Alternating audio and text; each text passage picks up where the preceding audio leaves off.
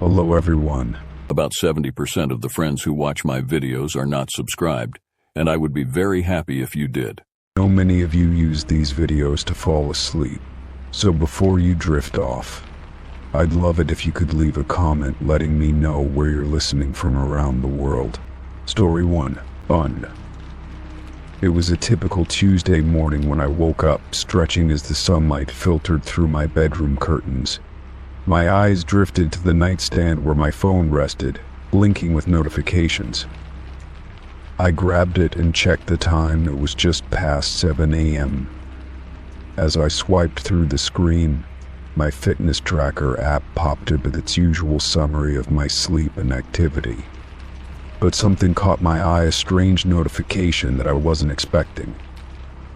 The app displayed that I had completed 3,000 steps during the night at 2 a.m. Confused, I rubbed my eyes and checked the time again. I knew for certain that I had been asleep at 2 a.m. There was no way I could have walked 3,000 steps while I was unconscious in my bed. My mind raced, trying to think of any possible explanation. Maybe the tracker had malfunctioned, or perhaps I had inadvertently tapped something while I was asleep, but the number was so specific, so clear, that it made me uneasy. I sat up in bed, trying to recall anything unusual from the previous night. I had fallen asleep after finishing up some work, and my mind had been exhausted. I hadn't gotten up for water, I hadn't gone to the bathroom, and I hadn't even dreamed about walking.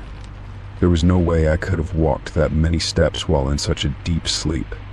I opened the app again, scrolling through the details to see if it showed anything else that might explain what happened. The app provided a breakdown of the steps, 3,000 steps, exactly between 2 a.m. and 2:30 a.m. The rest of my night was uneventful, with a steady graph showing that I was asleep. But those 3,000 steps seemed to have come out of nowhere. I checked my tracker, a small device clipped to my wrist, to see if it was malfunctioning in some way. It looked normal, the display showing that it was fully charged. I even tried pressing a few buttons to reset it, but nothing seemed out of the ordinary. I began to feel a little uneasy. Had I somehow gotten up and walked around without remembering it? Was I sleepwalking? The more I thought about it, the stranger it seemed. I had never been a sleepwalker, at least not that I knew of. I had heard stories about people who performed activities in their sleep, but I never thought it could happen to me. Yet, here I was, staring at the evidence in front of me. I decided to check my phone's GPS history to see if there were any other strange patterns. I opened the map app and scrolled through my recent locations.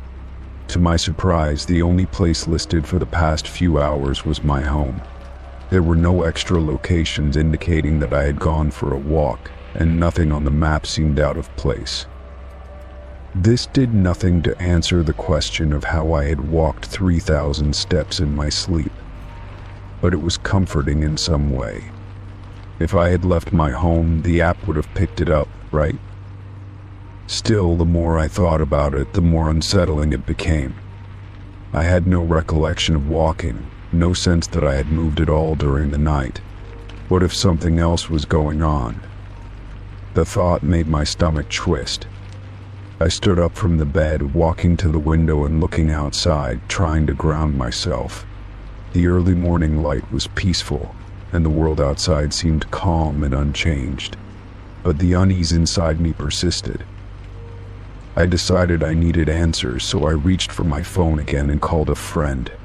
Maybe they could offer a logical explanation, or at least make me feel less paranoid. The phone rang a few times before they picked up. "Hello," they answered, sounding groggy. "Hey, sorry to wake you up," I said, trying to sound casual, though my voice betrayed my anxiety. "I just had the strangest thing happen. My fitness tracker recorded 3,000 steps last night at 2 a.m., but I was asleep the whole time. Any idea how that could happen?" There was a long pause on the other end of the line before my friend responded. "That's really weird. I've never heard of anything like that before." I could hear them shifting in bed, probably still waking up. Maybe it's a malfunction, or maybe the tracker is just a little off. But I mean, sleepwalking seems like the only other option. Sleepwalking. I shivered at the thought. I've never sleepwalked before. Are you sure I could have done that? I don't even remember getting out of bed. I mean, anything's possible, my friend replied. But maybe you should talk to someone who knows more about sleepwalking. They might have some answers. I thanked them, though their words didn't provide much comfort. Sleepwalking, was that really it? I didn't want to believe it, but the idea lingered in my mind like a shadow. As the day went on, I tried to push it out of my head, telling myself that it had to be some kind of glitch in the tracker. But every time I checked the app and saw those 3,000 steps listed, I felt that sense of unease creep back in. I decided to go about my day as usual, but the thought of sleepwalking stayed with me. I tried to keep busy, work on some tasks, and distract myself from the nagging feeling. But in the back of my mind, I couldn't shake the feeling that something wasn't right. When evening came, I found myself glancing nervously at my fitness tracker every time I moved. Would it happen again tonight? What if it wasn't a mistake this time? What if the steps were real? That night, as I lay in bed, the thought of sleepwalking was almost overwhelming. I tried to convince myself that I would be fine, that it was just a one-off incident, but I couldn't help but feel a strange sense of dread. As I drifted off to sleep, I made a mental note to keep the tracker on my wrist and pay close attention to it if anything happened. The next morning, I woke up again, groggy from a restless sleep.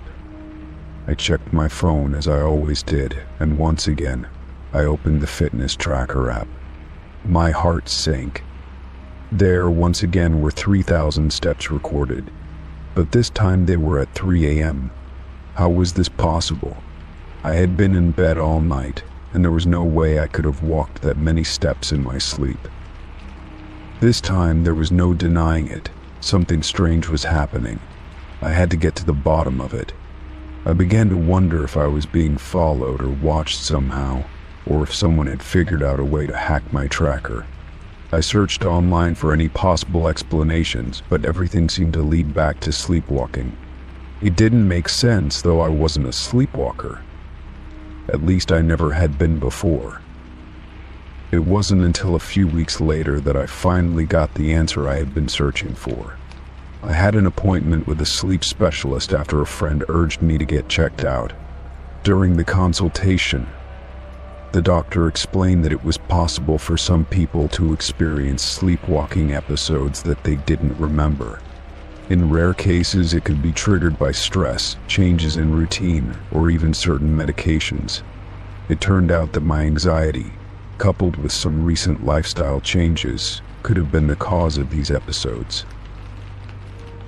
While it wasn't a clear explanation for the exact number of steps I had taken, it was a relief to know that there was a logical reason behind the strange occurrences. My fitness tracker, however, would remain an eerie reminder of the strange events, and I'd always wonder if something more mysterious was at play. For now, I was just grateful that I had an answer, but the question of why it happened remained, lingering in the back of my mind. Story 2. It was a normal morning, the kind where the world feels a bit hazy, and the subway was crowded as usual. I had been awake for only a short time, the early hours of the day still clinging to my senses, but I had a few things to do. The train car was packed, and I stood near the door, holding onto the pole to keep my balance. The rhythm of the train moving along the tracks seemed to match the beat of my thoughts, until something broke my focus. A stranger, a man sitting just a few feet away, looked up from his phone and locked eyes with me. I tried to look away quickly, but his gaze held me in place, something about it feeling unnervingly intense. I could tell he wasn't the type to make eye contact for long, let alone say anything. But then, just as the train slowed and the screech of the brakes filled the air, he leaned slightly forward and whispered, "You should have stayed home." The words hit me like a cold wave, and I blinked, unsure if I had heard him correctly. I glanced around, looking for any sign that this was a joke, or that the man had spoken to someone else. The rest of the passengers seemed oblivious, lost in their own worlds, some reading, others with their heads down, avoiding any interaction. His words, though, felt like they had been meant just for me. I swallowed, my heart rate quickening. I hadn't spoken to him, had never seen him before. There was no reason for him to say that. The man went back to looking at his phone, as if the conversation had never happened, and I was left standing there, the words echoing in my mind. "You should have stayed home." I didn't know why, but I couldn't shake the feeling that something was wrong, that somehow I had missed an important sign. The rest of my day ahead seemed trivial in comparison, but for some reason, those words gnawed at me, making it feel like I had just stepped into something I wasn't supposed to. The subway ride felt longer than usual. The walls of the train car seemed to close in on me, and I could barely focus on anything else. I checked my phone, hoping for a distraction, but the usual messages and notifications did little to ease the tension building in my chest. What did he mean by that? Why would a complete stranger say something like that to me? The thought of staying home lingered in my mind, but there was no clear reason for me to do so. I had planned my day, and I couldn't back out now. The train eventually reached my stop, and I stepped off, my legs feeling a little more heavy than usual. I had always prided myself on being someone who didn't let small things get to them, someone who could brush off odd comments or strange encounters. But this felt different. It felt like the start of something, a moment that had been marked by that man's words. And no matter how much I tried to shake it off, I couldn't. I found myself constantly checking over my shoulder as I walked, half expecting to see him again, though I knew that was unlikely. The rest of my morning passed in a blur of tasks, meetings, and phone calls. But even as I carried on with my work, that feeling of unease never fully went away. Every time I sat down or paused for a moment, I found myself replaying that encounter on the subway. You should have stayed home. What was he trying to tell me? What was I supposed to have avoided by staying home? The questions piled up, but answers remained elusive. By the time the afternoon rolled around, I had started to feel the weight of it all. The words, the strange encounter, and the way I couldn't get them out of my head were affecting everything I did. I tried to go about my normal routine, but even the most mundane tasks felt off. It was like a distant fog that clouded my every thought. Something felt wrong, but I couldn't put my finger on it. As the day wore on, the world around me seemed to warp and twist, with every person and every situation becoming increasingly more alien. I went through the motions, but it felt like I was moving through someone else's life, not my own. The hours seemed to stretch, and with each passing minute I became more and more convinced that the stranger's warning had meaning. I wasn't sure what that meaning was, but I couldn't dismiss it. That evening I went home and did what I normally do. I cooked, I ate, I watched a show, and tried to wind down from the chaotic day. But as I sat there, the silence of my apartment felt heavy. There was no distraction this time, no background noise to ease my mind. The words from the subway, "You should have stayed home," hung in the air like an oppressive cloud. I walked into the kitchen to put my dishes away, my movements mechanical and absent. Then suddenly the feeling hit me like a ton of bricks. I wasn't alone. It wasn't just the silence that was making me uneasy, there was something or someone else in my apartment. I froze, my body rigid with fear. The hairs on the back of my neck stood on end as I slowly turned around, half expecting to see a figure standing behind me. But there was nothing. Just the same empty kitchen I had always known. Still, the feeling lingered, and I couldn't shake the sense of being watched. My phone buzzed on the counter, and I picked it up to find a text from an unknown number. My hands trembled as I unlocked it. The message read, "It's not too late. Go back. You shouldn't have left." I stared at the screen, my heart pounding in my chest. The voice in the back of my mind screamed in recognition. This couldn't be happening. Not again. The words were eerily similar to the stranger's warning, but now they felt even more direct. It was as if someone knew exactly what I had done, where I was, and what I had yet to do. I quickly tried to call back the number, but there was no answer. I left a voicemail, my words faltering, asking who they were and what they wanted from me. But the line went silent, and I was left standing there, the quiet buzz of my phone the only sound in the room. The message, however, lingered. Go back. You shouldn't have left. The fear, the anxiety, the confusion, it all seemed to crystallize into a single truth. Whatever was happening, whatever this was, it was no accident. I took a deep breath, trying to steady myself. This was too much. I had to confront it. I didn't know who or what was behind these messages, but I couldn't let them control me, couldn't let fear dictate my every step. I grabbed my jacket and stepped out of the apartment, my steps heavy but determined. I had to know what was going on, what I had missed, what I had overlooked. Outside, the night air was cool and the city felt vast, full of secrets I wasn't privy to. But I wasn't afraid of it anymore.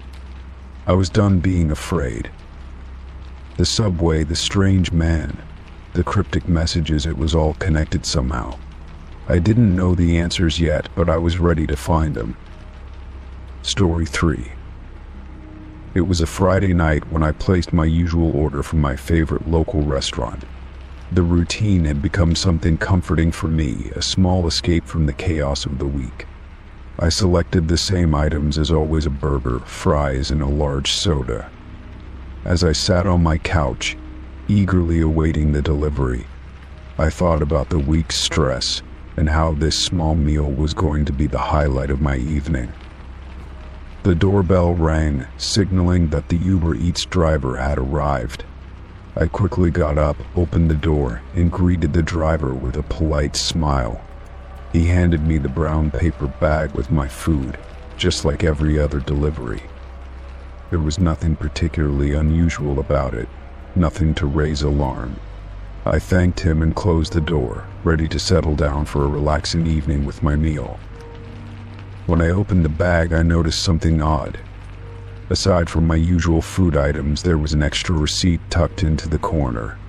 At first, I thought it was just a mistake, maybe a receipt from another order that had been mixed up with mine. But when I picked it up and glanced at the paper, I immediately froze. The receipt didn't list any food items or prices. It simply read, "See you soon." My stomach churned slightly as I stared at the words, feeling an unease I couldn't explain. I scanned the receipt again, hoping that I had somehow misread it, or that it was just some weird joke. But there it was, printed clearly, "See you soon." I tried to convince myself that it was nothing, just a mistake, perhaps a quirky joke from the restaurant or the delivery service. After all, it was an odd world where people often left strange notes in places, sometimes without any clear intent. I shrugged it off, even though the feeling in the pit of my stomach remained, and I sat down to eat. As I began eating, my mind kept drifting back to that receipt. The more I thought about it, the more unnerving it seemed. Why would there be a note like that in my food delivery? Was it meant for someone else? Or was it just some strange prank? I couldn't shake the feeling that something wasn't right. The words "see you soon" seemed so ominous, as if they carried some deeper meaning I couldn't grasp. It wasn't like I had any enemies, or at least none that I knew of. I didn't live a life that would attract attention in that way. I wasn't involved in anything that could explain why someone would leave such a cryptic message. But even so, the thought lingered. I began to wonder if someone had somehow been watching me, if they knew my habits and routines. The paranoia set in slowly, creeping through my thoughts like a shadow. I kept glancing at the door, half expecting someone to knock again. As the evening went on, I tried to push the feeling out of my mind and enjoy my food. But no matter how hard I tried to focus on the TV show I had started, my thoughts kept circling back to the receipt. Was I just overreacting? Was I being paranoid? I looked around my apartment, checking that all the doors and windows were locked. Everything seemed fine, but the unease in my gut only seemed to grow stronger. Later that night, after I had finished eating, I decided to take a walk to clear my mind. It was a warm evening, the kind of night where the air felt heavy and still. I thought the walk would help calm my nerves and distract me from the odd delivery. As I walked around the neighborhood, I tried to focus on the familiar surroundings, the trees lining the streets, the soft glow of streetlights, the occasional car passing by. But as I made my way back home, I saw something that made my heart skip a beat. A car was parked in front of my apartment building. At first, I didn't think much of it. There were often cars parked around the area, and it was common for people to leave their vehicles in front of the building. But as I got closer, I realized that the car seemed to be empty, its engine off, and the windows tinted so dark that I couldn't see inside. It was one of those moments where something felt off, but I couldn't explain why. I quickly walked past the car and entered the building, my mind racing with questions. That night, as I lay in bed, the receipt and the car kept swirling in my mind. I tossed and turned, unable to shake the feeling that someone was watching me. It wasn't just the note anymore, it was the strange sense of being followed, of being part of something I didn't understand. Every creak of the floorboards, every passing shadow outside my window seemed like a sign that something was wrong. But when I checked the locks on my doors again, everything was secure. Still, the sense of being watched lingered. The next day, I tried to go about my routine as usual. I went to work, met up with friends for lunch, and spent the evening watching a movie. But the entire time, I couldn't stop thinking about the note and the car. I felt like I was in a thriller, waiting for the next strange event to unfold. I didn't tell anyone about it, fearing that I'd come off as paranoid. Still, I couldn't shake the feeling that I was in the middle of something I didn't understand. By the end of the week, the unease hadn't faded. In fact, it had only gotten worse. I started noticing small things that felt off: footsteps outside my door when no one was there, faint noises at night that I couldn't explain, and the persistent feeling that I was being watched. Every time I walked down the street, I half expected to see that same car parked nearby. It felt like someone was always lurking in the background, waiting for something. But whenever I looked around, there was nothing there. The fear that something was coming, something I couldn't see or understand, had taken root deep inside me. Finally, after a restless week of trying to ignore the oddities, I decided to investigate further. I went back to the restaurant where I'd placed the order, hoping for some answers. I spoke to the manager, explaining what had happened, but he only looked at me with a puzzled expression. "I'm sorry," he said, "but I don't know anything about a note. We just fulfill the orders as they come in. I can assure you, no one here would have put anything strange in your bag." His words didn't provide any comfort, but they didn't entirely reassure me either. If the note didn't come from the restaurant, then where had it come from? Later that night, I checked my security camera footage, hoping to see something that would explain the events of the past week. To my surprise, I found nothing unusual. No strange figures, no cars parked outside, no one entering or leaving my apartment. It was as if the things that had been happening were never real, just figments of my imagination. But as I watched the footage, I couldn't shake the feeling that something was still off. It was as if the mystery had only deepened, leaving me with more questions than answers. The receipt with the words "see you soon" still haunted me. The sense of being watched, the mysterious car, and the strange happenings had created a feeling of unease that I couldn't explain. I knew that something was out of place, but I didn't know what it was or who was behind it. All I could do was wait and watch, wondering if the next time the message would come, it would be something more than just words. It was a feeling that stayed with me, a nagging sense that I was on the edge of something bigger, something I wasn't prepared to face. Story 4. I was sitting on the couch, scrolling through my phone late one night when I received an alert from my smart home app. The familiar ping echoed through the quiet room, but this one felt different. It was a notification about my front door. According to the app, my front door had been unlocked for 10 minutes at 3:47 a.m. My heart skipped a beat as I stared at the screen, unsure whether I had done something wrong or if someone else had been in my house. I quickly opened the app to check the history, but the information was clear and irrefutable. My door had been unlocked, and I had not been the one to do it. A wave of unease washed over me. I lived alone, so the idea of someone entering my home without my knowledge was terrifying. My eyes scanned the room, trying to make sense of the situation. I couldn't remember unlocking the door myself. In fact, I knew I hadn't. The night had been uneventful. I hadn't even gone near the door. The more I thought about it, the more the tension in my chest grew. I was becoming paranoid, but I had every reason to be.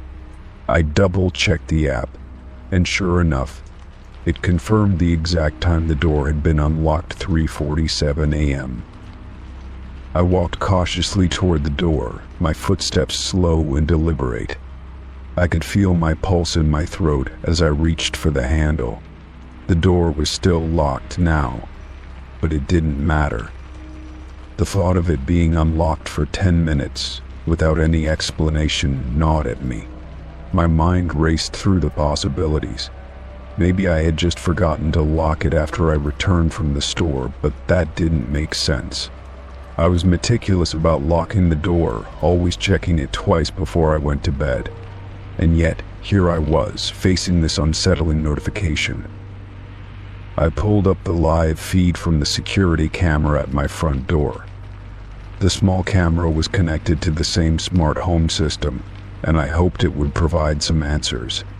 The feed was grainy, as it often was at night, but I could see the shadows shifting slightly.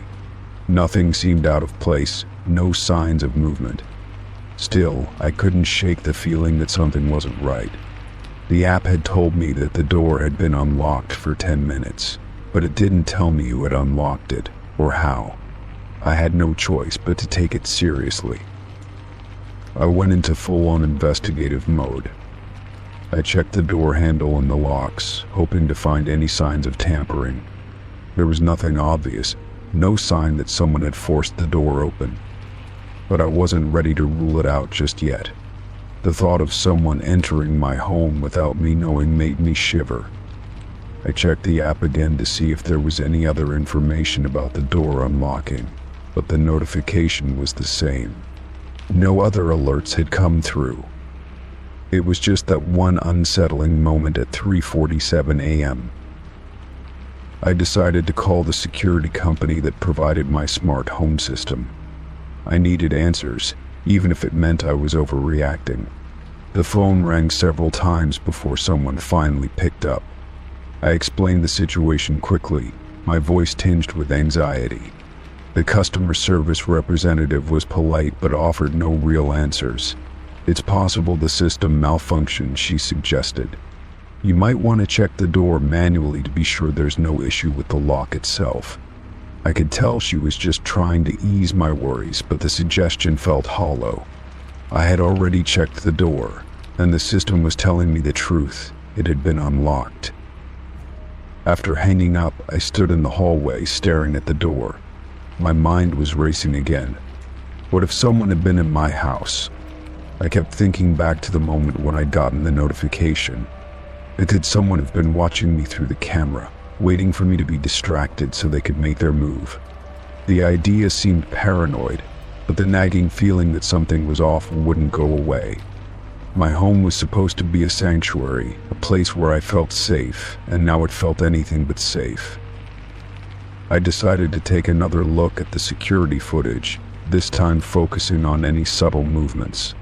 As I replayed the footage, I noticed something strange at exactly 3:47 a.m. There was a brief flicker in the video feed. It was barely noticeable, but it was there.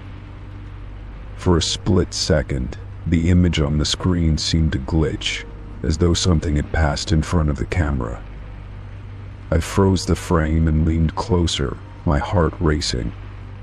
It was hard to tell, but there was a shape, maybe a figure, just barely visible in the darkness. My breath caught in my throat. Could it be? Could someone have been standing right outside my door, close enough to trigger the glitch in the camera? I zoomed in on the image, but it was too blurry to make out any details. It was almost as if the figure had deliberately positioned themselves in such a way that the camera couldn't capture them clearly. I felt a chill run down my spine. I had to act fast. I grabbed my phone and opened the app again, checking to see if there had been any other alerts. To my relief, there were none. I took a deep breath and considered my options. I could call the police, but what would I say? That someone had potentially unlocked my door in the middle of the night. But there was no proof, no sign of forced entry. The thought seemed ridiculous, but my instincts told me I couldn't ignore it. I called a few friends, trying to calm my nerves. I couldn't shake the feeling that something was wrong, and their voices, though comforting, couldn't quiet the sense of unease that had settled deep in my stomach. After a while, I decided to stay up and wait. If someone was out there, I would see them. I wasn't going to sleep, not with this gnawing feeling in my chest. The night dragged on, and I sat by the door, listening for any sounds that might suggest someone was nearby.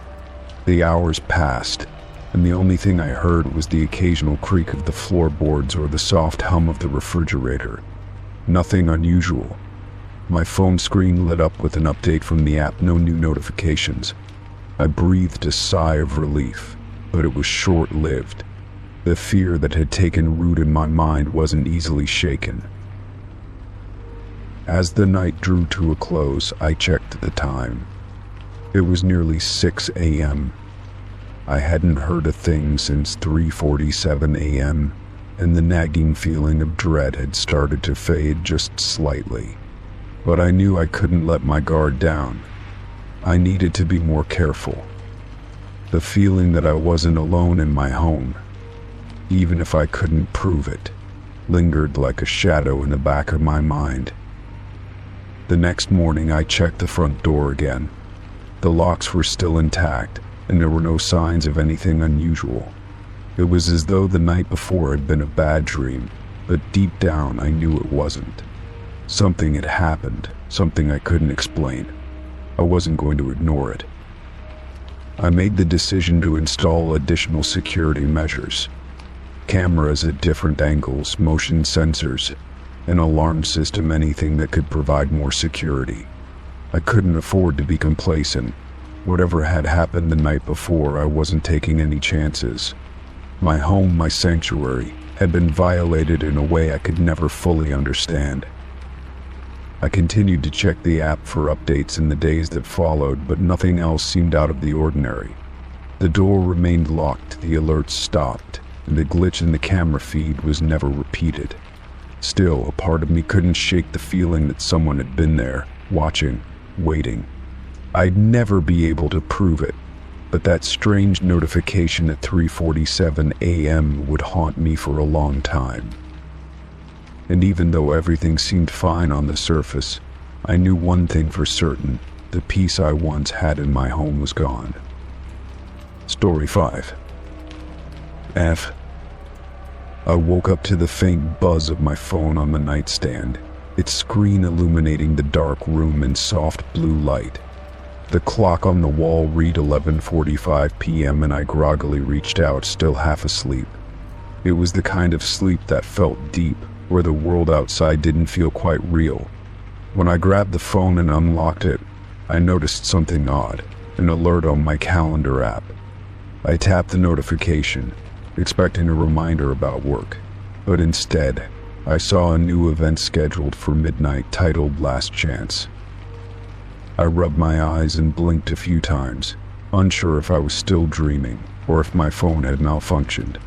I scrolled through the rest of the calendar, but there were no other unusual events, just the usual appointments, meetings, and reminders. Last Chance stuck out like a sore thumb. It was completely out of place. I never set events at midnight, and certainly not ones with such a vague, ominous title. My thumb hovered over the event, but I couldn't bring myself to tap on it, fearing what might happen next. Curiosity gnawed at me as I set the phone down and glanced over at the clock. It was now 11:50 p.m. A strange unease settled in my stomach. It could have been a prank, some kind of weird glitch, or an accidental calendar entry, but the title of the event seemed too deliberate. I tried to shake the feeling of dread creeping up my spine. I turned on my lamp, hoping the warm light would make the situation feel less eerie, but even the glow of the bulb seemed to cast strange shadows on the walls. I stood up, pacing around the room, trying to distract myself, but nothing helped. The event stayed on my calendar, hanging there like a countdown to something I couldn't understand. With 5 minutes left until midnight, I found myself standing in front of the calendar event again, phone in hand. Should I ignore it and go back to bed, or should I check it out? I wasn't sure what I was hoping to find, but I knew one thing. I couldn't let it go unanswered. My finger finally touched the screen, opening the event details. There was no description. Nothing more than the words "Last Chance," followed by a blank space where more information should have been. I tried refreshing the page, thinking that maybe it hadn't loaded properly, but nothing changed. The event remained, sitting like an unanswered question. The clock on my phone read 11:59 p.m. A cold sensation gripped me, and my pulse quickened as I stared at the screen. What was going to happen when the clock struck midnight? I had no answers, just a sense of impending doom. As the seconds ticked away, I found myself holding my breath, waiting for anything to happen. But as the moment passed, nothing changed. The event simply remained there on my calendar, no more answers than before. I exhaled a breath I hadn't realized I was holding and felt a small sense of relief. Maybe it was nothing. A fluke. But then something happened that made the hairs on the back of my neck stand up. My phone buzzed again, and this time there was a text message. I glanced down, expecting to see a message from a friend or colleague, but it wasn't either of those. It was a single, cryptic message: "You missed it." The words sent a shiver through me, and I felt my heart drop. Missed what? The event. But there was no way to know what it had been. The calendar event was still there, still showing Last Chance, and nothing had changed. I quickly opened the message to respond, but the sender's name was nothing I recognized. In fact, there was no name at all. Just an unidentifiable number. My fingers trembled as I tried to type a response, but I couldn't bring myself to send it. The phone buzzed again, this time with a notification from the calendar app. My heart stopped when I saw the new event that had appeared. It wasn't just the title this time, it was a time, a date, and a location. Tomorrow, 7 a.m., meet at the old park. I stared at the message in disbelief. What was going on? The event hadn't been there a few moments ago. I hadn't added it myself. I felt a sudden urgency to know more, to understand what was happening, but there was nothing else to look at. The details were sparse, just an old park and a time that felt too soon. I tried calling the number from the earlier text message, but it went straight to voicemail. My mind raced. Was this some kind of elaborate prank, or was it something more? I couldn't be sure. The dread I had felt earlier began to creep back, this time more intense, more insistent. I had to go. I couldn't ignore it. Despite all the questions swirling in my mind, something inside me told me I had no choice but to go to the park in the morning. I set an alarm for 6:30 a.m., determined to make it on time. As I lay back in bed, I found myself staring at the ceiling, my thoughts racing. What could possibly be waiting for me at the park? Who had sent those messages? I felt as if I was being pulled into something I couldn't control. I tried to relax, tried to get some sleep, but the anxiety kept me awake. Each time I closed my eyes, I saw the calendar event again, the words "last chance" flashing in my mind. Finally, around 4 a.m., I managed to drift into a restless sleep. The alarm buzzed at 6:30 a.m. and I jumped out of bed. I quickly dressed in a sweatshirt and jeans, grabbing my keys and wallet on the way out. The morning air was cool, and the streets were eerily quiet as I drove toward the park. It wasn't far, just a few blocks away, but as I got closer, my anxiety heightened. The park was dark and deserted, only a few streetlights illuminating the pathway. I parked my car and stepped out, my breath visible in the crisp air. I felt a strange pull to walk toward the center of the park, as if something was guiding me there. As I walked further into the park, the sounds of the city seemed to fade away. The silence was thick, almost suffocating. And then, as if on cue, I saw something. A figure standing motionless by the old fountain. My heart skipped a beat. The person was dressed in a long coat, their face obscured by the shadows. The figure didn't move, didn't acknowledge me as I approached. I stopped a few feet away, unsure of what to say or do. But then, the figure spoke, their voice low and familiar. "You came," they said simply. My stomach churned with unease. There was no mistaking it now. The voice was mine. I stared in disbelief, trying to process what was happening. The person before me didn't look like me, but they sounded like me. The more I looked, the more I realized how much they resembled me, down to the smallest detail. "Who are you?" I asked, my voice shaking. The figure didn't answer. Instead, they reached into their coat pocket and pulled out a small envelope, handing it to me. The envelope was addressed to me, but the handwriting was unfamiliar. I opened the envelope, and inside was a single piece of paper. The words were simple: "The choice is yours." The weight of the words sank in, and I felt a chill spread over me. I had no idea what choice I was being asked to make, or what consequences lay ahead. But as I stared at the paper, I realized that this moment, this strange meeting, had been set in motion long ago. The event on my calendar had been more than just a reminder, it had been a warning. A last chance to make a decision that I couldn't yet comprehend.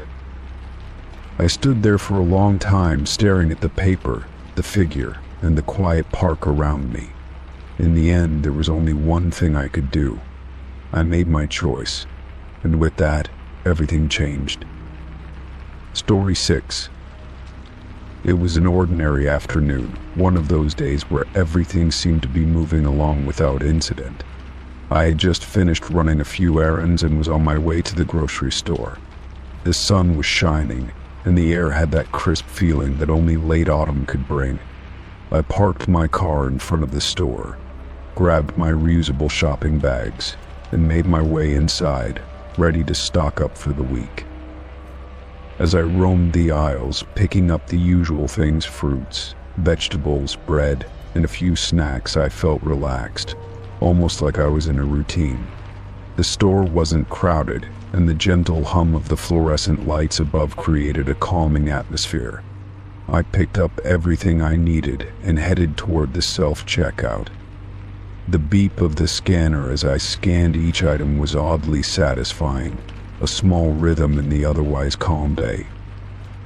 When it came time to pay, I reached for my debit card, inserted it into the machine, and entered my PIN. I wasn't expecting any issues. My balance was healthy, and I had just checked it the day before.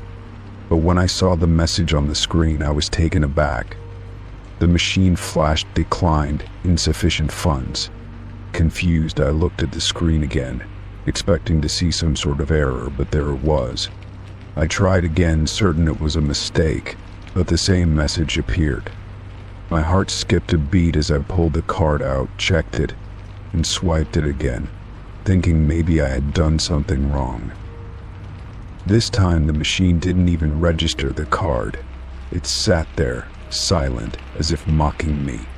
I glanced around the self-checkout area, but no one seemed to notice my growing sense of frustration.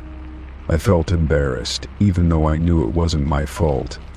My mind raced as I tried to figure out what was happening. I had checked my account only the day before, and there was more than enough money to cover my groceries. So why was the card being declined? I pulled out my phone, opened my banking app, and checked my balance once more. It was exactly as it should be, with plenty of funds available. I stood there for a moment, trying to process what was happening. How could my card be declined when my balance was fine? I was already feeling uneasy, but I told myself to stay calm. Maybe there was some sort of temporary hold on my account, or perhaps the system was just glitching. I attempted to call the customer service number on the back of the card, hoping to get some answers, but the call kept dropping as if there was something wrong with the signal. I felt a creeping sense of unease, but I didn't want to make a scene in front of other shoppers. After what felt like an eternity, I finally left the store, groceries in tow, but without having been able to pay. As I walked to my car, I kept checking my phone, reloading the banking app, and hoping that something would change. But nothing did. My balance remained the same, untouched. I sat in my car for a moment, feeling a growing sense of frustration and confusion. I had no idea what was going on, but I knew something wasn't right. I decided to drive home and take care of it from there. As I pulled into my driveway, I considered calling the bank directly to get to the bottom of it. I didn't want to waste any more time in confusion. I sat in the car for a moment longer, trying to catch my breath and calm my nerves. The feeling of being stuck, of being unable to do something as simple as buying groceries, was unsettling. I went inside, set the bags down, and opened my laptop to access my banking website. My account balance was still there, untouched, and there was no sign of any unusual activity. Everything seemed fine on the surface, but the problem persisted. I called the bank's customer service line, and after a long hold, I finally spoke to a representative. I explained what had happened, and the representative assured me that there was nothing wrong with my account. There were no holds, no restrictions, nothing to explain why the card was declined. I asked if there was any way to escalate the issue, and the representative told me that they would flag the issue for further review, and that I should try again in a few hours. I felt like I was going in circles, but I thanked them and hung up, still not understanding what had gone wrong. It seemed as though there was no clear explanation. I was left with a sense of helplessness, and the day's simple task had turned into an exhausting ordeal. As the hours passed, I continued to check my banking app, hoping to see some sort of change. But nothing happened. The decline had been a fluke, or so I hoped. I tried to put it out of my mind, but the uncertainty was nagging at me. Why had my card been declined when my balance was fine? I couldn't shake the question, and it lingered in the back of my mind, making me uneasy. It wasn't until the following morning that things took another strange turn. When I woke up, I checked my account once more, hoping to see the issue resolved. To my surprise, there was a small charge listed on my account from the grocery store where I had tried to pay the day before. It was for the exact amount I had attempted to pay. My mind raced as I stared at the transaction, confused. Had I somehow managed to make the purchase despite the card being declined? I opened the app again, refreshed the page, and there it was. The charge had been processed successfully. I called the bank again, hoping to get more clarity on what had happened. The representative was just as confused as I was. They assured me that no charge had gone through the day before, and that the transaction would not have been processed if the card had been declined. But the charge was there, plain as day. I couldn't explain it, and the bank couldn't either. They told me that the issue would be escalated to their fraud department for investigation. For the next few days, I kept checking my account, waiting for any updates or clarification from the bank. The charge remained, as if mocking me with its existence. I could see the transaction clearly, but I couldn't explain how it had gone through when I had been told repeatedly that my card was declined. I felt like I was caught in some sort of strange loop, unable to understand what had happened, but unable to do anything about it. Weeks later, the bank called me back with an explanation. They informed me that the issue had been due to a temporary glitch in the payment processing system, one that affected multiple accounts. It seemed that my transaction had been held up and was processed once the system had cleared the backlog. The insufficient funds message had been a false error, a side effect of the glitch. I was relieved to finally have an answer, but the whole experience had left me shaken. It was a reminder that sometimes even the most reliable systems can fail in ways we never expect. In the end, I never truly understood how it all happened. The weirdness of it all stuck with me for a long time. But I did learn one thing, that sometimes things just don't make sense, no matter how hard you try to explain them. The important thing was that it was resolved, and I could move on, though I would always keep a closer eye on my accounts from that point forward. Story 7. I was walking home from work one afternoon, tired but satisfied after a long day. The sun was starting to set, casting an orange glow over the city, and the streets were quieter than usual. As I passed the corner store, something caught my eye: a missing person flyer posted on the wall next to the entrance. At first, I barely paid attention to it, but something about the face in the picture stopped me dead in my tracks. I couldn't look away. The person in the photo looked exactly like me. The flyer was plain, with a bold headline that read "Missing." Below it, a photograph of the person who resembled me perfectly. Same hair color, same facial features, even the same expression. It was uncanny. I stood there frozen, trying to process what I was seeing. The person in the picture could have been my twin. My heart started to race, and I could feel a lump form in my throat. I read the flyer over and over, my mind struggling to accept what I was seeing. The name of the missing person was printed below the photo, but it didn't mean anything to me. There was no indication of any connection between me and this person. The flyer didn't give much information beyond the name, age, and last seen location. Still, the resemblance was undeniable. I could feel my hands trembling as I reached out and tore the flyer off the wall, clutching it tightly in my fist. I walked the rest of the way home in a daze, my thoughts spinning in every direction. How could someone look so much like me? Was it just a coincidence? I tried to shake off the uneasy feeling creeping up my spine, but it stuck with me. As I entered my apartment, I sat down and stared at the flyer for what seemed like hours. It was hard to focus on anything else. My mind kept going back to that face, my face. I tried to convince myself that it was just a weird fluke.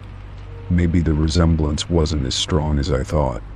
Maybe it was someone else entirely.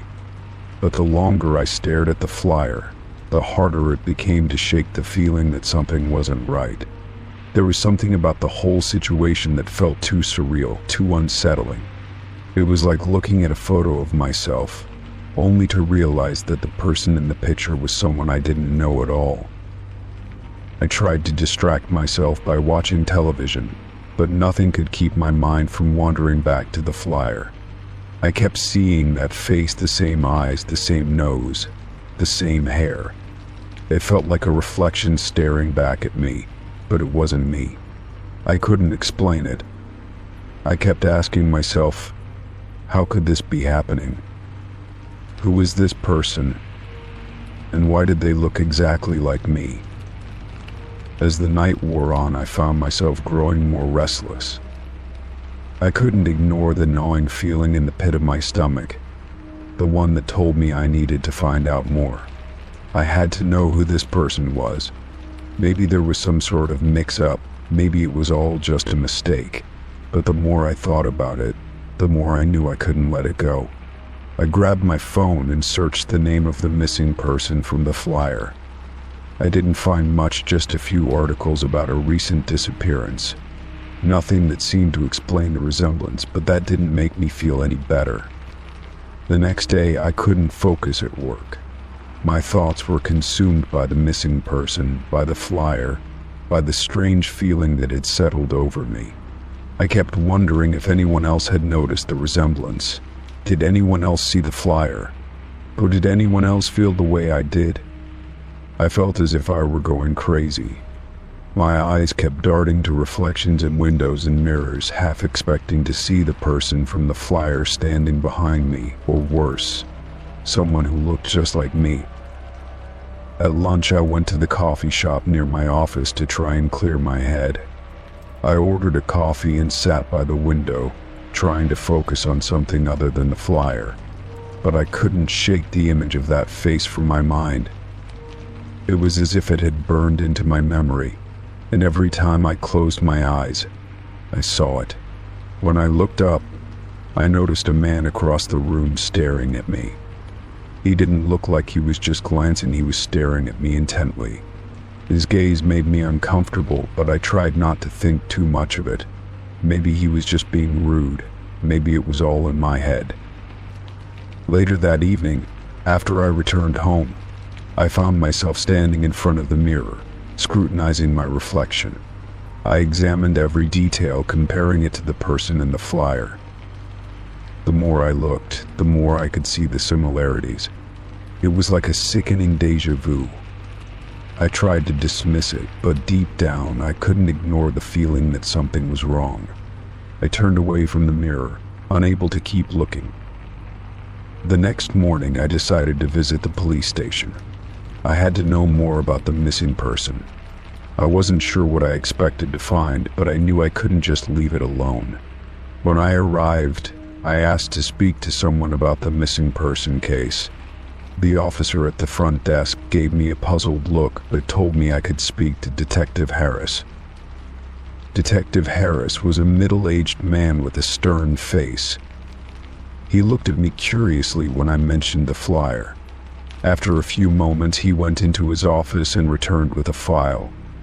"You aren't the first one to notice the resemblance," he said, flipping through the pages. "We've had a few people come in saying the same thing." My heart skipped a beat. "What do you mean?" I asked, my voice trembling. "Well, this person has been missing for a few days now, and some people claim she looks just like you. Same height, same hair, same features. It's strange, to say the least," Detective Harris replied. I swallowed hard. Is she dead?" "We're not sure yet," he said, his tone neutral. "She was last seen leaving her apartment, but no one knows where she went. No signs of foul play, no evidence, just missing." I felt dizzy. My mind was racing, but I couldn't put the thoughts together. But why? Why would anyone think I'm her? I don't even know her. Detective Harris seemed to consider this for a moment before speaking again. There's something else, something strange about this case. We've been getting reports of sightings, but they don't match up. People are seeing someone who looks like her, but not acting like her, almost as if it's someone else wearing her face. I stood there frozen, my mind reeling. What did that mean? Was I seeing things? Or was something truly bizarre happening? It felt like the pieces of the puzzle were right in front of me, but I couldn't put them together. Days passed, and the unease inside me only grew stronger. I couldn't ignore the fact that I had been seeing things that didn't make sense. I kept looking over my shoulder, wondering if the person in the flyer would show up, or if I would see someone who looked just like me. I started to feel like I was living in a world where nothing made sense, where my reflection could belong to someone else, where I could disappear without anyone noticing. One evening I stood in front of my mirror again, but this time I wasn't just looking at my reflection. I was searching for something that I couldn't put into words. That was when I saw a small, almost imperceptible mark on the back of my neck. I turned to inspect it in the mirror, and the realization hit me like a punch to the gut. It was the same mark as the missing person in the flyer. I took a deep breath, feeling the weight of the truth settling over me. Whoever this person was, they weren't gone, they were me, or I was them, and I couldn't escape it. In that moment, I understood the meaning of the phrase, "You're already gone." My reflection wasn't mine anymore. Something had happened, something I didn't understand, and there was no way to go back. Story 8. I was sitting at my desk late one evening, the only light in the room coming from the screen of my laptop. I had been working for hours, typing away, only taking brief moments to glance at the clock. The glow from the screen illuminated the clutter of papers and books scattered around me. It was one of those nights where everything seemed to blend together, the quiet hum of the city outside, the soft click of the keys, and my tired thoughts as I typed away. I was so focused that I didn't even notice the small light on my laptop's webcam flicker to life. It was a subtle glow, almost unnoticeable unless you were specifically looking for it. But for some reason tonight I noticed it. I paused mid-sentence, my fingers hovering above the keys. The light didn't turn off as quickly as I expected, which was odd since I hadn't done anything that should have triggered it. I stared at the webcam light, my mind racing. I hadn't opened any video software, hadn't made any calls, or done anything that required the webcam to be active. The more I stared at the small light, the more uneasy I became. It was as though the room suddenly felt a little colder, a little too still. I reached up and tapped the camera on my laptop, but the light remained on. There was no logical reason for it to be on, and the growing sense of discomfort made me push away from my desk, standing up abruptly. For a moment, I just stood there, trying to rationalize what was happening. I checked all the apps on my laptop, making sure nothing was using the camera. There was nothing. No video calls, no open software that required the camera, nothing. Yet the light was still on. My heart began to race, and a cold shiver ran down my spine. I couldn't shake the feeling that something was wrong, that I wasn't alone in the room. I quickly closed my laptop, hoping that would stop whatever was happening. But the light didn't go out right away. It lingered for a few more seconds before finally turning off. I sat back down, trying to push the incident from my mind. Maybe it was a glitch, a technical malfunction that caused the webcam to activate for no reason. But the feeling of unease remained, gnawing at me. I couldn't concentrate on my work anymore. My thoughts kept returning to the light, to the strange sense of being watched. I checked all the privacy settings on my laptop, ensuring everything was secure, but there was still that lingering feeling of discomfort. For the next few hours, I tried to shake off the incident. I turned off my laptop and walked around the apartment, trying to calm myself. But the more I thought about it, the more unsettling it became. What if someone had hacked into my laptop? What if they were watching me through the webcam? The thought made my stomach twist, and I couldn't shake the image of that small, blinking light. I had to be sure, so I decided to investigate further. The following day, I reached out to a tech-savvy friend, explaining what had happened. They suggested I run a full system scan to check for any malware or viruses that could be causing the issue. I was hesitant, but knew it was probably the best course of action. As I ran the scan, I watched the progress bar slowly fill. My anxiety rose as the minutes passed, and I couldn't help but feel as though I was waiting for something I didn't want to find.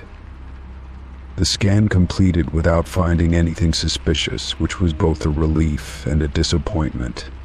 I had hoped that there would be some clear explanation, something that could immediately reassure me, but it only left me with more questions. I couldn't just forget about it, couldn't brush it off as a simple glitch. The webcam light had turned on by itself, and that small action had opened the door to a larger, unsettling feeling. I decided to take extra precautions. I found a piece of tape and covered the webcam just to be safe. It seemed like a silly thing to do, but at least it gave me some sense of control. I felt a little better knowing that I couldn't be watched by anyone without my knowledge. But the odd feeling didn't completely go away. As I worked over the next few days, I found myself glancing at the tape-covered camera more often than I would have liked. Every time I looked at it, I wondered if the light would flicker on again. Then, a week later, something happened that made my blood run cold. I had been working at my desk, the tape still securely covering the webcam, when I noticed something odd on my screen. There was a small pop-up window in the corner, one that I didn't recognize. It was a message from an unknown number, simply saying, "I see you." My heart stopped. I quickly closed the window, my hands shaking. I had no idea who had sent it, but I knew it wasn't a coincidence. I checked my laptop's security settings again, making sure everything was locked down. There were no signs of malware or suspicious activity, but the message sent a chill down my spine, making me feel as though I was being watched again. I could hardly focus on anything after that. My mind kept returning to the image of the pop-up, and I couldn't shake the sense that I was no longer alone in my own home. I contacted the company that made my laptop and explained everything that had been happening. They assured me that the webcam was safe and that no one could access it without my permission. But their assurances did little to calm my nerves. What if someone had figured out a way to bypass the security features? What if my laptop wasn't as secure as I thought? After that, I began taking even more drastic measures. I started unplugging my laptop whenever I wasn't using it, making sure to never leave it on standby. I even started using a physical webcam cover instead of the tape, hoping it would feel more secure. But the feeling of being watched didn't go away. It followed me throughout the day, a constant presence in the back of my mind. I was always looking over my shoulder, always checking to make sure no one was watching me through the screen. Then one evening, while I was getting ready for bed, I received an email. The subject line read, "It's too late to cover your webcam." I opened the email cautiously, my stomach twisting. The message was simple, "I'm always watching." There was no sender information, no way to trace it back to anyone. My hands trembled as I read the words over and over, each time feeling the weight of the message sink deeper into my chest. I immediately contacted my email provider and changed all of my passwords, but the sense of dread never left. I realized that no matter how many precautions I took, I couldn't escape the feeling that someone was out there, watching me. I didn't know who it was or how they had gotten access to my devices, but I knew one thing for certain: they were still watching. The light on my webcam had been the first sign, and now it felt like everything I did, every step I took, was being monitored. And no matter how much I tried to secure my privacy, it seemed like I would never truly be alone again. From that moment on, I couldn't escape the fear that something was always watching me. Even when I covered the webcam, even when I took every precaution, the fear lingered. It was a constant, nagging presence reminding me that I wasn't as safe as I thought. I couldn't stop looking over my shoulder, couldn't shake the feeling that someone or something was always just behind me, waiting for the next moment to reveal itself. Story 9. It was late one evening when I was lying in bed, scrolling through my phone, trying to wind down after a long day. The glow of the screen was the only light in the room, and the world outside seemed silent, as if the night had swallowed everything whole. As I was about to put my phone down, the screen lit up with an incoming FaceTime call. The caller ID showed something that immediately caught me off guard. It was my own number. At first, I thought it was some sort of glitch, or maybe a prank. I had heard of people spoofing numbers before, but it still felt unsettling. I hesitated for a moment, unsure whether I should answer or just ignore it. But my curiosity got the better of me, and I tapped the screen to accept the call. As the connection went through, I waited for the video to load, expecting to see a familiar face. But there was nothing, just darkness. The only thing I could hear was the sound of slow, deliberate breathing coming from the other end. I called out, half expecting someone to speak or explain the odd situation, but there was nothing. The breathing continued, steady and rhythmic, but it was the kind of breathing that sent a chill down my spine. It wasn't hurried or panicked, but it wasn't normal either. It felt deliberate, almost as if someone was waiting for me to say something, to react. But no words came, just the sound of my own breath mingling with theirs in the eerie silence. I started to feel a wave of discomfort wash over me. I pulled the phone away from my face for a moment, staring at it as if it were some strange object I no longer understood. There had to be an explanation. Maybe it was some sort of malfunction with FaceTime, but I couldn't shake the feeling that something was terribly wrong. I took a deep breath and decided to ask, my voice shaky, "Hello? Who is this?" But still there was no answer, just the same slow, steady breathing. The air in the room seemed to grow heavier, like the walls were closing in on me. My heart began to race, and I could feel the hairs on the back of my neck standing up. I looked around the room, half expecting to see someone standing in the corner, watching me. The room was empty, the only light coming from the phone screen and the faint glow of the streetlights outside. The breathing on the other end of the call seemed to grow louder, more pronounced, as if the person on the other side was getting closer to the phone. I glanced at the clock. It was almost 2 a.m. I knew I should hang up, but I felt paralyzed, as if I couldn't make myself end the call. There was something about the situation that felt wrong, something I couldn't quite place. The breathing didn't stop. It wasn't like the sound of someone just on the other end of the line. It was like it was coming from right next to me. The longer I listened, the more I felt like I wasn't alone, even though I was in the room by myself. Then, after what felt like an eternity, I made a move. I pressed the button to end the call, quickly bringing the phone away from my face. But even after I ended it, I felt no relief. I sat there in the dark, my heart still pounding, my hands trembling as I held the phone in front of me. The screen now showed the usual missed FaceTime call notification, but I couldn't shake the feeling that something was terribly off. I had just received a FaceTime call from my own number, and it had left me shaken to the core. I stood up, pacing around my room, trying to calm myself down. There had to be some rational explanation. Maybe it was just some strange bug, a glitch in the system, or maybe someone had hacked into my phone. But then another thought crossed my mind, one that I couldn't ignore.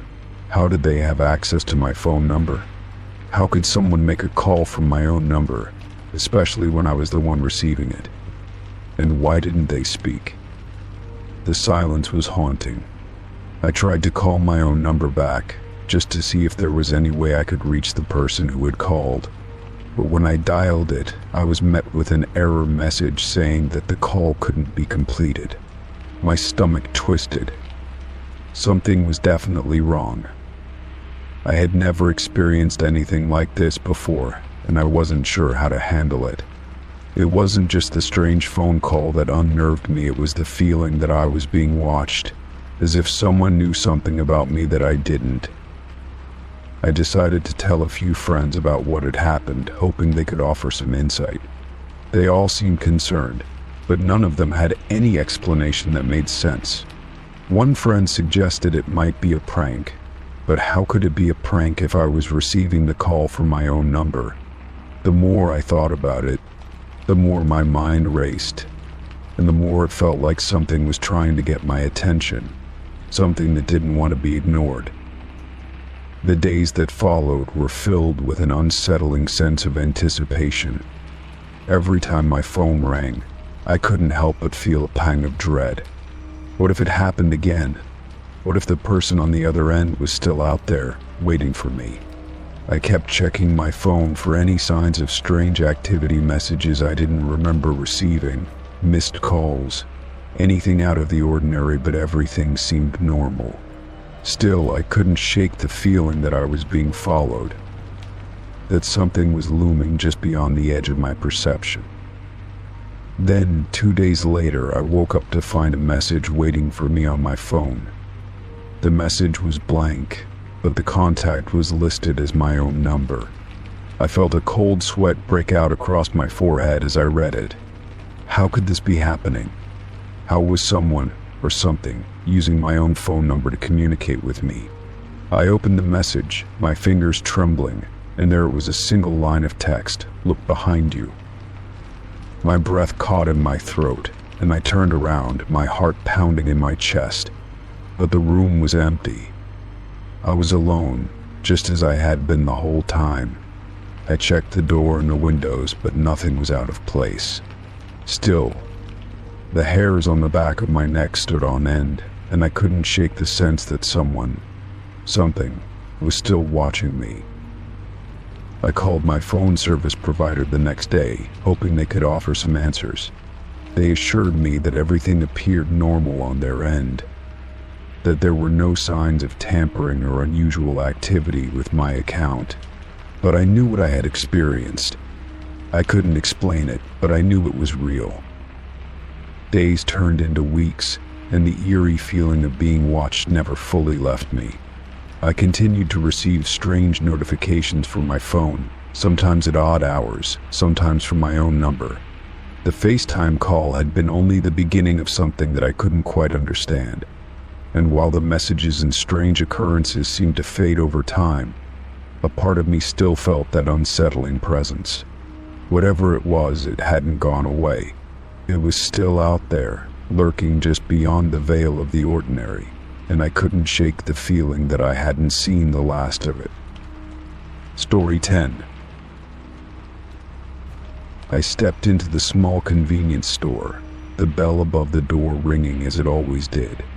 The familiar scent of cleaning products and slightly stale air greeted me, though I had never particularly liked the smell. I needed a few essentials: milk, bread, maybe some snacks. I walked past the aisles, picking out what I needed, feeling the slight hum of the fluorescent lights overhead. When I reached the counter, I placed my items down, glancing at the cashier. She was a middle-aged woman with short brown hair, wearing a faded blue uniform. I didn't recognize her, but there was something in her gaze that made me uneasy. As she scanned the items, she looked at me for a moment before saying, "Back again so soon?"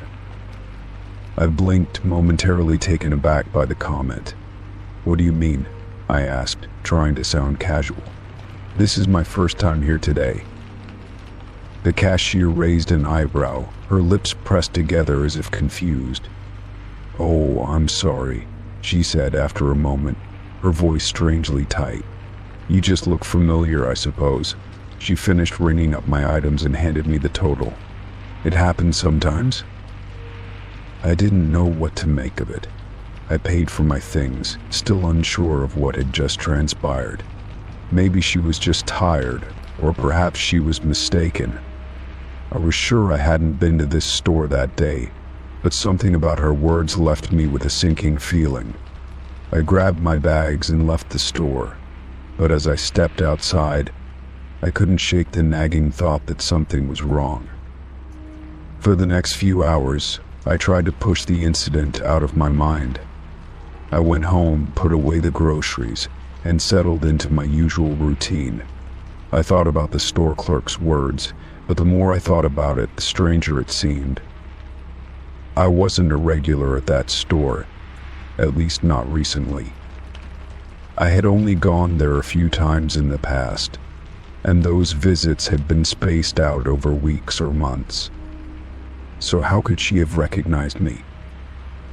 It wasn't until later in the evening that I started to question myself. I had been busy with work, and I'd hardly noticed how much time had passed. Had I been to that store before today? Maybe I had, and I just didn't remember it. But I was sure I hadn't. I would have remembered it. I had no reason to visit, and the store wasn't on my usual route. Still, the more I thought about it, the more I felt like I was missing something. I decided to go back to the store the next day to see if the clerk was there. Maybe it would clear my mind, give me some closure. I had to figure out if this was just a mistake or if there was something more to it. The next morning I headed back to the same store, determined to get some answers. The bell above the door rang as I entered, and I felt that same stale air hit me. I glanced around, but the store was almost empty. Only a few other shoppers were there, and none of them seemed familiar. I walked past the aisles, picking up the same items I had purchased yesterday: milk, bread, and snacks.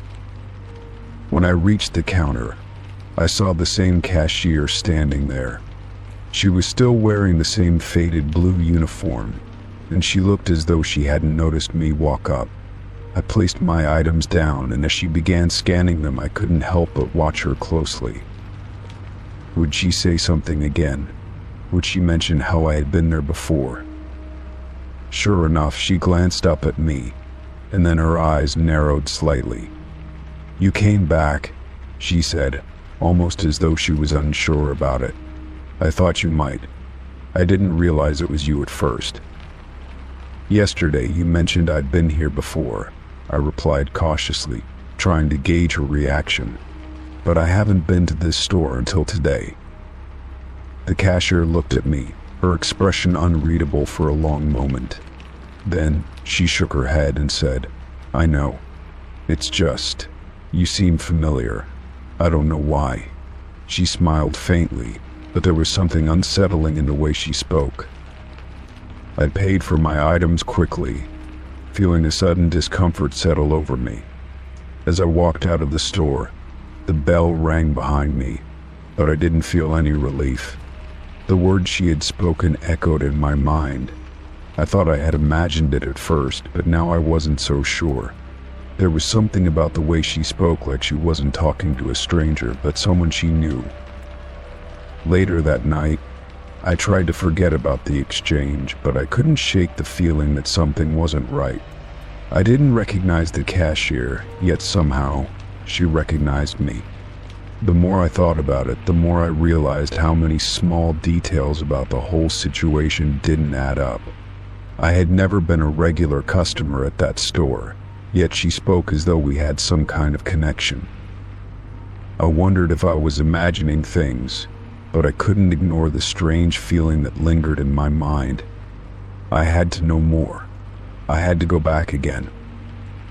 The next day, I returned once more, hoping to clear the confusion. I entered the store and looked around, scanning the aisles for any sign of familiarity. The bell above the door rang again, and I stepped into the store, already feeling the weight of anxiety pressing back against my chest. The same cashier was there, and when she saw me, she smiled almost too brightly, but there was something off about it. She was too eager, almost as though she had been expecting me. "Back again," she said, her voice oddly soft.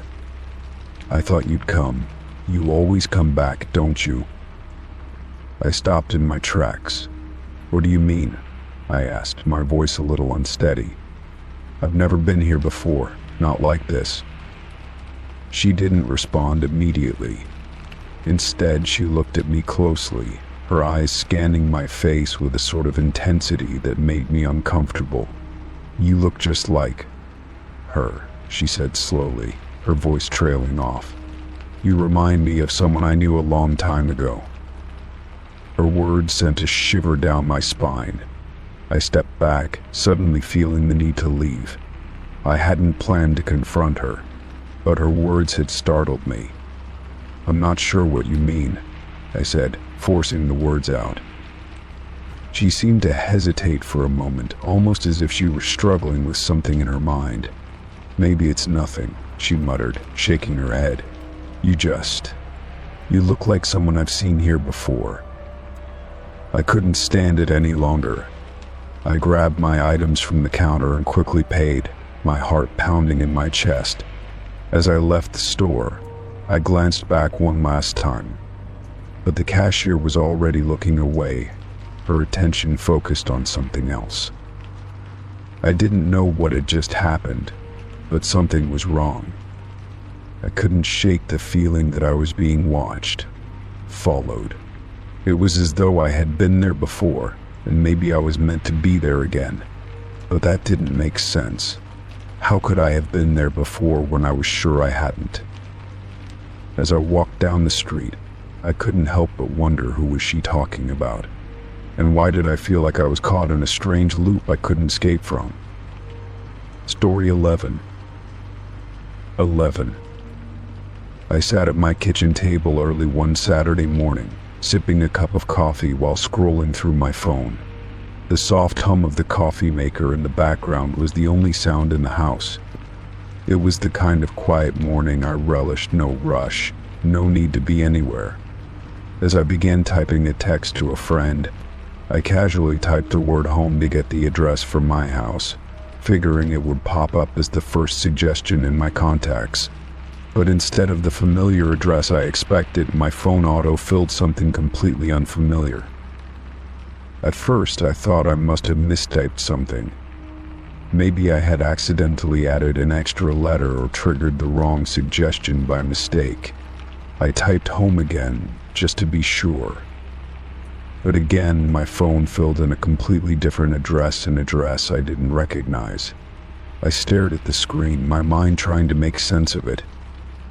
Could I have accidentally saved the wrong address in my contacts? No, I was sure I had only one address saved under home, and it was my own. I paused for a moment, contemplating the situation. My fingers hovered over the screen, unsure of what to do next. The address was located several miles away from where I lived, and it was in a part of town I rarely, if ever, went to. I tried searching the address online to see if it came up anywhere, maybe as a business or a place I had visited, but nothing relevant came up. No one I knew lived there, and there was no reason why it would be in my phone's memory. For a while, I convinced myself it was a glitch. Phones do weird things sometimes, and maybe my phone had just decided to show me something strange. I didn't want to overthink it. After all, it was just an address, and there had to be a reasonable explanation for it. I ignored it for the moment, dismissed the thought, and went about my day. I went to the grocery store, ran a few errands, and got lunch. The rest of the afternoon passed without anything else unusual happening. But that night when I went to bed, I couldn't shake the strange feeling from my mind. I lay in bed, the soft glow of my phone still illuminating the room as I kept thinking about the address. Why had my phone suggested it? Could someone else have accessed my phone and added it to my contacts? I couldn't think of anyone who would have done that, and I certainly hadn't shared my phone with anyone recently. I went over everything I had done in the past few days, trying to figure out if there was any connection to the unfamiliar address, but nothing came to mind. I stared at the ceiling, my thoughts swirling. Was this something I should be concerned about? The next morning, I woke up with the same uneasy feeling. I had tried to brush it off the day before, but the question kept gnawing at me. I decided to go back into my phone to look at the address again, to see if maybe I could make sense of it now that I had some time to think. I opened my contacts, searching for the entry labeled home. But when I looked at it, the unfamiliar address wasn't there. In fact, there was nothing listed at all. It was as if the address had disappeared. I couldn't believe it. I went to my text messages, where I had originally typed the word home, and checked the suggestion again. Sure enough, the unfamiliar address was back, just as it had been the day before. I quickly tried searching for the address in my phone's search bar, hoping it might lead me to a clue. The address came up again, and I stared at it, my mind racing. How could this be happening? I couldn't ignore the fact that this wasn't just a simple glitch anymore. My phone had somehow stored this address without my input, and every time I tried to find an explanation, I came up empty-handed. The more I thought about it, the more unsettling it became. I considered calling a tech-savvy friend to see if they could help me figure out what was going on. But something held me back. What if they thought I was overreacting? What if it was just some random malfunction? I didn't want to seem paranoid. Over the next few days, I kept checking my phone for any new clues. The strange address remained, appearing randomly whenever I typed home or searched for it in some way. The pattern was consistent, but there was still no logical explanation. I decided to do a full reset of my phone, thinking it might help clear out whatever glitch had caused this issue. But even after the reset, the unfamiliar address was still there. I couldn't stop wondering who or what had added the address to my phone. I tried to convince myself it wasn't a big deal, but the more I thought about it, the more questions arose. What if someone was tracking me? What if my phone had been hacked? I couldn't shake the feeling that this wasn't just an innocent error. I had no evidence to support any of these ideas, but the unease in the pit of my stomach kept growing. At that point, I decided to visit the address. I knew it was a long shot, but something inside me told me I had to see it for myself. Maybe the place would have some connection to my life that would make sense of the whole thing. I grabbed my keys, stepped into my car, and followed the directions my phone gave me. The address led me to a quiet suburban neighborhood, the kind of place that seemed both ordinary and oddly familiar. The house itself was small, with a neat lawn and a front porch. There was nothing about it that stood out, nothing that screamed "you've been here before." I sat in my car for a moment, staring at the house, trying to process what I was seeing. There were no signs of anything unusual, no people lurking around or strange cars in the driveway. It looked like any other home in a typical neighborhood. I decided to take a closer look. I walked up to the front door, my heart racing as I wondered what I was even doing.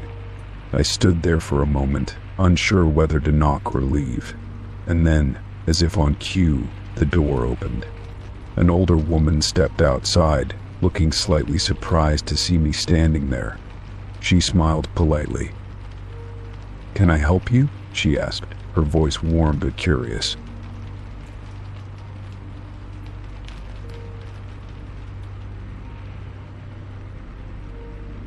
I hesitated for a moment, unsure how to explain myself.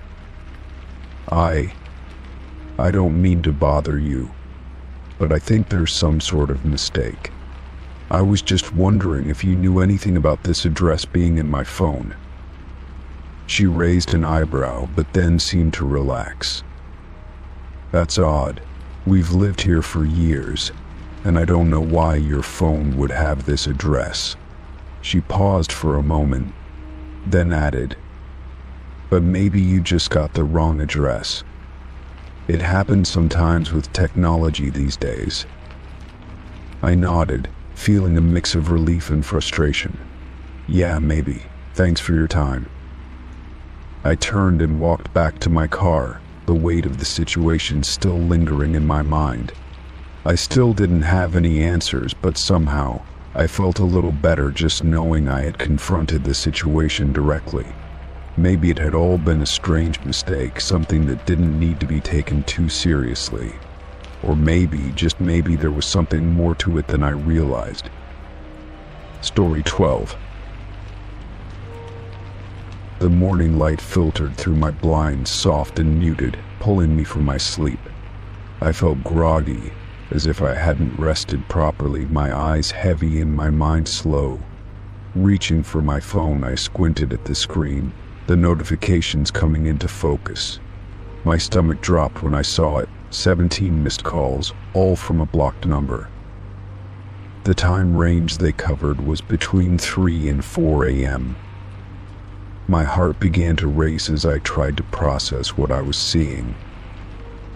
I checked the call log, feeling a strange mix of fear and confusion. Who would call me so many times in the middle of the night? I couldn't think of anyone who would need to reach me at such an odd hour, especially not from a blocked number. I tapped on one of the missed calls, trying to listen to the voicemail, but the inbox was empty. The absence of any message only deepened the mystery.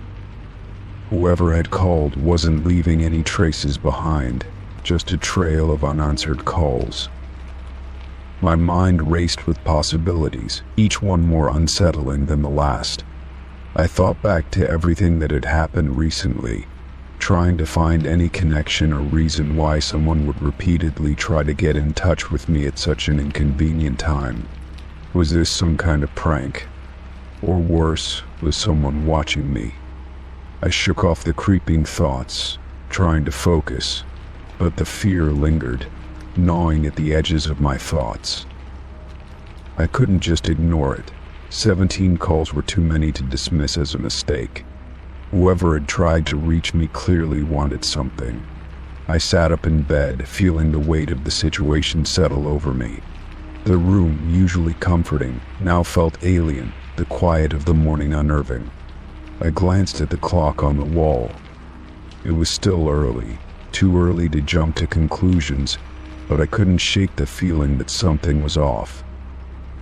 I debated for a moment whether I should call the blocked number back. The rational part of me told me not to, that it could be some random person who had dialed the wrong number repeatedly. But another part of me needed answers. What if the person on the other end was trying to tell me something important? What if it was a situation I couldn't afford to ignore? My hand hovered over the phone, hesitation clouding my judgment, but I finally made up my mind.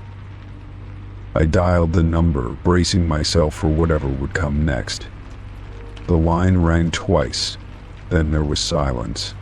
My heart was pounding in my chest, the tension unbearable. Just when I thought the call would end, a voice came through, barely above a whisper. The words were simple, but they sent a chill down my spine. "You were supposed to stay home." Then, the line went dead. I sat frozen, the phone still pressed to my ear. The voice, the cryptic message, the way it hung in the air, everything about it felt wrong. I couldn't make sense of it. Why would someone say that to me? Why would they go to the trouble of calling me 17 times in the dead of night, leaving no message, only to give me that one strange warning? I couldn't think straight, my mind running in circles, trying to find a rational explanation, but there was none. The room seemed smaller now, the walls closing in on me. My breath quickened as I set the phone down, my hands trembling. I stood up, pacing the room in an attempt to calm my nerves, but the words echoed in my mind. "You were supposed to stay home." The phrase replayed in my head, louder each time, as if the voice was getting closer. I tried to shake it off, but the unease grew, settling deep in my chest. I reached for my phone again, determined to find some kind of answer. Maybe the number had been traced, or maybe there was some detail I had missed. I quickly searched through the recent calls, trying to find anything that might give me a clue as to who had called. But the blocked number didn't lead anywhere. There was no trace, no identifying information. It was as if the calls had come from nowhere, leaving me with only that chilling message. I couldn't stay in the apartment anymore. The thought of sitting alone with this strange, unexplainable feeling was unbearable. I needed to get out, to clear my head, to breathe in fresh air, and escape the sense of foreboding that hung over me. I grabbed my coat and left the apartment, walking briskly down the hallway, barely noticing the people I passed. My thoughts were too consumed with what had just happened. The street outside was calm, too calm. The morning air was cool, and the sun had barely risen. I walked, trying to push the fear to the back of my mind, but it wouldn't go away. The words kept repeating themselves, looping in my head like a broken record. You were supposed to stay home. It felt like an omen, something that wasn't just a strange coincidence, but a warning, an urgent message I had failed to understand. I wandered through the streets, aimlessly at first, then with purpose, hoping that if I kept moving, I could outrun the feeling that had settled over me. But it followed me.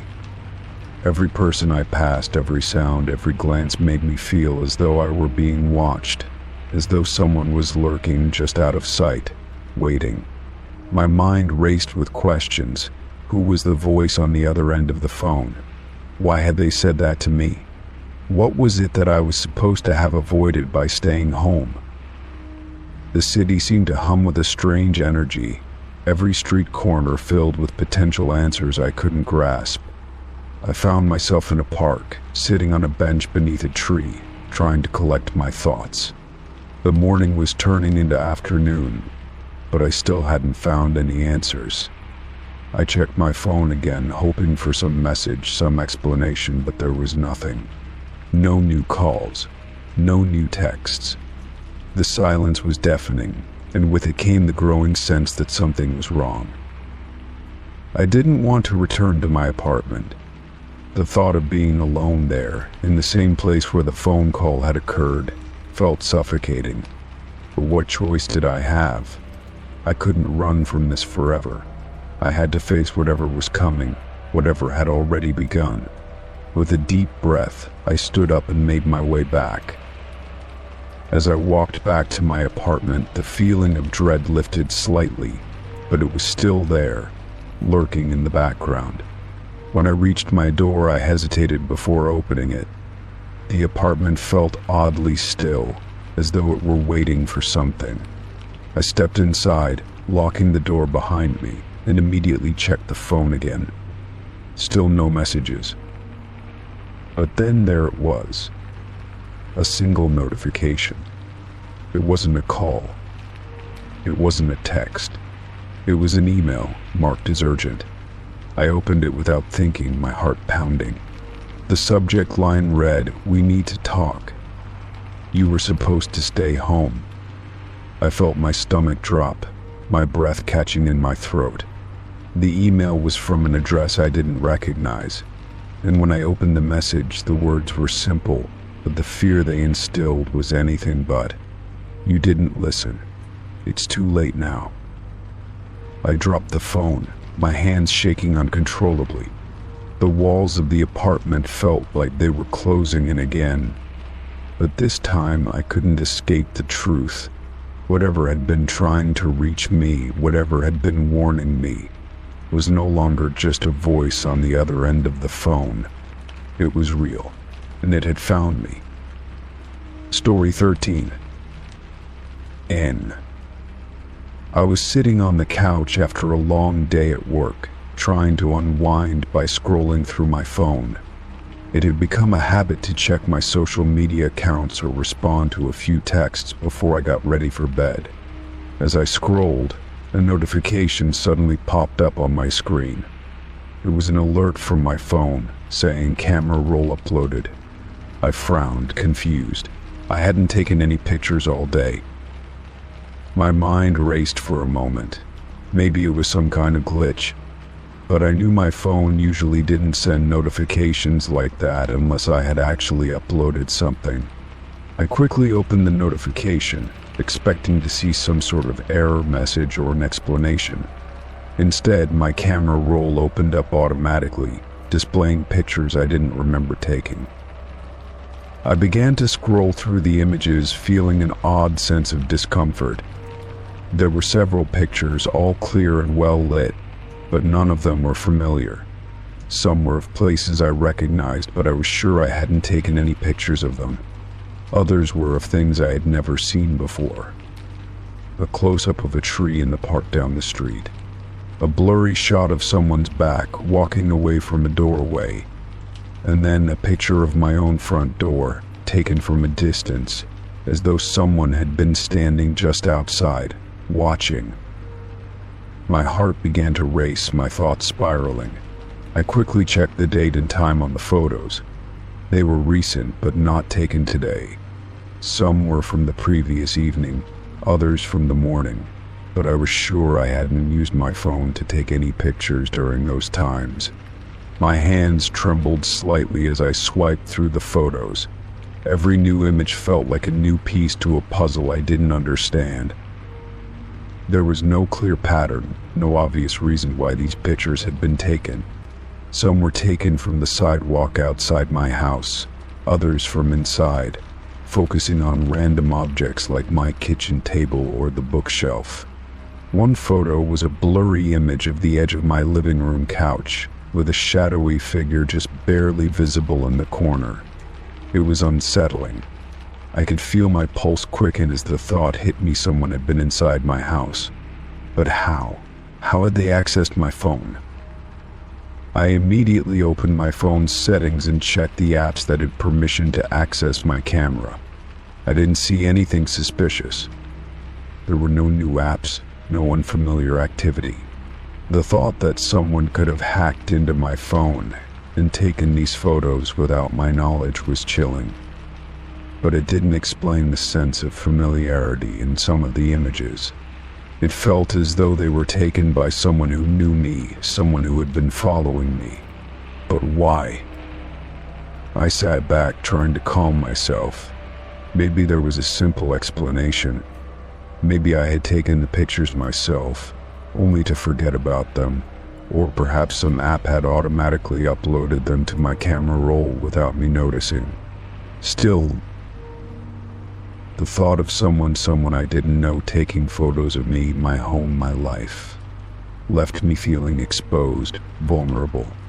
I couldn't shake the feeling that I was being watched.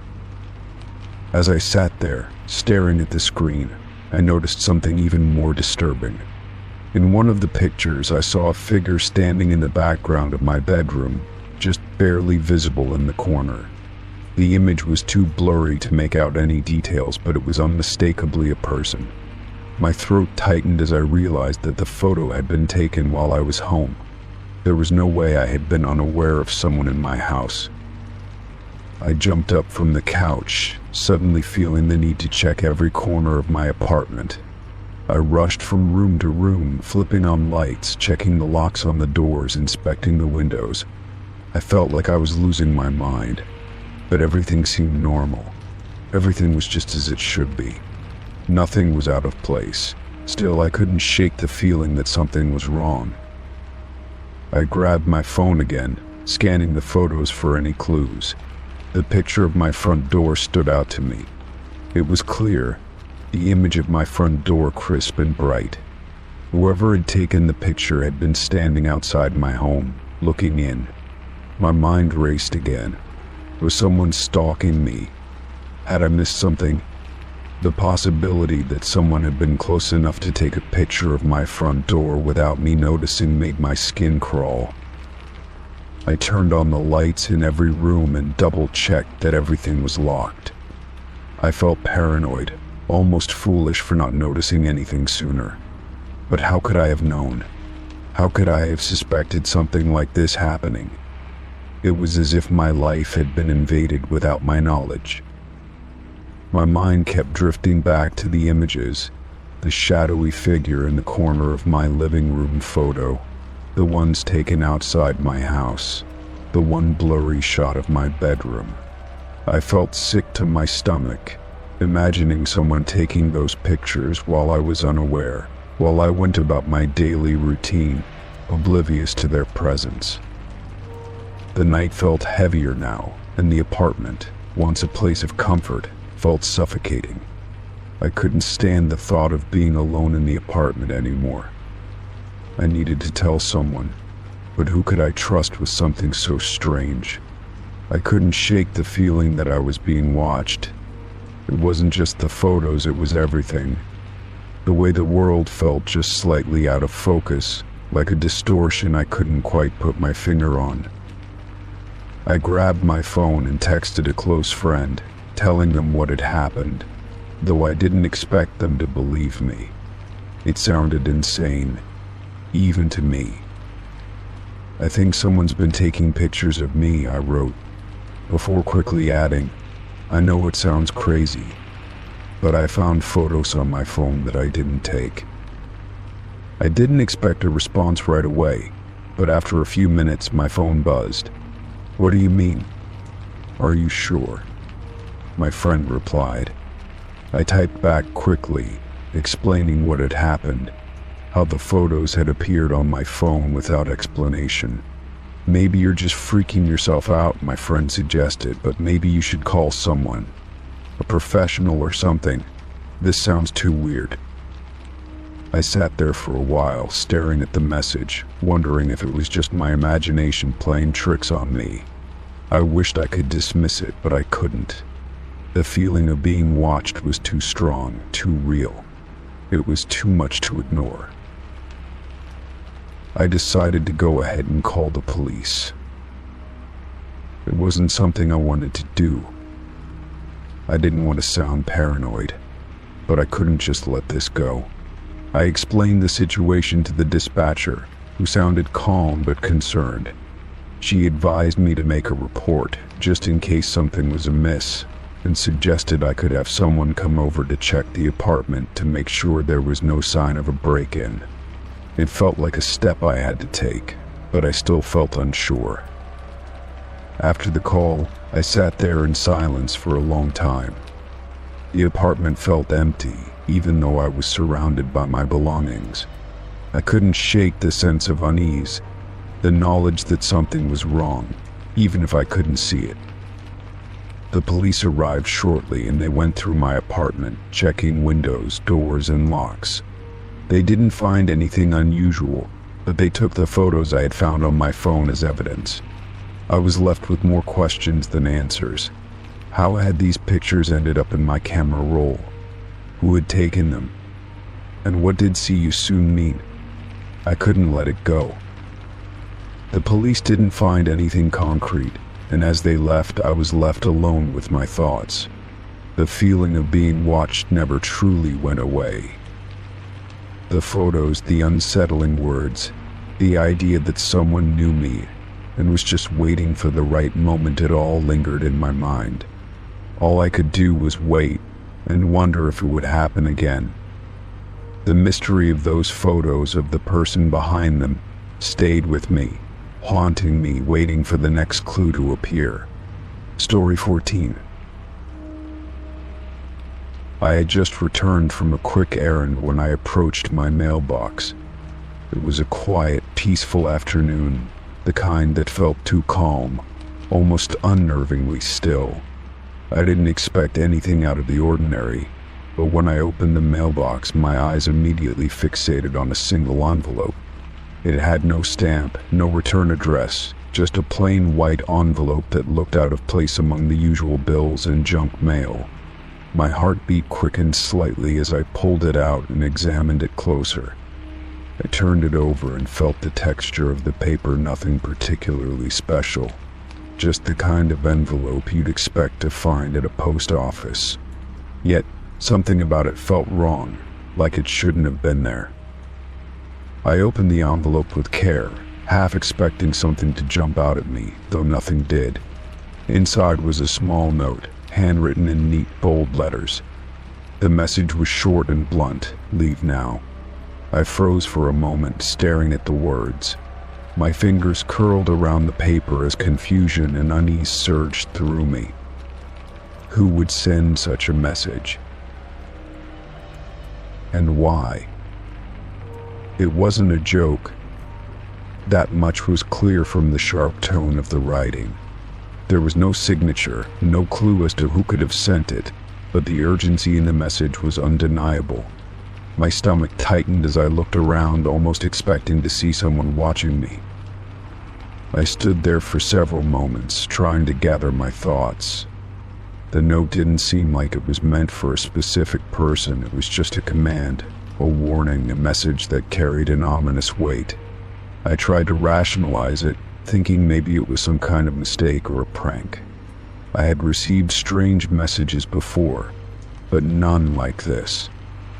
The absence of a return address, the lack of a stamp, and the cryptic message, none of it made sense. It felt personal in a way I couldn't fully comprehend, like whoever sent it knew something I didn't. A chill ran down my spine as I realized that the last time I had felt this uneasy was years ago, when I had been the target of a series of strange events I'd never been able to fully explain. I quickly closed the envelope and stuffed it into my pocket, the words on the paper still echoing in my mind. Leave now. What did it mean? Where was I supposed to go?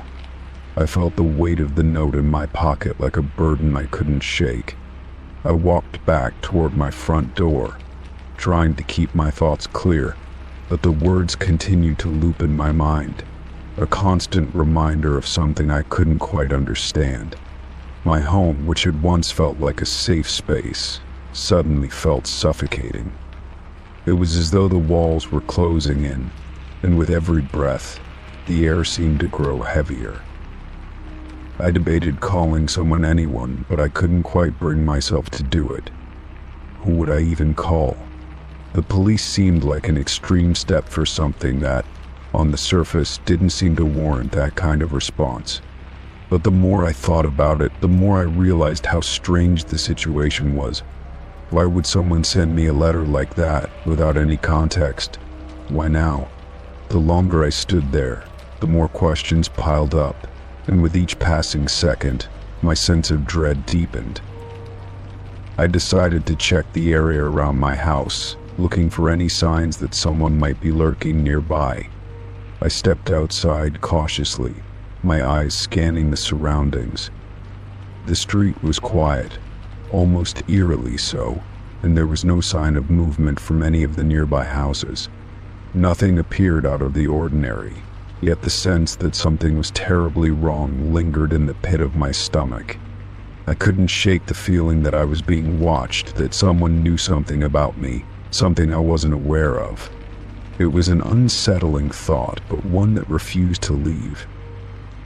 After a few minutes, I returned inside, still holding the note in my hand. I set it down on the kitchen table and stared at it, my mind racing. Who would go through the trouble of sending something like this? What did they want from me? I felt completely alone in this moment, disconnected from everything familiar. I picked up my phone, hesitating for a moment, before scrolling through my contacts.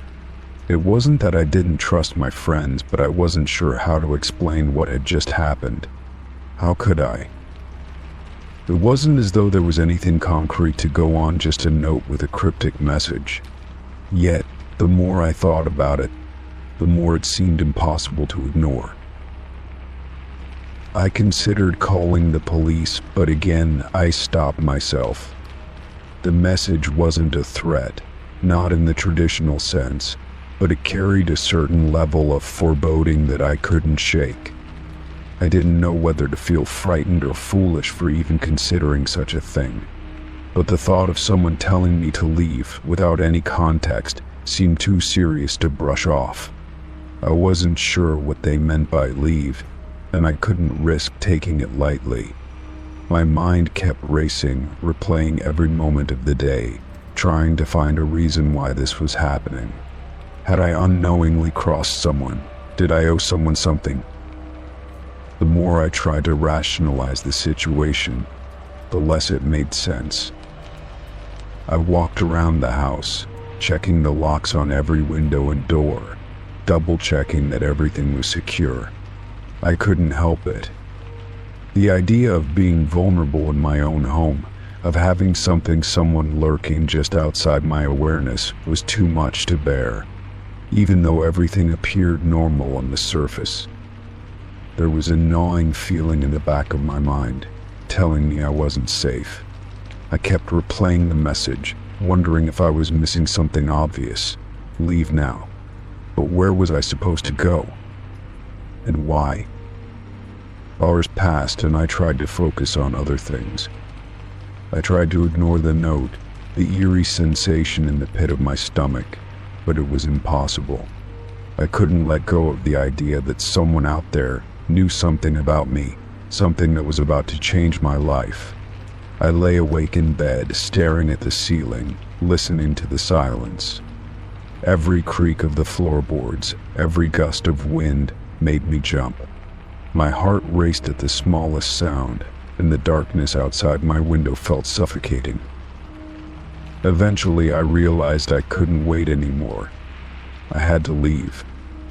It wasn't that I felt like someone was going to break in that night, but the uncertainty was too much. I couldn't stay in this house, not with the message hanging over me. It felt as though the very walls of my home had become a cage. I wasn't sure where I would go, but I couldn't stay here anymore. I grabbed a few things, a change of clothes, my phone, my wallet, and left. I drove around aimlessly for hours, unsure of where I was going. The message had shaken me more than I'd like to admit, and I couldn't quiet the fear gnawing at me. My mind replayed the note, the words over and over. It was as though whoever had sent it was still out there, watching me, waiting for me to make the wrong move. But as the hours stretched on, I began to calm down. There was no sign of anyone following me, no trace of anything unusual. Maybe it had been a mistake, a cruel prank, or maybe I was just being paranoid. By morning, I had found a small hotel to stay in. I wasn't ready to return home, not yet. I felt safer here, in a place that wasn't connected to the strange events of the previous night. I knew I would eventually have to go back, but for now, I would stay away. The note in my pocket still felt heavy, but I had no answers, only questions. For the first time in a long time, I wasn't sure what would happen next. Story 15. I arrived at work that morning like I did most days, a little too tired but pushing through. The drive was uneventful, and I parked my car in the usual spot. As I walked toward the entrance, I passed a few coworkers who were heading out to their cars, talking and laughing. I tried to push my lingering sleepiness out of my mind, focusing on getting through another workday. It wasn't until I got inside that I saw her, a coworker, someone I'd worked with for months but hadn't really spoken to outside of the usual pleasantries, looking at me strangely. "Hey, I just wanted to ask," she said, her voice calm but with a hint of confusion. "Why were you staring at me from the parking lot last night?" The question threw me off. I stopped in my tracks, blinking as I processed her words. "What?" I asked, unsure if I had heard her correctly. "I wasn't staring at you last night." She raised an eyebrow, her expression shifting between curiosity and concern. "You were. I saw you. You were standing in the parking lot, looking right at me as I was leaving." It felt Odd. I stood there for a moment, trying to gather my thoughts. I couldn't remember being outside last night. My mind raced, trying to piece together the previous evening. I hadn't gone to the parking lot after work, and I certainly hadn't been staring at anyone. But as I stood there, something strange started to settle in the back of my mind. The more I thought about it, the less certain I became of my own memory. "Are you sure it was me?" I asked, trying to sound casual, but my voice came out a little more shaky than I intended. "Yeah, I'm sure," she replied, sounding almost unnervingly confident. "I saw you clear as day. You were just standing there, watching me." I felt a chill run down my spine. The idea that I had been outside, watching her, was completely foreign to me. I was certain I hadn't even left the house last night, aside from getting home from work. My evening had been simple dinner, some television, and then bed. There was no way I could have been in the parking lot. But why would she say something like that? I gave a nervous laugh, hoping to brush it off. I don't know what to say. Maybe you were seeing things. But even as I said it, I didn't feel convinced. I could tell by the look on her face that she wasn't joking or playing around. She genuinely seemed unsettled. "Well, it's not a big deal," she said after a moment, turning away to grab her coffee. "I just wanted to ask. It was just really weird."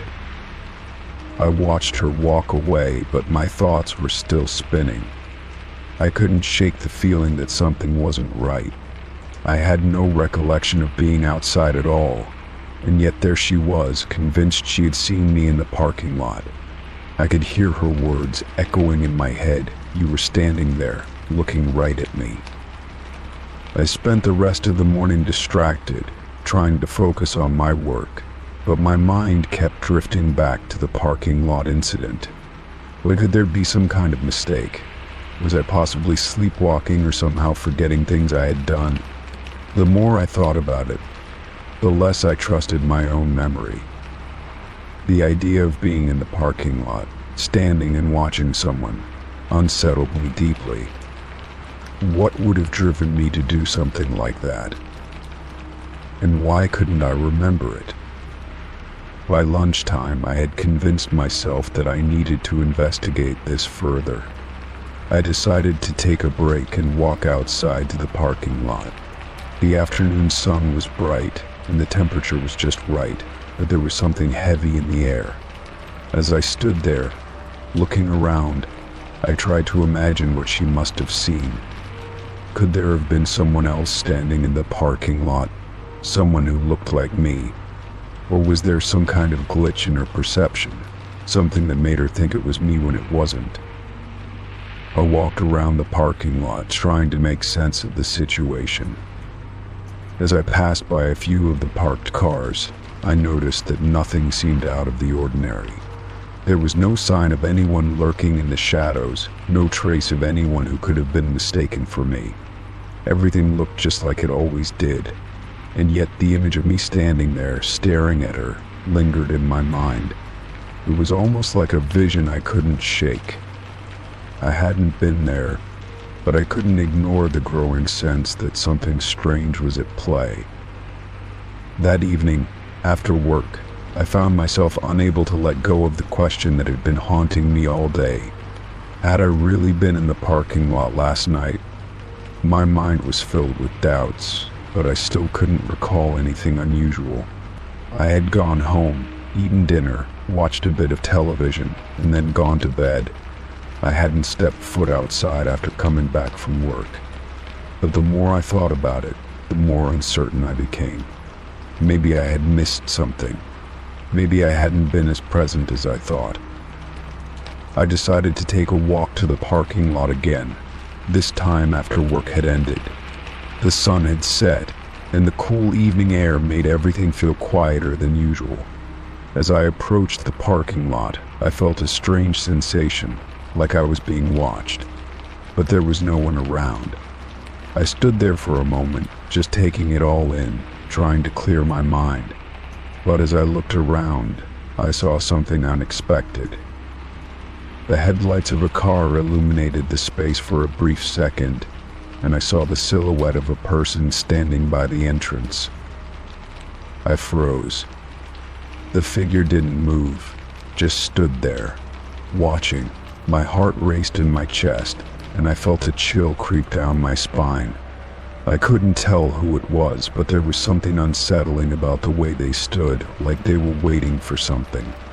I squinted in the dim light, but the figure remained a blur. Then, just as quickly as it had appeared, the figure turned and walked away, disappearing into the shadows. I stood there for a moment, my breath heavy in my chest. The encounter had left me with more questions than answers. Was I imagining things? Had I seen someone else? Or had something else been happening altogether? I couldn't be sure, but I knew one thing for certain: whatever was going on, it didn't feel normal. The next morning I was back at work, but the events of the previous night stayed with me. As I sat down at my desk, I saw her again, my coworker. She didn't look at me this time, but I could feel her eyes on me from across the room. I wanted to approach her and ask more questions, to figure out what she had really seen, but something held me back. Maybe it was fear, or maybe it was the realization that I didn't have the answers. The day passed in a blur, but I couldn't shake the feeling that something was about to happen. I wasn't sure if it was my imagination playing tricks on me, or if I was actually being drawn into something larger, something I couldn't understand. But as I sat there, trying to focus on my work, I couldn't escape the haunting thought: what if I had really been there, in the parking lot, all along? And if I had been, what had been the reason? I had no answers, just more questions. By the time the day ended, I was still no closer to figuring out the truth. The mystery had deepened, and I wasn't sure whether to be relieved or terrified. As I packed up my things to leave for the night, I looked out the window at the parking lot below. It was empty, quiet. But in the back of my mind, I knew something wasn't right. Something had shifted, and I had no idea what was coming next. Story 16. It was a quiet evening, the kind that felt almost too still. I had just finished dinner and was sitting on the couch scrolling through my phone when I heard it, the distinct chime of my doorbell ringing. It was a sound I was familiar with, but tonight something about it felt off. I set my phone down and walked to the door, expecting to see a neighbor or perhaps a delivery person. But when I peeked through the window, there was no one in sight. I felt a slight unease settle in, though it was nothing I couldn't shake off. Maybe it was just a prank or a mistake, I told myself. Still, I couldn't help but feel an odd sense of being watched, as if I were the one being observed instead of the one observing. I reached for my phone, intent on checking the security camera footage to see if there was any sign of who had rung the doorbell, or if perhaps the camera had captured something I missed. When I opened the app and pulled up the footage, I froze. The timestamp on the video footage had been erased. It was completely gone, as if someone had intentionally wiped it clean. I felt a chill run down my spine, a feeling of disorientation creeping in. The footage was there, but there was no record of when it had been taken. The timestamp, which was always clearly visible, had disappeared, leaving behind only a blank space. It was as if the moment had never existed. I stared at the screen for a few moments, unsure of what to make of it. The footage itself appeared normal at first, just the usual angle of my front porch, the lights on and the shadows from the trees swaying gently in the evening breeze. But without the timestamp, it felt as though I had lost all sense of reality in that moment. Who had rung the doorbell? Why was there no record of it? My mind raced through possible explanations, but none of them seemed to make sense. I checked the settings on my security camera app, hoping it was just some sort of glitch or mistake. But everything appeared normal. The camera was functioning properly, and the connection was strong. I tried to rewind the footage, hoping that maybe the timestamp would reappear, or that I could find a clue as to what had happened. But no matter how many times I tried, the same thing happened. The timestamp remained absent, and the footage remained as eerie as before. I sat down on the couch, feeling a sense of unease begin to build. My mind wandered to strange possibilities. Was it some sort of technical malfunction, or was something more unsettling at play? It seemed impossible that the timestamp could disappear on its own, and yet, here I was, staring at the screen, unable to make sense of it. I had lived in this house for years, and I had never experienced anything like this before. The quiet, uneventful nights were always a comfort to me, and yet tonight everything felt different. I decided to check the footage again the next morning, hoping that perhaps my mind had just been playing tricks on me. But when I opened the app, the footage was still the same timestampless, eerie, and unexplainable. I double-checked everything once again. The camera settings, the Wi-Fi connection, even the power supply to the device, everything was in order. It was as if the footage had been deliberately altered or manipulated. But by whom? And why? As the day went on, I couldn't shake the feeling that something was wrong. I tried to go about my usual routine, but the memory of that doorbell ringing and the missing timestamp kept creeping back into my thoughts.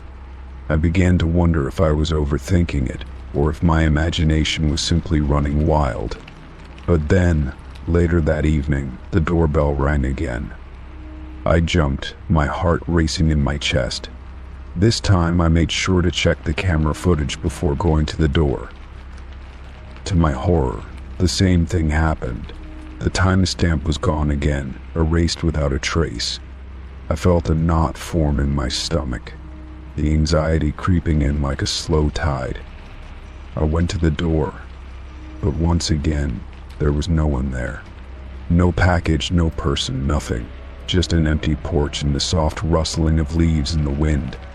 I checked the camera again, but everything appeared normal, except for the missing timestamp. It was like I was caught in some strange loop, and I couldn't break free. I knew I couldn't ignore this any longer. I needed answers, and I needed them fast. I called the company that had installed the security system, hoping they could help. The representative on the other end was polite, but when I explained what was happening, they sounded just as confused as I was. They ran through a series of troubleshooting steps, but nothing seemed to resolve the issue. The camera was functioning properly, and there was no indication that anything unusual was going on with the system itself. They suggested that maybe there was some sort of interference or glitch causing the problem, but that didn't explain the missing timestamps. I spent the next few days in a state of heightened alert. The doorbell continued to ring, always at random times, always with no one there.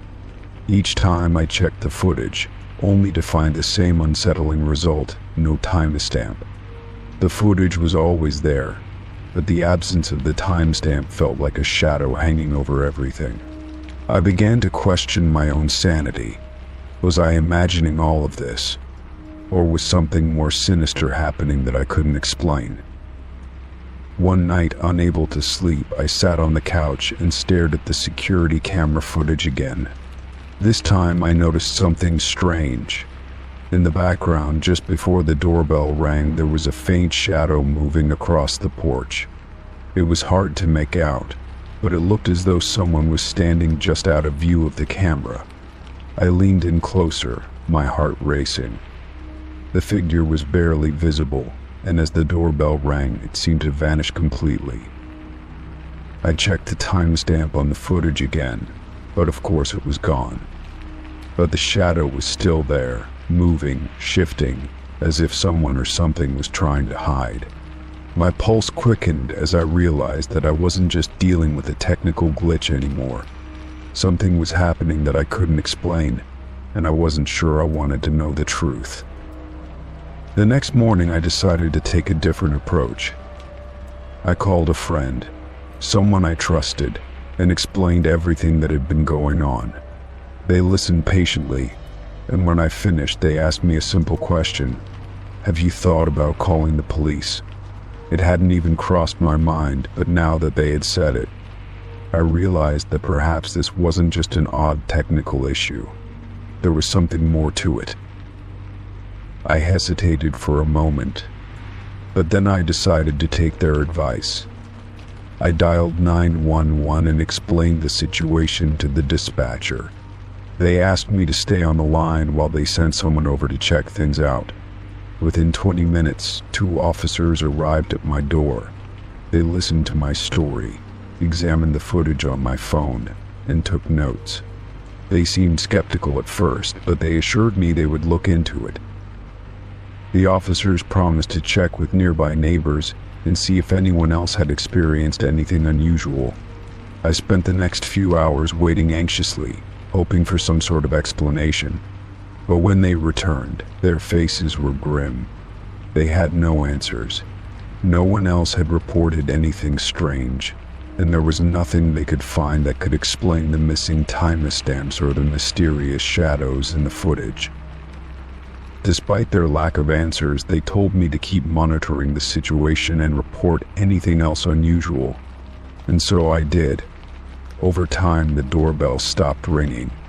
The strange occurrences faded, and the footage returned to normal.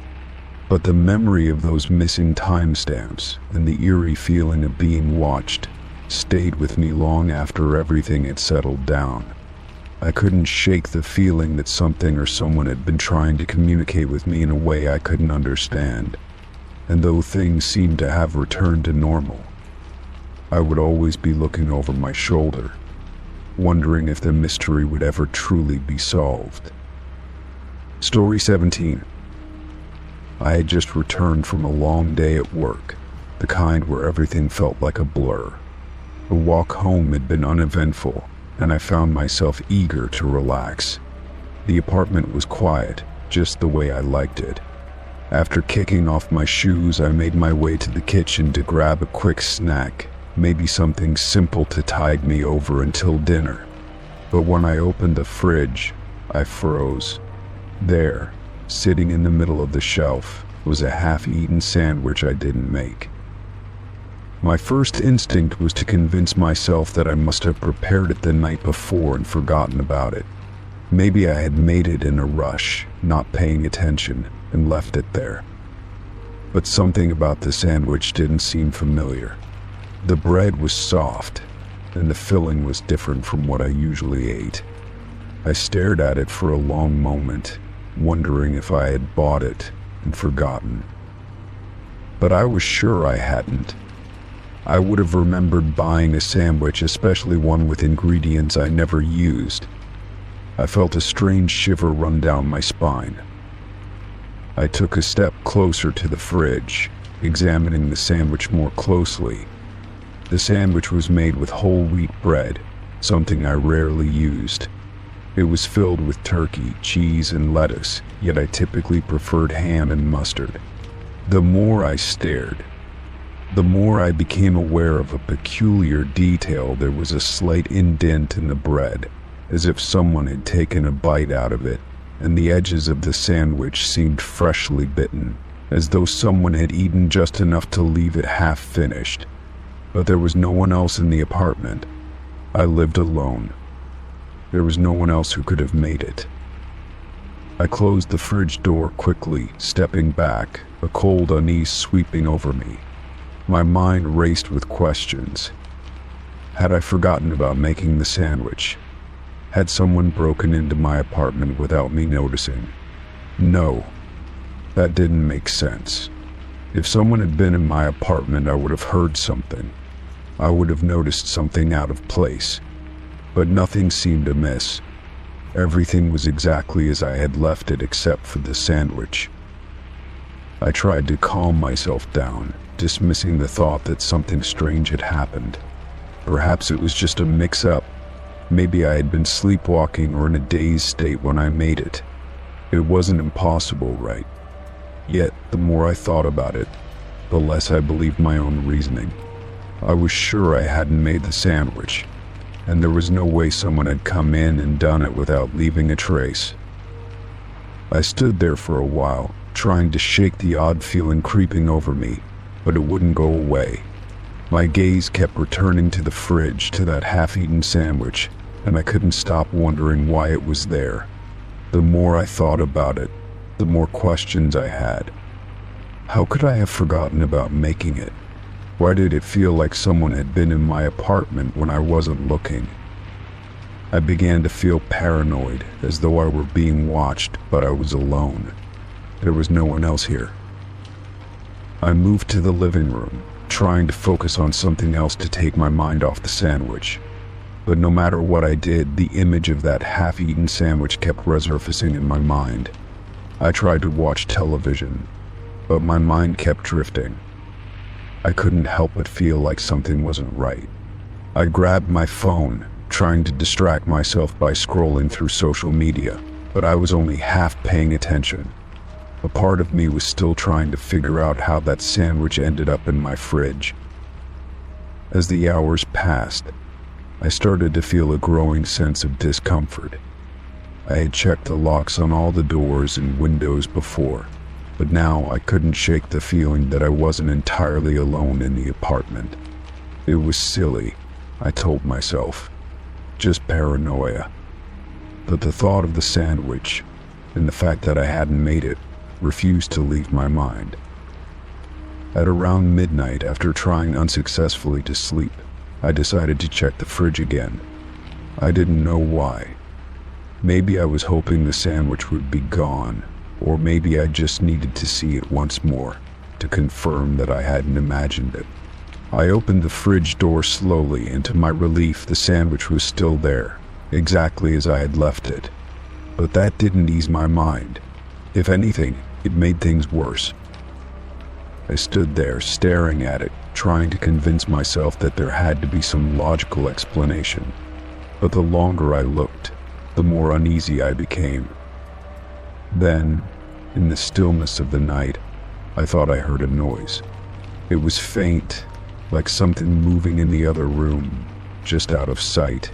My heart raced and I froze, holding my breath, waiting for the sound to come again. But there was nothing. I waited a few more moments, my mind running wild with possibilities. I had to check. And check. I crept through the apartment, turning on lights as I went. Every room was as I had left it. Nothing seemed out of place. The apartment was silent, almost too silent, and I could feel my own heartbeat in my chest. I checked every corner, every closet, every nook and cranny. There was no sign of anyone else. Still, the feeling of being watched didn't go away. I couldn't explain it, but something felt off. As the night stretched on, my thoughts became more jumbled. I had already called my friend earlier, but they didn't pick up. I wasn't sure why I called them, maybe to see if they knew anything, but all I heard was their voicemail. I left a message, but the uncertainty still gnawed at me. The sandwich, the strange feeling, the unsettling quiet, it all made me feel like I was losing grip on reality. At some point I fell into an uneasy sleep, but even in my dreams, I couldn't escape the feeling of being watched. The next morning I woke up with a headache and a sense of dread hanging over me. I went into the kitchen, hoping the day would bring some clarity. But when I opened the fridge, the sandwich was still there, untouched. I had no idea what was going on, but I knew one thing for sure: I couldn't ignore this feeling any longer. I had to figure out what was happening. Maybe I was being paranoid, maybe I was overthinking it. But I couldn't shake the feeling that there was something more to this. The sandwich wasn't just a strange coincidence. It was a sign, a message, something I couldn't yet understand. I decided to take action. I began checking the security footage in the building to see if anyone had entered my apartment while I was gone. I even contacted the landlord to see if there had been any issues with the building's security, but everything seemed normal. No one had entered my apartment without my knowledge. That left only one possibility: something was happening that I couldn't explain. As the days passed, I kept looking over my shoulder, waiting for the next strange occurrence, but nothing happened. The sandwich remained in the fridge, untouched, and I couldn't stop wondering who had made it and why they had left it for me to find. Then one evening, several weeks later, I received a letter in the mail. It was addressed to me, but there was no return address. Inside, it simply said, "The sandwich was a warning. You're not alone." I stared at the words, my blood running cold. I had no idea what it meant, but I knew then that whatever was happening, it was far from over. Story 18. It was late one evening, well after midnight, when I noticed something strange. I had been scrolling through my phone, checking messages and browsing through various apps before bed. As I typically did when I was winding down, I opened the map application to make sure there were no upcoming traffic incidents or road closures that could affect my route the next day. I wasn't expecting anything unusual. However, something caught my eye, a notification that seemed out of place. The GPS was showing a location, a cemetery on the edge of town. What made it even more unsettling was the timestamp. It claimed I had visited the cemetery the previous night, hours after I had already been home. I paused, staring at the screen, trying to make sense of what I was seeing. There was no way I had gone to a cemetery, especially not at that hour. I had been home the entire night, alone with no reason to leave. I double-checked the location to make sure it was correct. But the GPS didn't lie, it was showing that I had been there. A chill ran down my spine as I tried to piece together how this could have happened. My mind raced through possible explanations. Maybe it was a glitch, or perhaps some kind of error. But deep down, I felt that something was off. I decided to open the map history and see if there were any other strange locations from that evening. As I scrolled through the timeline, I found a few other places I didn't recognize, places that weren't in my usual routine, but none of them were nearly as disturbing as the cemetery. The map showed my phone had traveled miles away from where I had been. This wasn't just an error, something wasn't adding up. My stomach churned as the realization hit me. My phone had tracked a journey I never took. The more I thought about it, the more I couldn't shake the feeling that someone or something had been using my phone without my knowledge. But how could that be possible? I had been careful about protecting my privacy, keeping my phone secured with a password and using location tracking only when necessary. And yet, there it was, clear as day. My phone's GPS had tracked a visit to a cemetery that I was certain I hadn't made. My heart raced as I scrolled back through the history of my GPS, searching for any clues that could explain this strange occurrence. It wasn't just the cemetery that troubled me. As I continued scrolling, I noticed a few other strange details. There were timestamps showing that my phone had been in places I had no memory of. I checked the location settings to ensure there was no app running in the background that could have been causing this. But everything seemed normal. The GPS tracking was accurate, and the apps were behaving as they should. There was no sign of tampering, no indication that anyone had hacked into my phone. Yet, the evidence was right in front of me. The cemetery visit had to have happened, my phone said so. I sat there, frozen for a moment, the weight of the situation sinking in. It felt like I was trapped in a nightmare. I hadn't been anywhere near that cemetery, and I had no explanation for how my phone could be showing otherwise. I thought back to the previous night, retracing my steps. I had spent the entire evening at home, reading and watching TV before going to bed around 11:30 p.m. There was no way I had stepped outside, no way I could have traveled to a cemetery without noticing. After a few minutes of sitting in silence, I tried to shake off the panic creeping up on me. I went through all the usual steps of checking my phone's security. I changed my passwords, locked down my apps, and made sure everything was updated to the latest software version. I didn't know what to expect, but I hoped that maybe some of this would put my mind at ease. But as I looked at the map one last time, I felt a growing sense of unease. The cemetery still stood there on the screen, as if mocking me. No matter what I did, the evidence was still there. The next day, I decided to visit the cemetery.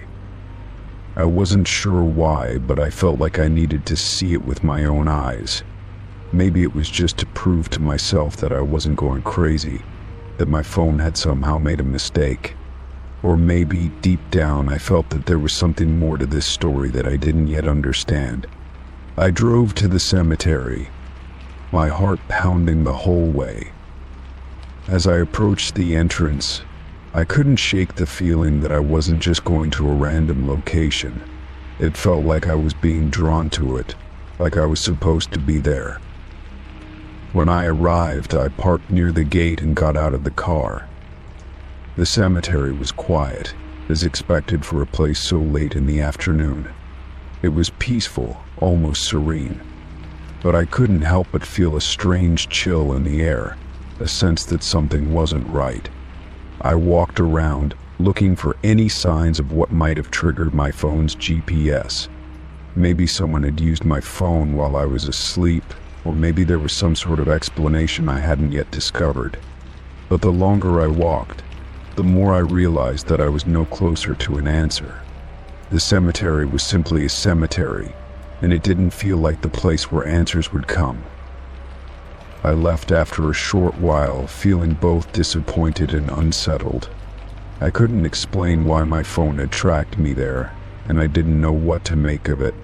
All I could do was hope that it was just some kind of malfunction, a glitch in the system that had somehow made its way into my life.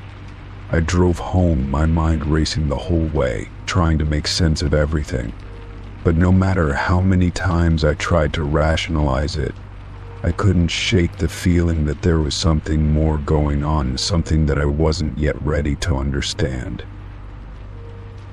That night, I kept my phone by my side, watching it carefully. The GPS was quiet for a while, showing nothing unusual. I even went so far as to disable location services for all apps, just to ensure that no more strange readings would pop up. But even as I did this, I couldn't shake the nagging feeling that something was following me, something I couldn't control. I tried to go to sleep, but every time I closed my eyes, the memory of the cemetery came rushing back. The GPS had said I had been there, and no matter what I did, the feeling that I wasn't alone in this mystery lingered. Weeks passed, and the incident with the cemetery was never fully explained. My phone's GPS never showed anything quite as disturbing again, but the strange feeling remained. I couldn't forget about the cemetery, or the sensation that something had been watching me, tracking me. I became more cautious, more aware of everything around me. I changed my phone settings, locked down my privacy, and made sure to stay vigilant. But even with all the precautions I took, I couldn't shake the feeling that something or someone knew more about me than I knew about myself. In the end, I couldn't figure out what had happened that night. My phone had recorded a visit to a cemetery that I had never taken, and no matter what I did, I couldn't erase the feeling that something bigger was at play. As much as I wanted to put it behind me, I couldn't shake the sense that my life had somehow shifted, that things were no longer as they had seemed before. The feeling of being watched never quite went away, and I couldn't help but wonder if that was the price of knowing something I wasn't meant to know. Story 19. The morning started like any other. I had woken up a little later than usual, the sunlight creeping through the curtains and warming the room. After a few minutes of scrolling through my phone, I finally dragged myself out of bed, intending to start my day. The quiet hum of the world outside seemed distant, but that soon changed when I received an unexpected text. It was from my sister, but the message made no sense at all. "Why did you knock on my door last night?" the text read. I blinked in confusion, holding the phone in my hands. The words seemed to echo in my mind, bouncing around in a way that made my heart beat a little faster. My sister and I were very close, but she lived 2 states away. It was impossible that I had knocked on her door. The last time I saw her was months ago, during a family gathering, and I hadn't even made any plans to visit her. My first instinct was to call her and figure out what was going on, but I found myself frozen for a moment. What did this mean? I quickly typed a response, my fingers slightly trembling. "I haven't been to your place in months. Are you sure you didn't hear something else?" I hit send before I could second guess myself. I waited, staring at the screen, my mind racing with possibilities. Could she be joking? Or maybe she had misinterpreted something. But then again, the message didn't seem like a joke. It seemed far too serious. A few minutes passed, and then another text came through. I eagerly opened it, hoping for an explanation, but it only added to the confusion. "I know you knocked. I heard you. Why didn't you just come in?" it read. A chill ran through me. I could feel my hands getting clammy as I stared at the screen. There was no way she could be talking about me. I hadn't been anywhere near her home, and I certainly hadn't knocked on her door. In fact, the very idea was absurd. I had been at home alone all night. I hadn't gone anywhere, hadn't done anything that could have caused her to think I was there. Trying to gather my thoughts, I called her. The phone rang a few times before she picked up. "Hello." Her voice was calm, but I could hear the hint of concern. "Hey, I got your text. What's going on?" I asked, trying to keep my voice steady. There was a pause on the other end of the line. "Why did you knock on my door last night?" she repeated, the words coming out slower this time. "You were here. I heard it. I even saw you through the window." The world seemed to stop for a second. My mind couldn't make sense of what she was saying. How could she have seen me? How could I have been at her door when I hadn't left my house? I took a deep breath, forcing myself to focus. "I don't know what you're talking about. I haven't left the house. I was at home all night." She sounded puzzled, like she was trying to process the words I was saying. "But I heard you knock, and I saw you standing there. I even waved, but you didn't come inside. You just walked away." The conversation felt surreal. I was trying to wrap my mind around the situation, but the more I thought about it, the less I understood. "You're sure it was me? It wasn't someone else?" I asked, though I knew it sounded desperate. "I'm sure," she replied. "I saw you. You were wearing that green jacket, the one you always wear. I didn't recognize the car you were in, though." I froze. The green jacket. She was right. I did have a green jacket, one I'd had for years. I'd worn it countless times, but I hadn't worn it in weeks. And I certainly hadn't been near her place. My stomach twisted into knots as I tried to think of a logical explanation. But the more I thought, the more the situation seemed impossible. "Is there anyone else who could have been there? Maybe a neighbor or someone else who looked like me?" I asked, hoping there was a simple explanation I had missed. "No one else would have knocked like that," she said. "And no one else would have known the way you do. I'm telling you, it was you." I felt a sense of unease grow inside me, There had to be some mistake. Perhaps it was a misunderstanding, or maybe she was simply mistaken about the time. But deep down, a gnawing feeling told me it wasn't that simple. As the conversation continued, my thoughts began to spiral. I tried to piece together everything I knew. I had been home all night, just relaxing and watching TV.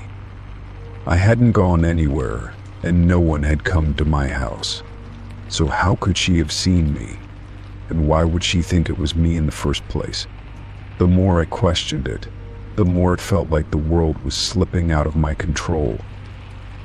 "Can I ask you something?" I said, my voice unsteady. "When you saw me, did you see anything else? Was anyone else with me, or was it just me?" She was quiet for a long time before answering. "No, just you. But it felt different. I don't know how to explain it, but you weren't acting like yourself. You didn't even knock the way you usually do.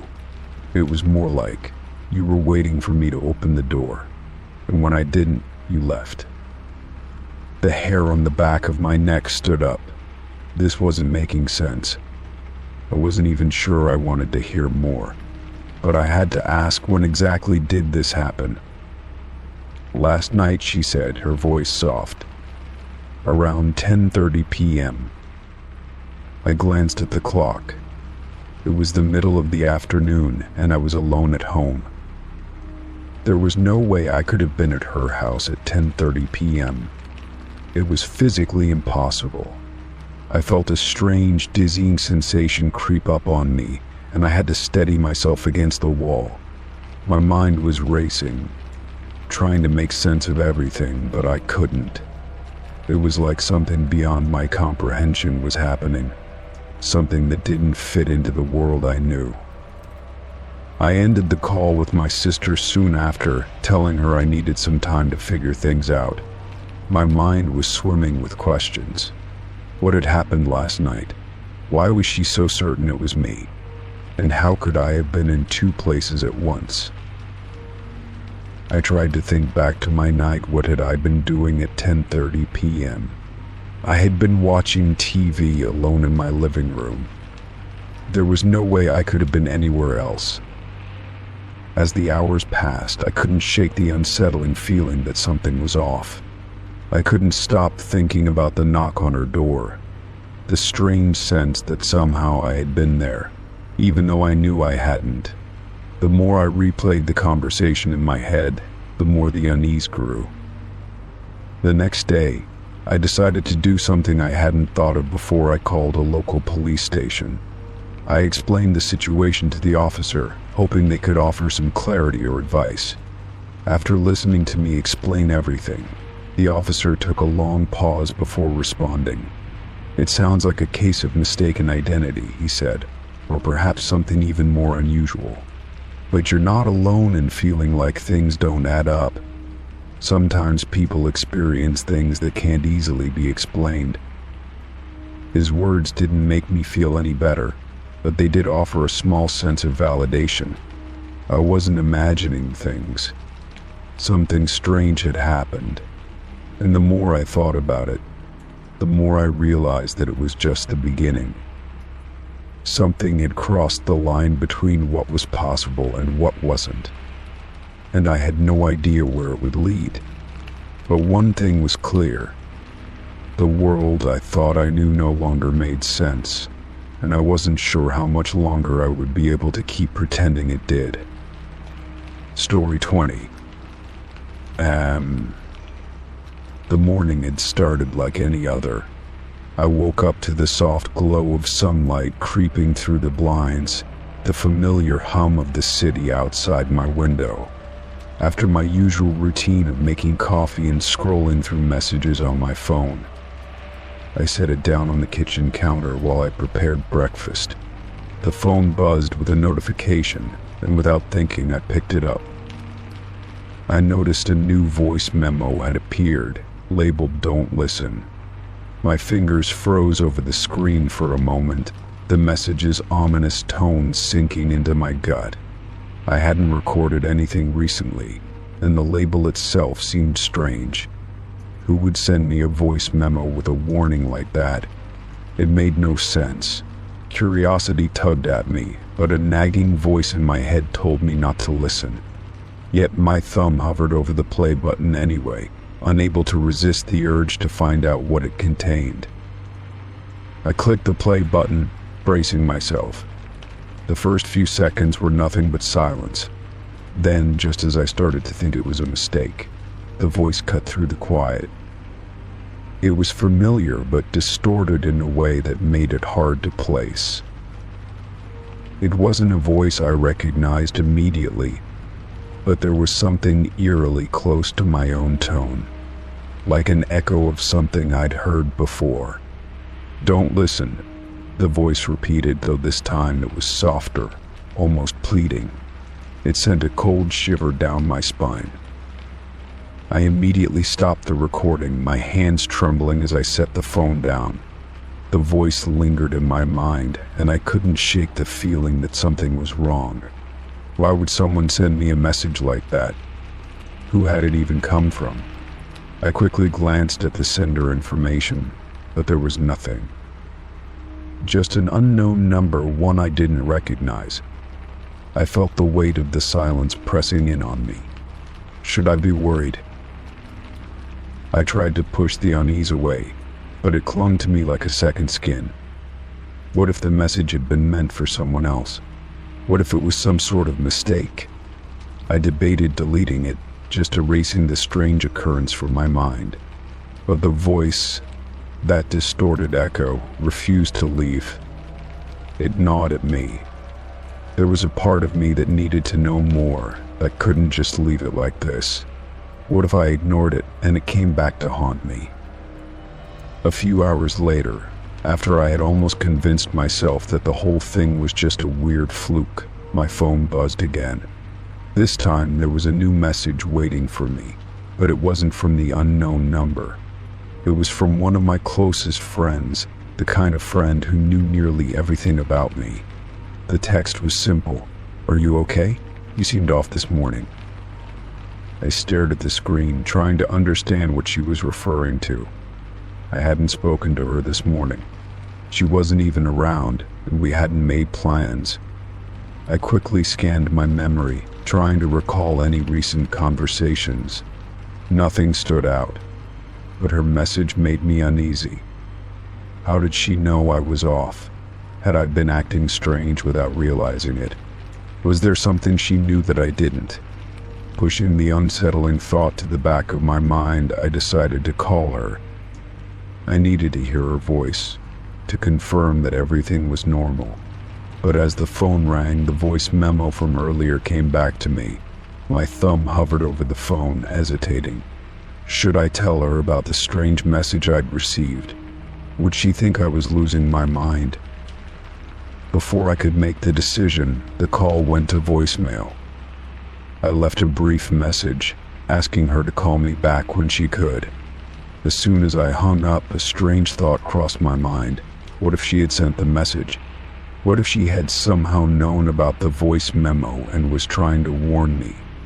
It didn't make sense, and yet the more I thought about it, the more the possibility seemed plausible. I tried to push the thought away, but my mind kept circling back to it. That afternoon, I decided to run some errands to distract myself. I needed to get out of the house, clear my mind. But even as I walked around the store, picking up items I didn't need, I couldn't shake the feeling of being watched. The hairs on the back of my neck stood up, and I kept glancing over my shoulder. I knew it was probably nothing, but I couldn't stop the paranoia from creeping in. I felt like someone was following me, even though I couldn't see anyone behind me. The trip to the store was uneventful, but the unease only deepened. By the time I got home, I was exhausted, mentally drained. I plopped down on the couch and pulled out my phone again. Another message. This time it was a simple text from an unknown number. "I know you listened. It's already too late." I froze, staring at the words on the screen. My heart raced, and a cold sweat broke out on the back of my neck. This couldn't be happening. I hadn't told anyone about the voice memo, and yet someone seemed to know that I'd listened to it. I thought about calling the police, but what would I even say? How could I explain this to them? I didn't even have a name, just an unknown number and an ominous message. Panic set in. I felt trapped, isolated, like the walls were closing in around me. I needed to figure out what was going on, but everything felt like a blur. I couldn't trust anyone, not even myself. Had I really listened to the message, or had something else happened? My mind raced with possibilities, each one darker than the last. That night I couldn't sleep. I tossed and turned, unable to shake the feeling that something was wrong. Every creak of the floorboards, every flicker of light made me jump. I kept hearing sounds from outside my window, footsteps, whispers, things that didn't make sense. I tried to convince myself it was just the wind, the sounds of the city, but my mind wouldn't let me rest. At around 3 a.m. I heard a knock at the door. My heart skipped a beat, and I sat up straight in bed. Who could it be at this hour? I slowly got up, my feet moving quietly across the floor as I approached the door. I didn't open it, but peeked through the peephole. No one was there. But as I turned to walk back to my bedroom, I noticed something odd. There, on the floor, right in front of the door, was a small piece of paper. I bent down to pick it up, my hand shaking. The message was brief but chilling. You listened. Now you're mine. I let out a shaky breath, my heart pounding in my chest. This was no longer a weird occurrence, it was something much darker, and I couldn't ignore it any longer. I knew now that I had to find out who was behind this before it was too late. But deep down, I feared that no matter what I did, I was already too far gone to stop it. Story 21. It was a typical morning at the office. I sat at my desk, the soft hum of the fluorescent lights overhead and the sound of distant conversations blending into the background. My coffee was just the right temperature, and the screen of my computer flickered as it came to life. As usual, I logged into my work email first, scanning the inbox for any urgent messages. But there was something odd about the screen that day, an unfamiliar draft sitting in my outbox titled, "They Know Now." I clicked on it without thinking. The words were simple, but they hit me like a ton of bricks. They know now. The message had been written in plain text, no attachments, no signature, nothing that might indicate who it was meant for or who had written it. It wasn't in my writing style. In fact, I didn't remember even drafting it. I stared at the screen, my pulse quickening as I tried to make sense of what I was seeing. Who wrote this, and why was it in my email? I immediately checked the sent folder, expecting to see the email sent to someone, maybe even a mistake I'd made while working late. But nothing. The email had never been sent. It was still sitting there in the draft folder, as if waiting for something or someone. I felt a chill run down my spine. I had never written this message, never typed those words. My mind raced, trying to figure out who else could have accessed my account. I considered that maybe I had been hacked, though the thought seemed absurd. My passwords were strong, and I had two-factor authentication set up on everything. Still, the idea lingered, nagging at the back of my mind. I checked the email settings, the recent activity log, and even my password manager, but everything seemed secure. There was no sign of any unauthorized access. The draft email was still there, taunting me. Who knew about this? What did it mean? Trying to ignore the creeping sense of unease, I forced myself to focus on the tasks I had ahead of me. I responded to a few emails, set up meetings, and finished the reports I'd been working on. But the draft email lingered, always there in the corner of my mind. Every time I glanced at my screen, I saw it. I knew I had to delete it. get rid of the reminder, but I couldn't. It was like I was afraid to touch it, afraid that doing so might somehow make it more real. Lunchtime came and I decided to get away from my desk for a while. I grabbed my coat, locked the office door behind me, and went for a walk outside.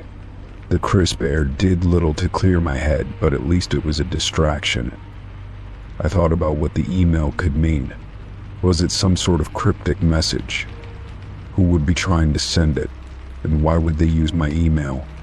I couldn't think of anyone who would do this. Everything about it felt wrong, like there was something just beyond my understanding, something I couldn't quite grasp. As I walked, I tried to remember the last few days. Had I spoken to anyone who might have had access to my email? Had I shared my password with anyone, even accidentally? I couldn't recall anything out of the ordinary. There was no reason why anyone would have written that email, and yet there it was. I felt the weight of it on my shoulders, pulling at me, reminding me that something wasn't right. When I returned to my office, I sat down at my desk, staring at the email draft once more. I considered deleting it, but something stopped me. I needed to understand it first. I clicked on the message, reading it over and over, trying to find some clue, some hint that would explain it. But it was just those 4 words, simple and direct. They know now. Who were they? And what did they know? The questions felt like they were spinning in my mind, faster and faster, with no answers in sight. I decided to reach out to the IT department, hoping they could offer some explanation. Maybe they had experienced something similar. Maybe it was a system glitch, or perhaps someone had accidentally sent the email while using my computer. It was a long shot, but it was all I had. I drafted a quick email to IT, explaining the situation, and hit send. As I waited for a response, I stared at the draft email once again. It felt like time had slowed down, and every minute that passed made the situation feel more surreal. An hour later, I received a response from IT. They had reviewed the logs and assured me that no unauthorized activity had occurred. My account was secure, and there was no indication that anyone had accessed my email without my permission. The email had simply appeared out of nowhere. They suggested I change my passwords as a precaution and monitor my account for any unusual activity. I followed their advice, but the answer didn't bring me any comfort. It only left me with more questions. Why would someone write this email from my account? And who were they? That night, I stayed late at the office, trying to finish up some work, but my mind kept drifting back to the draft. I glanced at it every now and then, each time feeling more and more unsettled. It was like I was being watched, like there was something I couldn't see but that was always there, just out of reach. I kept thinking about the words "they know now." Who were they? And what did they know? Was this a threat, or a warning, or something else entirely? Finally, unable to shake the feeling of dread, I clicked on the draft email, my fingers trembling. Without thinking, I hit the send button. I didn't even check who it was addressed to. I was too overwhelmed by the need to rid myself of the message to get it out of my inbox, out of my mind. But when I pressed send, nothing happened. The screen froze for a moment, then refreshed, and the email was gone. I couldn't believe it. The email had vanished, like it had never existed. I sat there in disbelief, staring at the screen. I quickly checked the sent folder to see if it had been sent anywhere, but there was nothing. It was as though the email had never been there at all. I looked around the office, as if expecting someone to step out of the shadows and explain it all, but no one came. I felt like I was losing my grip on reality, like the very fabric of my day-to-day life was unraveling. I left the office that night with a strange sense of relief, but also a deep unease. The email was gone, but the questions remained. I kept wondering if I had truly imagined the whole thing, or if something darker was at play. The next day, I double-checked my email again, hoping it was all some bizarre mistake. But there was no trace of it anywhere. It was gone, and I couldn't shake the feeling that it wasn't just a glitch. Days passed, and the memory of the draft faded into the background, replaced by the usual demands of work and life. But the unease never truly left. Every time I sat at my desk, I found myself glancing at the email folder, wondering if something else would appear. What had that email meant? And why had it been in my inbox? I didn't have answers, but I couldn't shake the feeling that this was just the beginning. Story 22. The sun had barely begun to set, casting a warm golden hue over the street. I walked slowly, taking in the atmosphere of the city, which always seemed to be alive with its own kind of rhythm. The sounds of footsteps, conversations, the distant hum of traffic, and the occasional laugh all blended together in the background. I had no particular destination in mind, just meandering through the streets, letting the day's stress melt away with each step. The breeze was refreshing, and the coolness of the evening air promised a peaceful night ahead. As I approached a small park near a street corner, my attention was caught by a street artist who sat on a worn wooden stool, sketching something intently on a large pad of paper. I hadn't noticed him at first, but now his presence seemed almost magnetic. His hands moved quickly, the charcoal pencil gliding over the paper with swift strokes. There was a small crowd gathered around him, but not too many. The artist's focus seemed absolute, as though the world around him disappeared whenever he drew. I paused for a moment, intrigued by the way his eyes danced over the page. His movements were fluid, effortless, almost as though he were capturing the essence of something without even thinking about it. I wasn't particularly close to the artist, but there was something about the way he worked that made me feel like I was witnessing something personal. As I continued walking, I noticed that he glanced up for a second, his eyes landing on me. It was brief, almost imperceptible, but it felt like a knowing glance, one that suggested something was unfolding. Without thinking much about it, I continued on my way, walking a bit faster now, feeling an odd sense of curiosity that I couldn't quite shake. I'd almost crossed the street when I felt a tap on my shoulder. Surprised, I turned around to find the street artist standing behind me, a gentle smile on his face. In his hands was a sketch pad, and as I looked down, I realized he was holding something that resembled a portrait. I froze for a moment, unsure of what to do or say. He didn't wait for my response, but simply handed me the sketch with a soft chuckle, his eyes twinkling with some unspoken understanding. I took the drawing, still uncertain, as he stepped back slightly, as if the interaction had already been completed. I glanced down at the piece of paper and immediately felt a chill run down my spine. The sketch was of me, my face. The lines were sharp, the shading precise, but the likeness was uncanny. The way he had captured my expression, the angle of my features, it felt too real, too familiar, as if he had somehow seen deeper into me than I was comfortable with. Before I could process anything, the artist gave a small nod, then turned away and started packing up his materials. It all happened so fast that I couldn't react in time. I stood there, holding the drawing in my hands, watching him disappear into the crowd. I tried to make sense of what had just happened. How had he known what I looked like without me even realizing he was drawing me?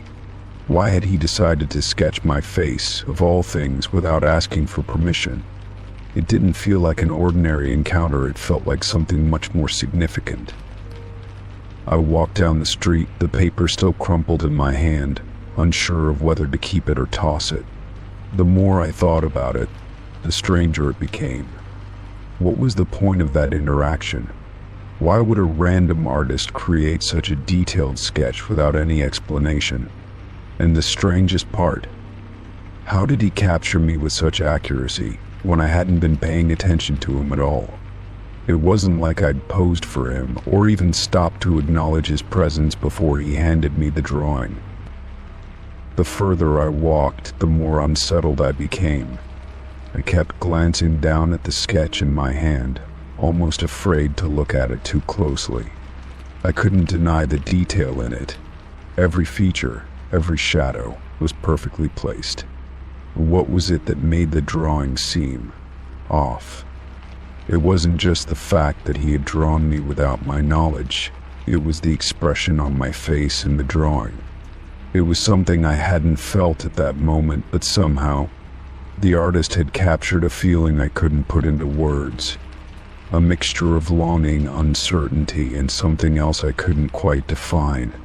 It felt like he had seen something in me, something I hadn't even realized myself. By the time I reached my apartment, I was too distracted to focus on much else. I had the drawing in my bag now, but I couldn't stop thinking about it.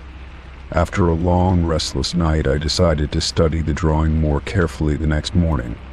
It was still just as strange, just as detailed, and just as haunting. But as I stared at the drawing, I realized something. The more I looked at it, the more I felt as though I was being watched. It wasn't just a drawing of me.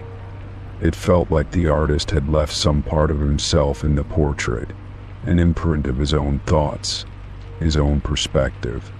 It was as though he had reached into my soul with his pencil and drawn not just my face, but my essence. The next few days passed in a blur. I couldn't get the image of the drawing out of my mind. I tried to go about my life as usual, but it felt like everything I did was being overshadowed by that one unsettling encounter. I kept the drawing in my apartment, tucked away in a drawer, but I couldn't stop thinking about it. It felt like it was calling me, like it had some kind of significance that I couldn't quite understand. The artist's strange behavior lingered in my thoughts. Why had he given it to me? Why had he chosen me? Why had he chosen me?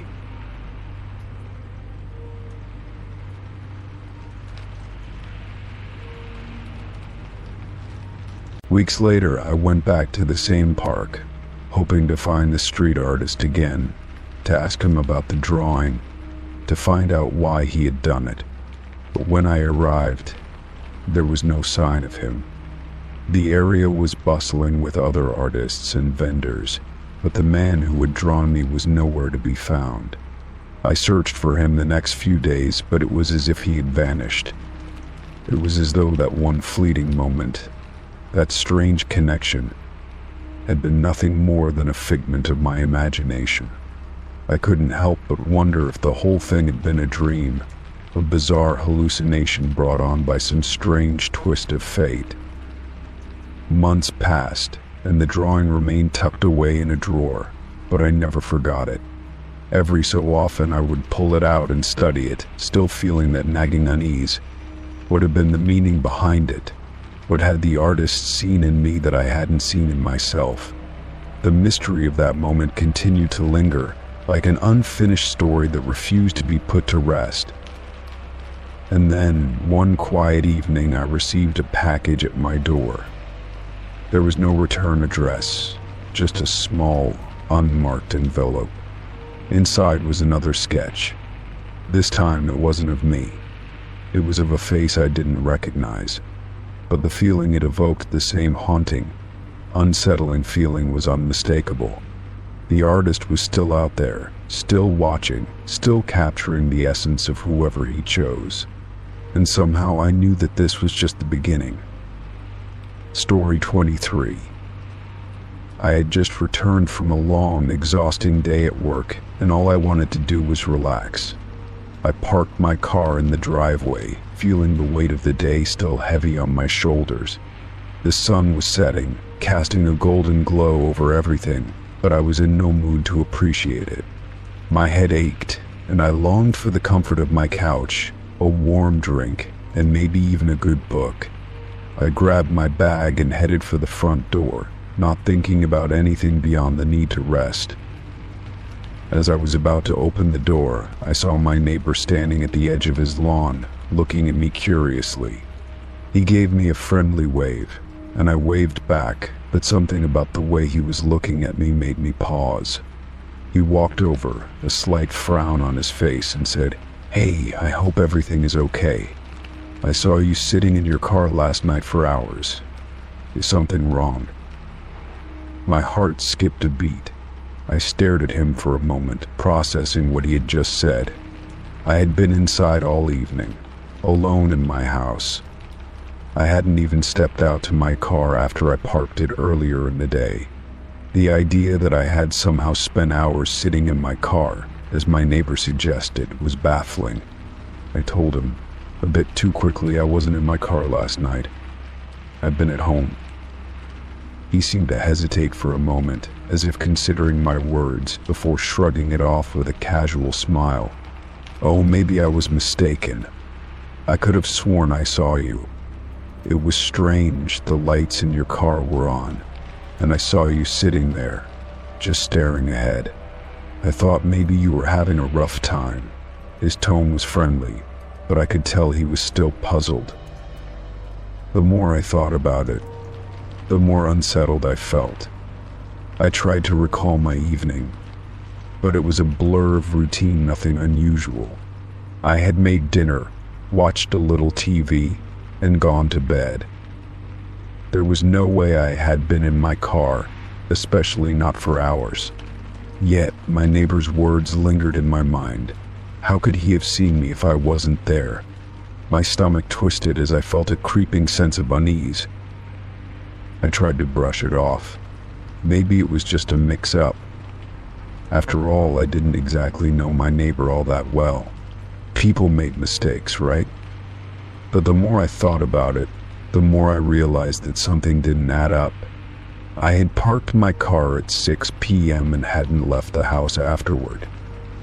I had gone straight inside and stayed there, but he had seen me.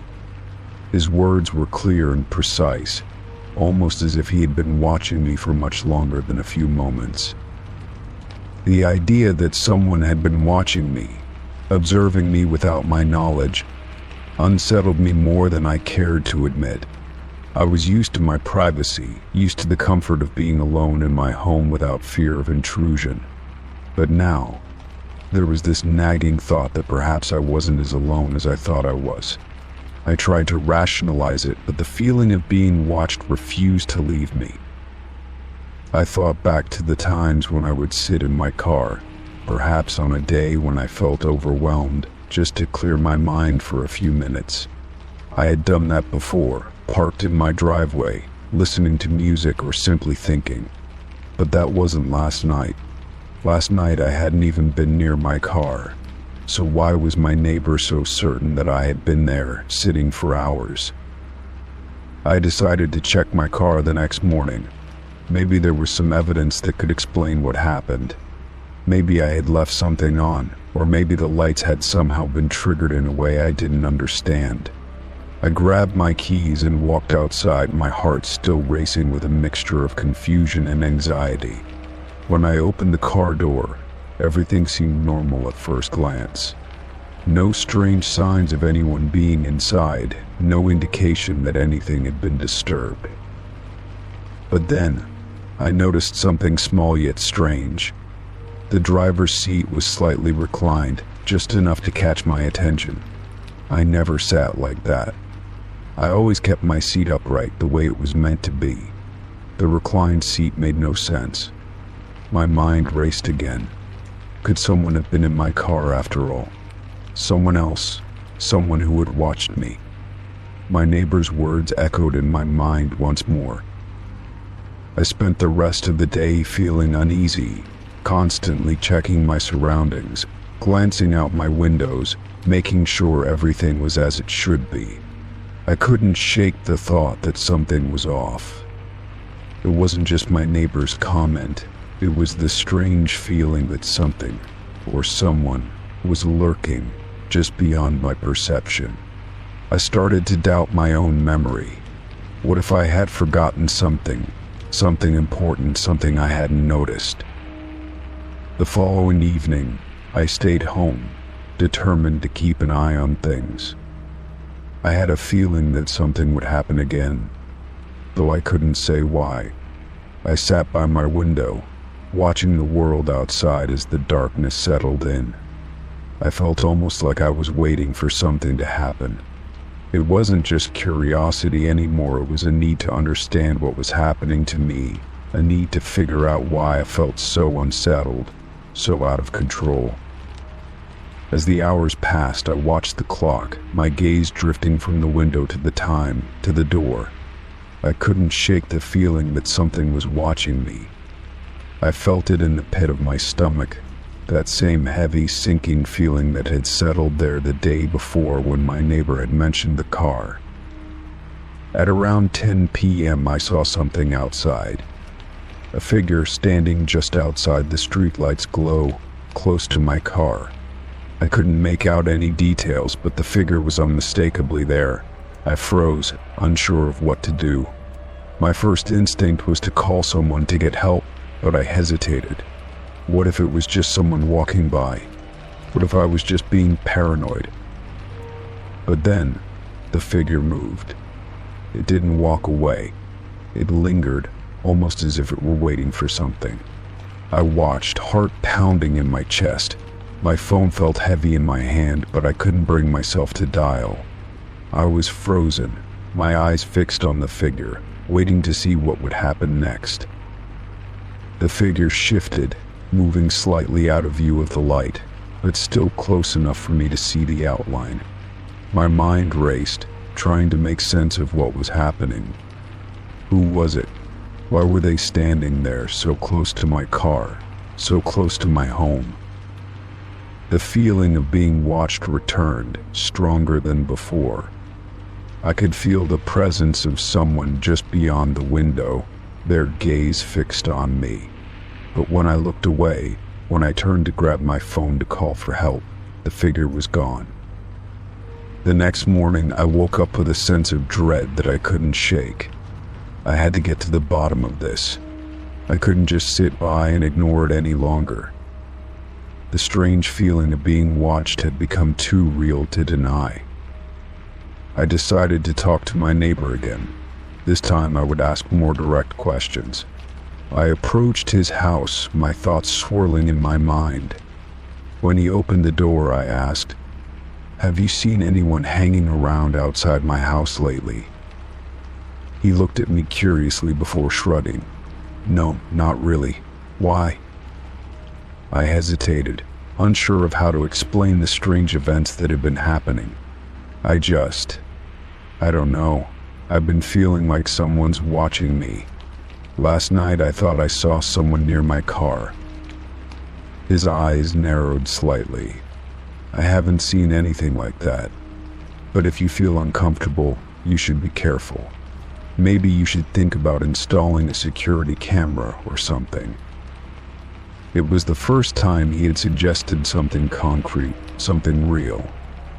The suggestion of a security camera felt like a small comfort, but it didn't solve the question of who had been watching me or why.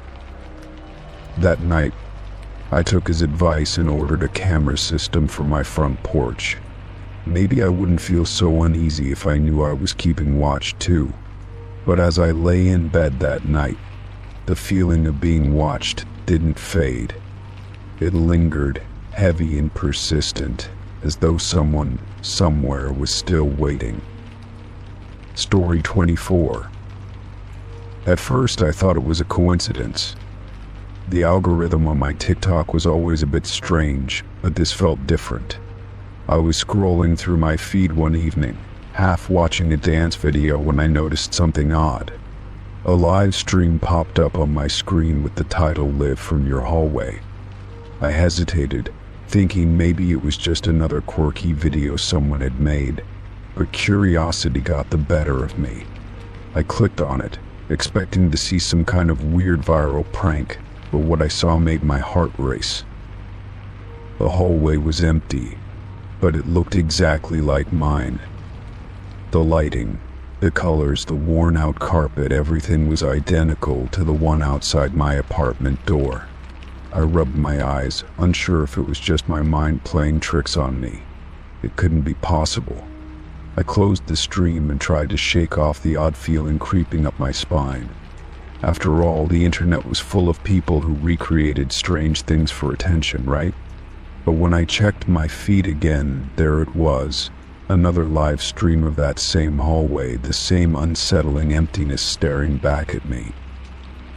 I couldn't shake the thought. How could something like that exist? I went to my apartment door and stood there for a moment, staring at the hallway outside. It looked the same, but the feeling that something was just off lingered. I had lived here for a while, and I knew the place well, yet seeing that hallway on my phone screen, seemingly in real time, unsettled me in a way I couldn't describe. Was someone in the building messing with me? But why would they choose my hallway? I couldn't make sense of it. I tried to ignore it at first, scrolling past the next few live streams that appeared, but they kept coming. It was like the algorithm knew I was watching, as if it was feeding me more and more streams of that same empty hallway, sometimes with the door at the end of the hall, sometimes from different angles, sometimes at different times of the day. The more I saw, the more I couldn't help but feel like something was watching me, that the hallway wasn't the only thing empty in those streams. The sense of dread began to grow stronger with each new video. By the third night, I could no longer ignore the feeling that something was wrong. I found myself obsessively watching the live streams. I'd mute my phone so no one could hear it, but I couldn't stop myself from checking them. There was always something unsettling about them, like the way the shadows seemed to shift unnaturally, or the fact that I had never seen a person in the hall. I tried to look for any clue that might explain what was going on, maybe a reflection in a window, a car passing by outside, but nothing ever came. The hallway was always empty, just the quiet hum of the camera feed and the steady flicker of the lights overhead. That night, I couldn't sleep. My eyes kept darting to the phone, and before I knew it, I had opened the stream once more. I sat there, staring at the empty hallway on my screen, and suddenly, for the first time, something shifted in the frame. The lights flickered, just like they did in the hallway outside my apartment. My stomach twisted. It was as if the camera had caught something that wasn't supposed to be there, something just out of view. I leaned closer to the screen, heart pounding in my chest, waiting for whatever it was to come into focus. For a moment, nothing happened. Then I saw it. A figure appeared at the far end of the hallway, barely visible in the dim light, standing motionless. It looked like a person, but it was hard to tell for sure. I squinted, trying to make out any details, but the figure was too far away, too shrouded in shadow. The silence was suffocating, and I held my breath, hoping they would move or reveal something, anything that would explain why they were there. But the figure just stood there. I tried to tap the screen to zoom in, but the feed froze and the figure disappeared. Panic gripped me. I immediately exited the app, feeling the cold sweat on my palms. My mind raced as I tried to rationalize what I had seen. It had to have been a glitch, right? Maybe someone had edited the video to make it look like the figure was there, or maybe it was just some kind of weird filter. But deep down, I knew something was wrong. I glanced nervously toward the door, half expecting to see someone standing just outside, watching me. But no one was there. The hallway was quiet, still. I couldn't stop myself from going back to the app. I opened the live stream again, my hands trembling. This time there was no figure in the hallway, but I noticed something else. The camera angle had changed. It was now positioned farther down the hall, at the very spot where the figure had stood. The shadows seemed deeper, the silence heavier.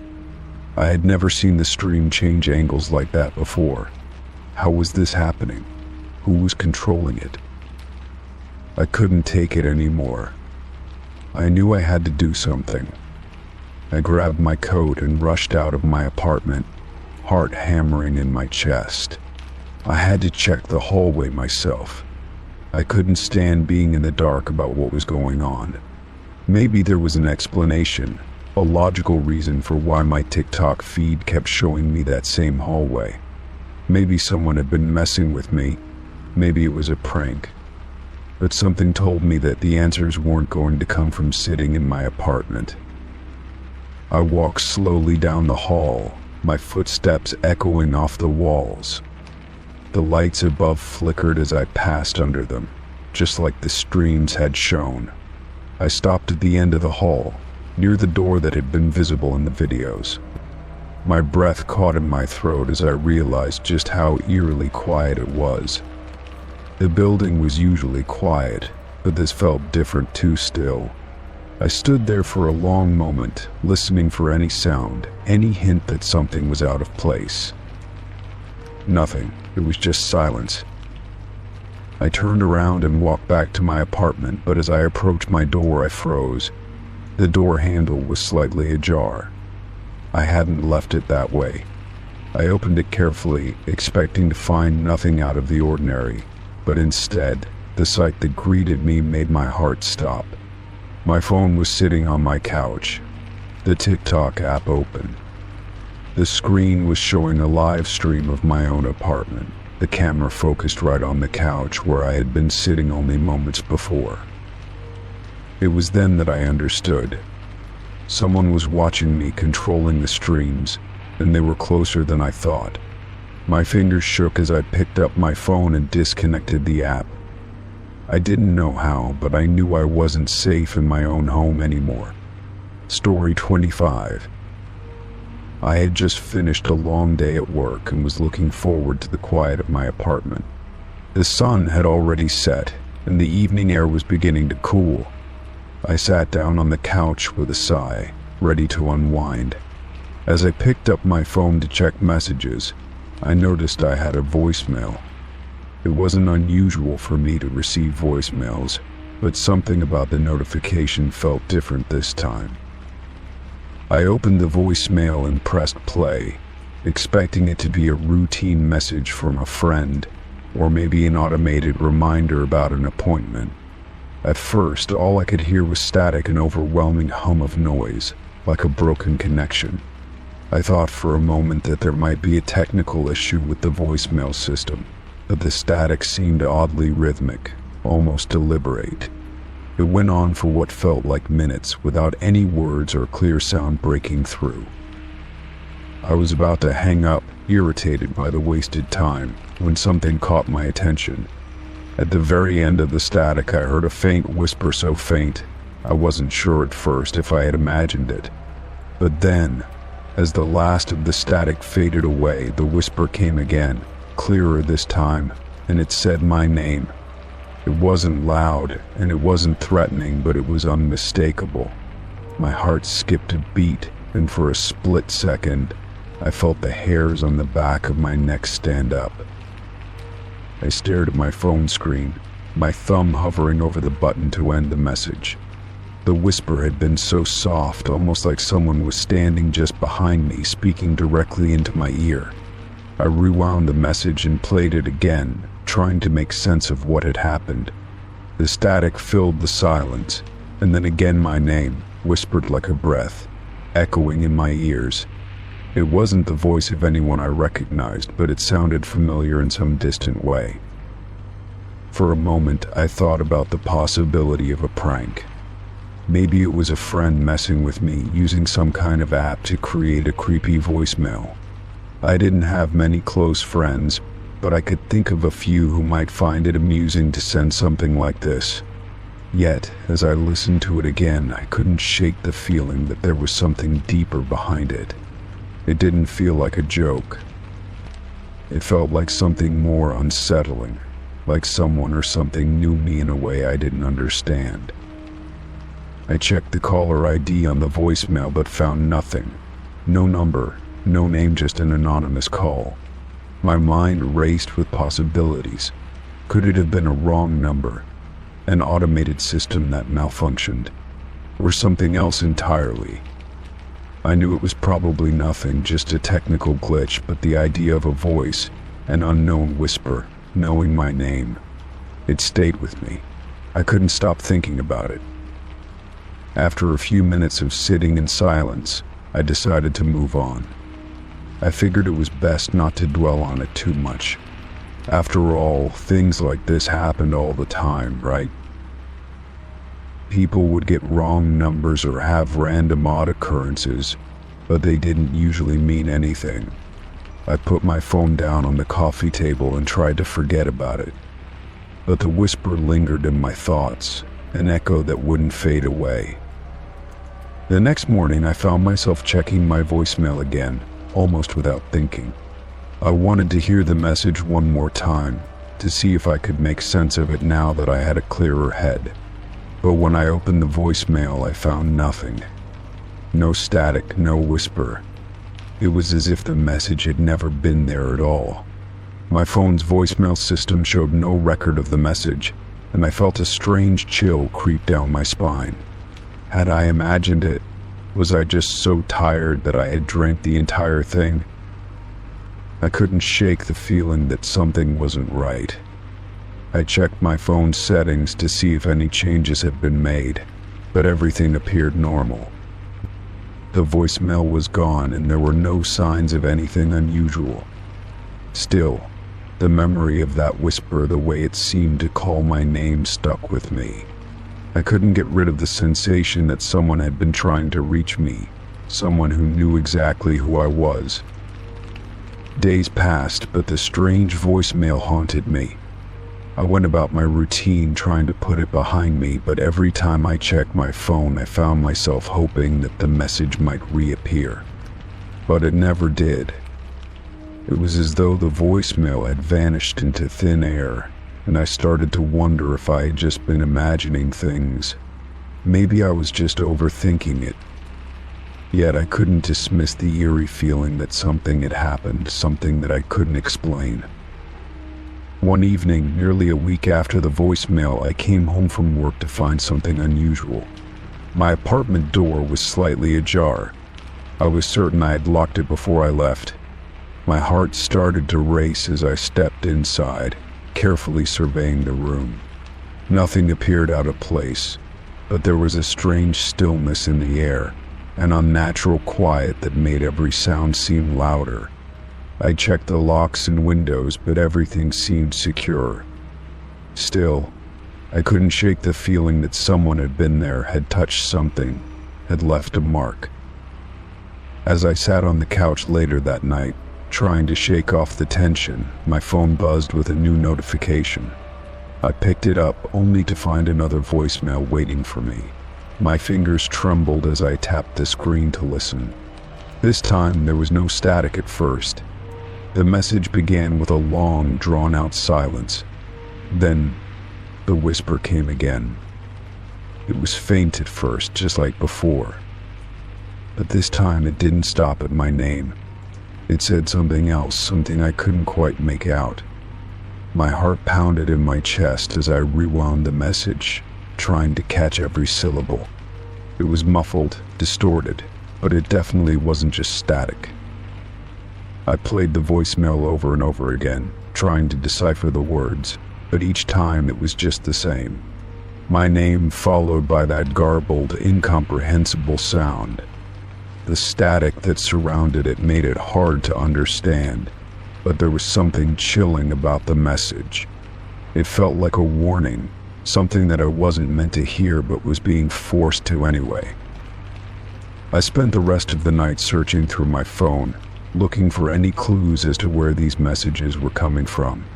I checked my settings again, looking for anything unusual, but everything seemed normal. There was no sign of the unknown caller, no number, no name. It was as if the message had come from nowhere, and yet I couldn't ignore the growing sense that it had been meant for me. The whispering voice seemed to know me, to know something about me that I couldn't understand. The next day, I woke up exhausted, with the weight of the mysterious voicemail pressing on my mind.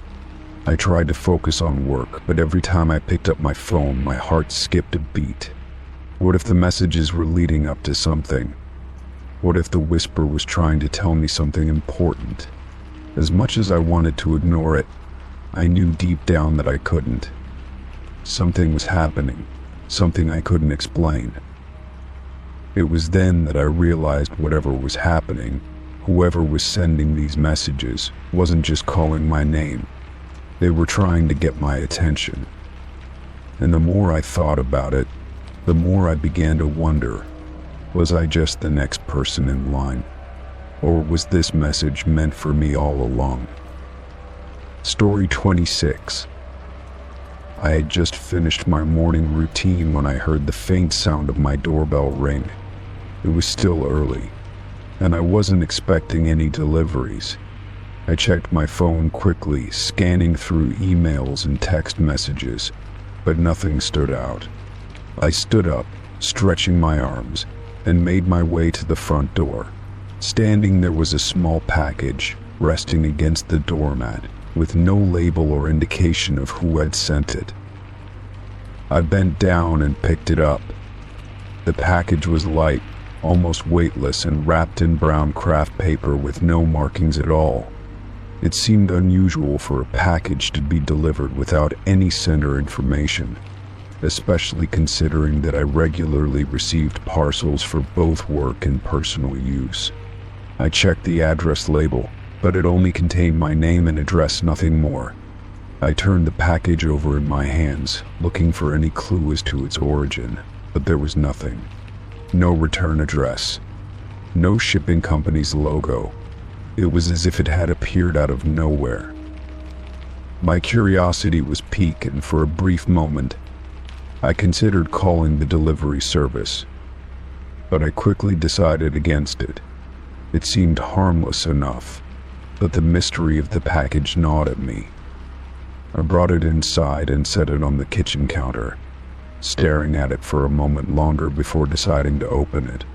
The weightlessness of it felt strange in my hands, and I had an overwhelming sense that something was off, but I couldn't place why. With a sharp tug, I sliced through the tape and peeled back the brown paper. Inside, wrapped in tissue paper, was an old photograph. It was the kind of photograph that seemed almost too vintage to be from this time, with faded colors and a yellowish tint. The photo was a black and white image, its edges frayed from age. My heart skipped a beat as I recognized the place in the picture. It was my childhood home. The house looked exactly the same as I remembered it, weathered and worn, but still standing proud, surrounded by the overgrown garden that I used to play in as a child. I could feel my hands tremble as I held the photograph, a chill creeping up my spine. It was strange to see it in a photograph, one that seemed to be taken many years before my memory could even recall. I had never seen this specific picture before, and yet it felt strangely familiar. I set the photograph down on the counter, my eyes scanning the image closely. The photo appeared to be taken from the street, showing the entire front yard with a few people standing in front of the house, but their faces were too blurry to make out. What struck me the most was the date written on the back, June 18th, 1994. That date felt important for reasons I couldn't explain. It was the year I was born, but the mention of the year only deepened the mystery for me. Who would send me this photo, and why? I had no memory of this specific picture ever being taken, nor did I remember anyone ever mentioning this particular moment. My childhood home had been sold years ago after my family moved, but the house itself had remained a constant in my memories. Seeing it in the form of an old photograph, however, suddenly made everything feel distant and foreign. I couldn't help but wonder if the photo was somehow connected to my past, something that had been forgotten or lost over time. My thoughts spiraled, and I couldn't shake the feeling that the photograph had been sent as a message, one I had yet to decipher. I turned the photo over again, examining the back in search of any other clues, but the only thing written on it was that date, and the words family in front yard, scrawled in messy handwriting. It was clearly old handwriting, but it didn't feel familiar to me. It wasn't anyone I recognized. I felt compelled to go back through old photos from my childhood, hoping to find some connection. I rummaged through boxes of old photographs that I had stored away in the attic. There were plenty of pictures from my childhood, but none like the one that had just arrived. It was as if the photo had come from a completely different time, from a different version of my life that I had never experienced. My childhood memories were scattered across those images, but this photo felt like it belonged to someone else, someone I had never met. As the days went by, the feeling of unease only deepened. I couldn't stop thinking about the photo, its sudden appearance, and the unsettling mystery behind it. I told a few friends about the strange package, and while they listened, they offered no real explanations. Some suggested that it was just a mistake, a wrong delivery, or some kind of prank. But it didn't feel like a joke. It felt too personal, too deliberate. I took the photograph with me everywhere I went, trying to analyze it from every angle. But no matter how many times I looked at it, I couldn't find any new details. The people in the picture, despite being blurry, still felt familiar, though I couldn't pinpoint why. I started to question my memories, wondering if there were parts of my childhood that I had forgotten or suppressed. But I had no clear answers. Then, one afternoon, I received a call that made my stomach drop. It was from a number I didn't recognize, and when I answered, a voice on the other end was soft and calm. "Did you get the package?" the voice asked. I felt my heart skip a beat, and I couldn't form any words for a moment. "Who is this?" I managed to ask, my voice shaking. The voice on the other end was silent for a moment before replying, "It's time you remember." And with that, the line went dead. I sat there, staring at my phone in disbelief, my hands trembling. Who was that? What did they mean by "it's time you remember"? My mind raced as I tried to make sense of the conversation. I glanced over at the photo again, the same unease creeping back into my thoughts. The picture felt more significant than I had originally realized, and the mysterious call only deepened the mystery. Had someone been watching me, waiting for the right moment to reach out? I couldn't ignore it any longer. I needed to find out what was going on, to get to the bottom of this strange, unsettling event. I decided to visit the house from the photo, the one I hadn't seen in years. The idea of going back to my childhood home filled me with both anxiety and anticipation. The house had been sold long ago, but I needed answers. I had to see it for myself. When I arrived at the house, I felt a strange sense of déjà vu. The neighborhood had changed over the years, but the house stood as it always had, unchanged by time. I walked up to the front yard, my heart pounding in my chest. As I approached the door, I noticed something that made my breath catch in my throat, a weathered old mailbox with the name of the family who had bought the house all those years ago. It seemed oddly familiar, but it wasn't until I looked closer that I realized something even more unsettling. Taped to the mailbox was an envelope addressed to me. I opened it slowly, my fingers trembling. Inside was another photograph, this one even older than the last, showing the same house but with a different view from inside the front yard, looking toward the porch. And this time, the people in the photograph were clearer, their faces sharp and distinct. I recognized them immediately. They were my parents, standing together with me as a young child in front of the house. I had never seen this photograph before, but somehow, seeing it felt like the final piece of a puzzle I had never known existed. I stood there for a long time, staring at the photo, my mind reeling. The pieces were beginning to fall into place, but I still didn't know who was behind all of this. Who had sent me the first photo? Who had left the envelope at the house? And why had they been reaching out to me? I didn't have all the answers yet, but I knew one thing for sure: I had to keep searching, because there was something I needed to remember.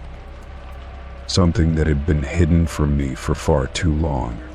The mystery of the package, the photographs, and the voice on the phone had only just begun to unravel. Story 27. It was an ordinary morning, or at least it started that way. I had woken up late, rushed through my routine, and barely made it out the door in time to catch the bus. The cool air hit my face as I stepped outside, the kind of crisp air that promised a fresh start to the day. I decided to stop by my favorite coffee shop before work, a little ritual I had developed over the past few months. As usual, I stood in line, mentally going over my schedule for the day, hoping that my caffeine fix would be enough to kickstart my productivity. When it was finally my turn, I ordered my usual black coffee with just a dash of cream. The barista behind the counter flashed me a quick smile, and I slid my card to pay. As I waited for my coffee, I glanced at the menu above, wondering if I should try something new, but my mind kept returning to the task at hand. I could feel the quiet hum of activity around me, the sound of other customers chatting, the clinking of mugs, and the soft shuffle of footsteps. It was all so normal, so typical. I should have been paying more attention, but instead, I simply wanted to get my coffee and get on with my day. After what felt like an eternity, my name was called, and I walked up to grab my cup.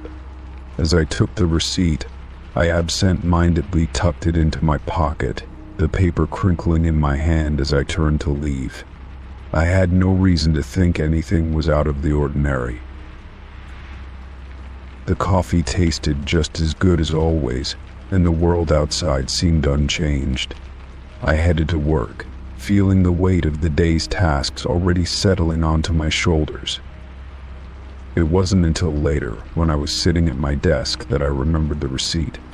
I absent-mindedly pulled it out of my pocket, intending to toss it in the trash, but as I glanced at the back, something caught my eye.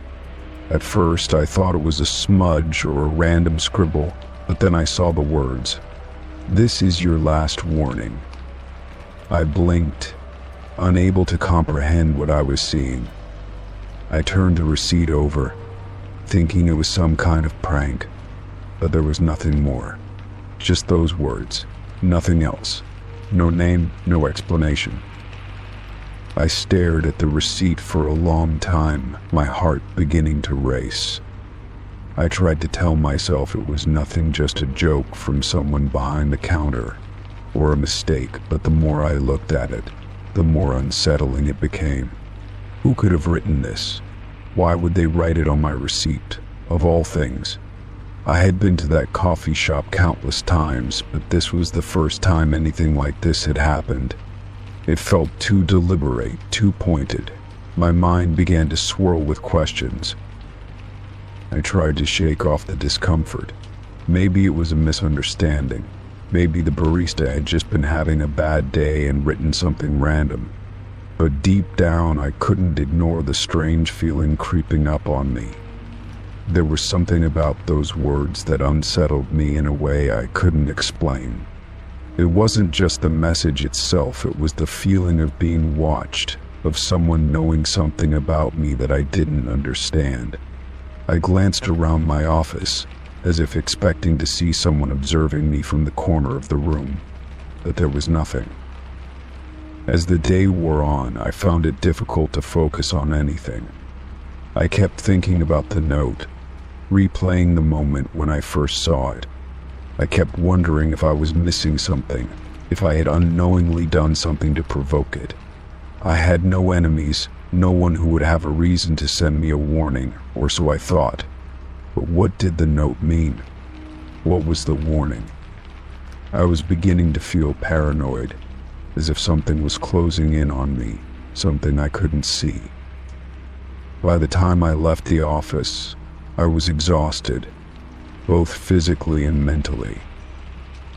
I tried to push the thought of the note out of my mind, but it lingered like a shadow I couldn't escape.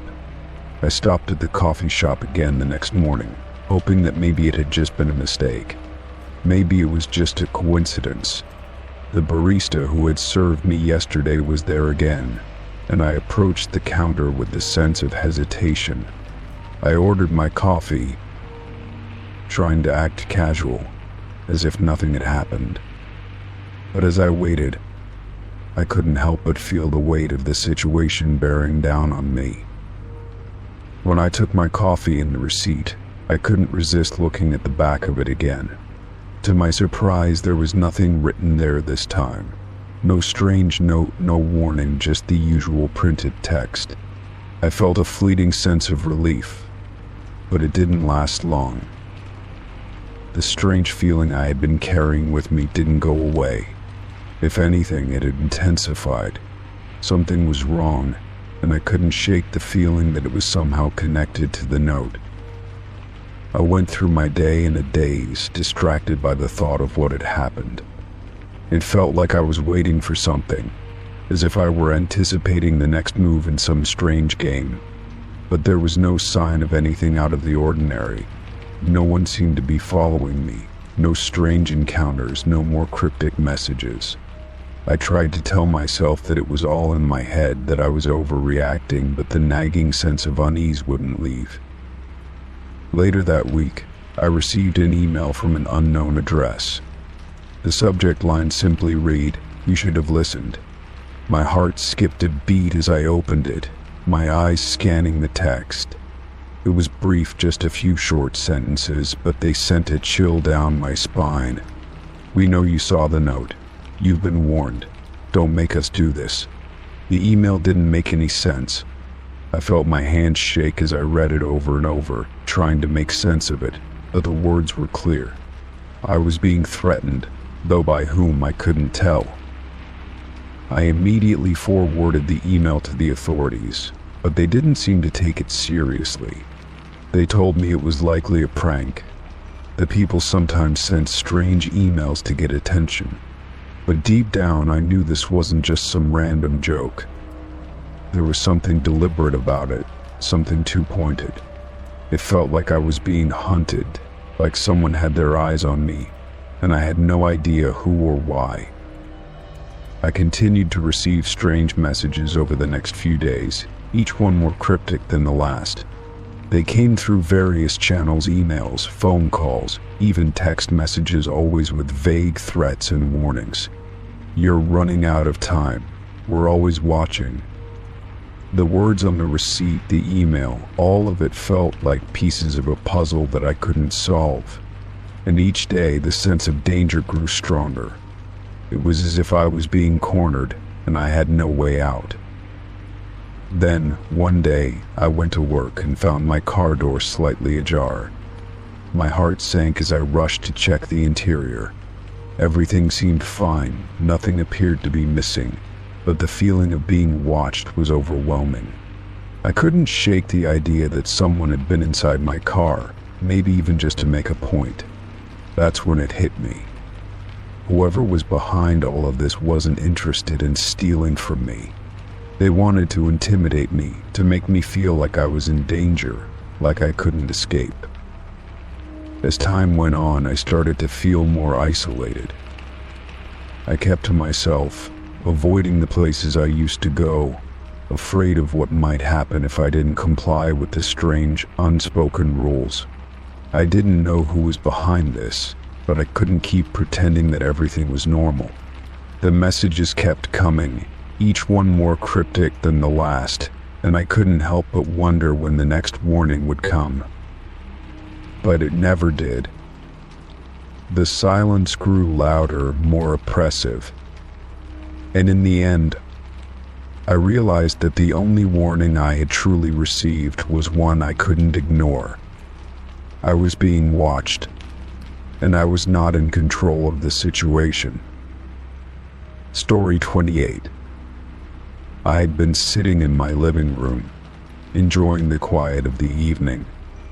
The only sound was the faint hum of the refrigerator and the soft rustle of the leaves outside as the wind gently passed through the trees. It had been a long day, and I was looking forward to some time alone to unwind and relax before bed. My phone sat beside me on the coffee table, and I occasionally glanced at it to check for messages. But as I picked it up to respond to a few texts, I saw a notification that stopped me in my tracks. It was a message from a friend, and the text was short but puzzling. "Why are you pacing outside my window?" It read. My heart skipped a beat as I tried to process the words. What did this mean? I was sitting comfortably on my couch several miles away from their house. I hadn't left my apartment all evening. The idea that I could be pacing outside someone's window without even knowing it sent a chill down my spine.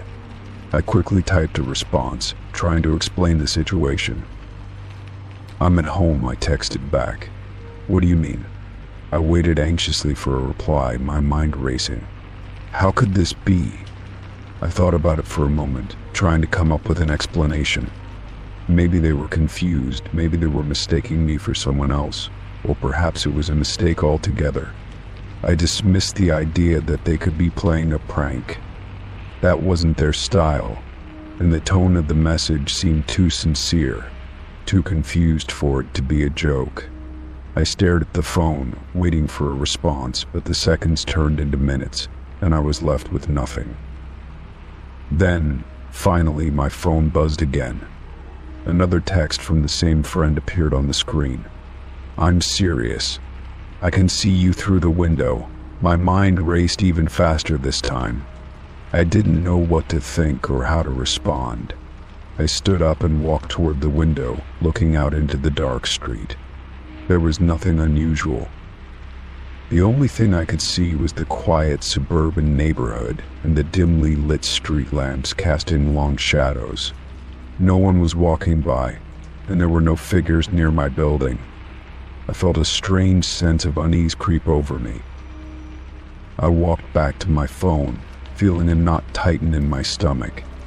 I typed out a response, trying to reassure my friend.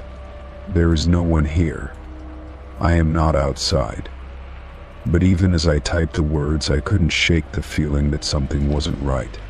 Something about this whole situation felt off, like I was missing a crucial piece of the puzzle. I checked my door and window locks just to be sure, even though I had done it just a few hours earlier. I wasn't sure what I expected to find, but I felt a sense of vulnerability I hadn't felt in a long time. I decided to call my friend. I needed to hear their voice, to understand what was happening. As the phone rang, I tried to calm myself, but the thoughts kept swirling in my head. What if they were being serious? What if someone was really out there pacing outside their window? The phone clicked, and my friend's voice came through. "Hey, are you okay?" they asked, sounding a bit unsettled themselves. I could hear the nervous edge in their voice, and it made me feel even more anxious. "I'm fine," I said, trying to keep my voice steady. "But what do you mean?" "I'm not outside your window. I've been home all night. I don't know what you're seeing, but it's not me." There was a long pause on the other end, and for a moment, I thought maybe the conversation was over. But then my friend spoke again, their voice shaking. "I don't know what's going on, but I saw you. I swear I saw you. You were pacing back and forth right outside my window like you were waiting for something." I didn't know what to make of this. I tried to explain again that I hadn't left my apartment, that I was sitting here on my couch. But it was like my friend couldn't hear me, or perhaps they didn't believe me. I could tell they were still rattled. "I'm telling you I saw you," they insisted. "You were wearing the same thing you wore earlier today and everything. It's like you're standing right there, even though you say you're not." I was quiet for a moment. trying to piece together what they were saying. Was there someone else who looked like me, someone who was walking outside their window, pacing just as I would?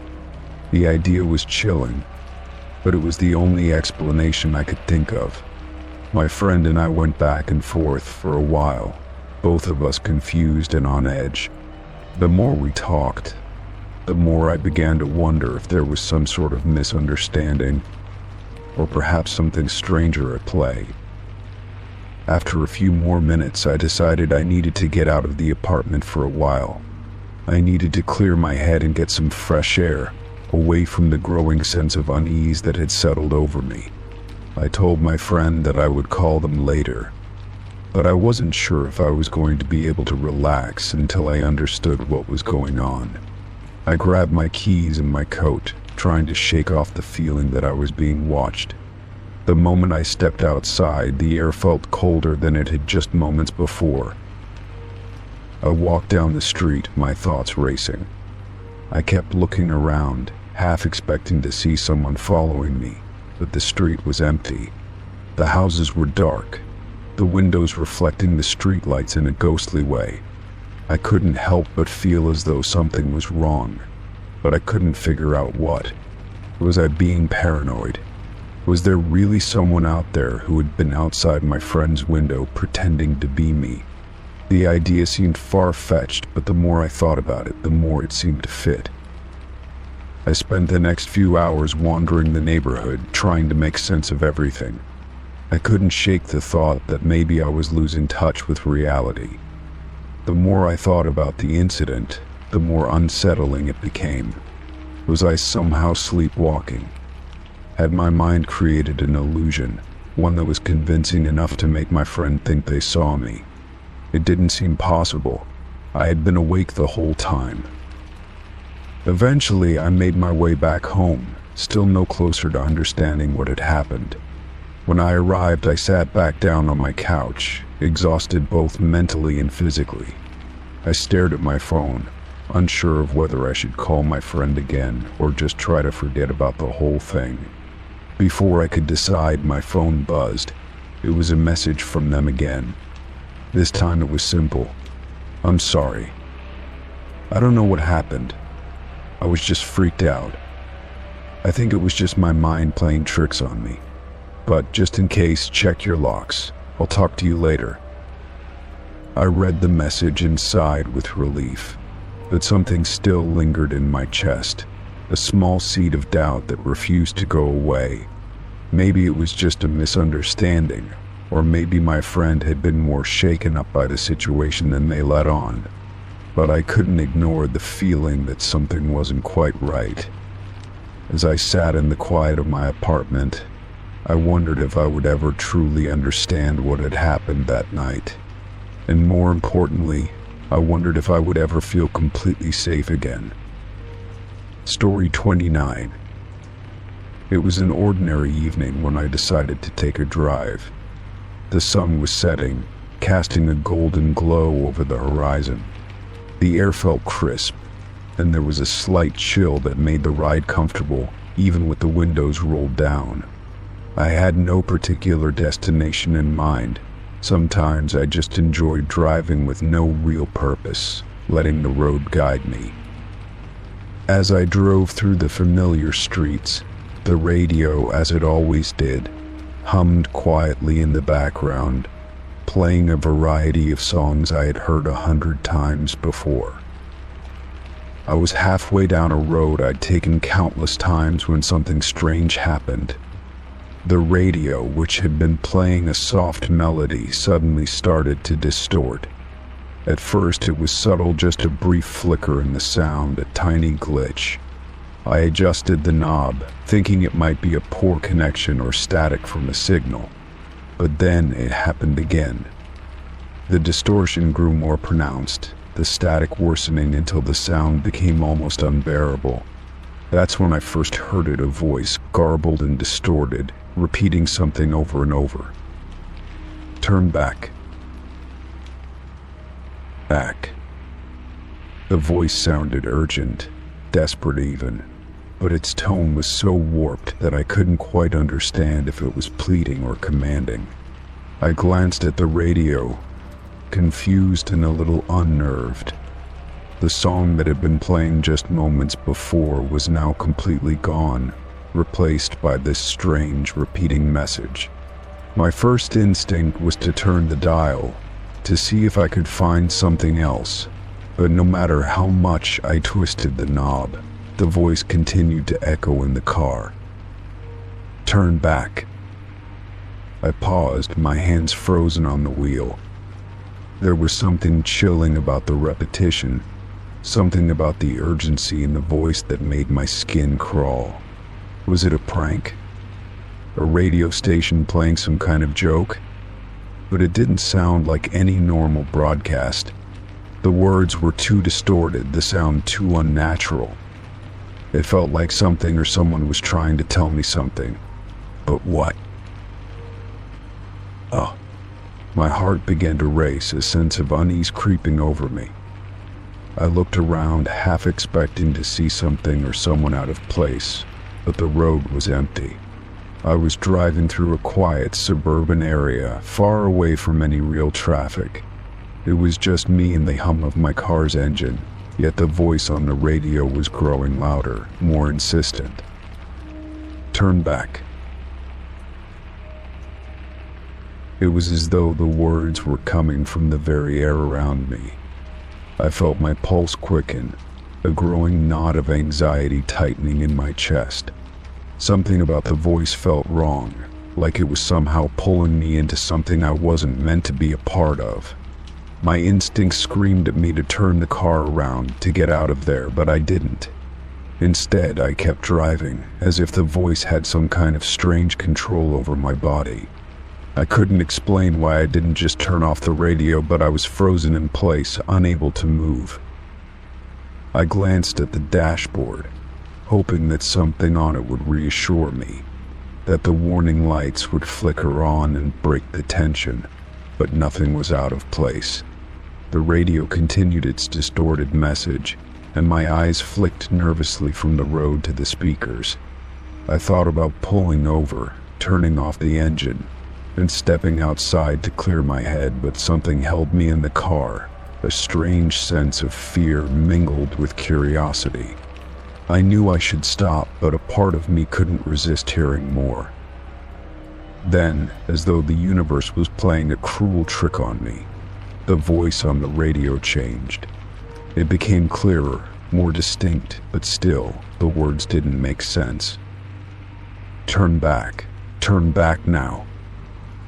The tone was more forceful now, the voice somehow more present, as if it was speaking directly into my mind. I looked around again, but the world outside seemed unchanged. The road was still empty, the houses were quiet, and the trees along the street were still, their branches barely moving in the evening breeze. But the voice in the radio was deafening, as though it was everywhere, inside and outside the car. I felt a wave of dizziness wash over me, my head swimming with the strange and unsettling feeling that something wasn't right. The urge to turn back, to go home, grew stronger. My hands tightened on the wheel, and my eyes flickered nervously to the rearview mirror, half expecting to see someone following me, some shadow lurking behind the car. But there was nothing, just the empty road stretching out ahead. Turn back. Oik. The words were like a command now, a force that I couldn't ignore. It was as though the voice was inside my head, echoing in the back of my mind, refusing to let me think about anything else. I felt a strange, almost magnetic pull urging me to stop and turn around, to heed the warning I was receiving. Yet still, I drove on. I couldn't explain why I didn't stop, why I didn't just turn off the radio and pretend the whole thing hadn't happened. Something deep inside me, a primal part of my brain, was telling me to keep going. But that feeling of dread lingered, gnawing at the edges of my thoughts, refusing to be ignored. The road ahead seemed to stretch longer than usual, and the sky darkened quickly as I drove on. I noticed the houses becoming fewer and farther apart, the streetlights flickering overhead, casting strange shadows on the ground. The sense of isolation was growing, and with it, my unease. My mind raced, trying to make sense of the situation. Where was I going? Why was I driving further into the night when everything in me screamed to turn back? And then, suddenly the radio fell silent. The message stopped. I sat there for a moment, the only sound in the car the steady hum of the engine and the wind rushing through the open window. It felt like a relief, like I had escaped whatever strange force had been pulling at me. But the relief was short-lived. The silence was soon replaced by a sound I hadn't expected. The radio turned itself back on, but this time there were no words, no voice repeating its cryptic message. Instead, the sound that filled the speakers was laughter, low, guttural, and unsettling. I jerked the car to the side of the road, my hands shaking as I fumbled to turn the radio off. My heart was pounding in my chest, and a cold sweat had formed on the back of my neck. I didn't know what to make of what had just happened. I didn't know if I had imagined it, or if I had somehow triggered something I couldn't understand. When the radio finally went quiet, I sat there for a few moments, trying to gather my thoughts.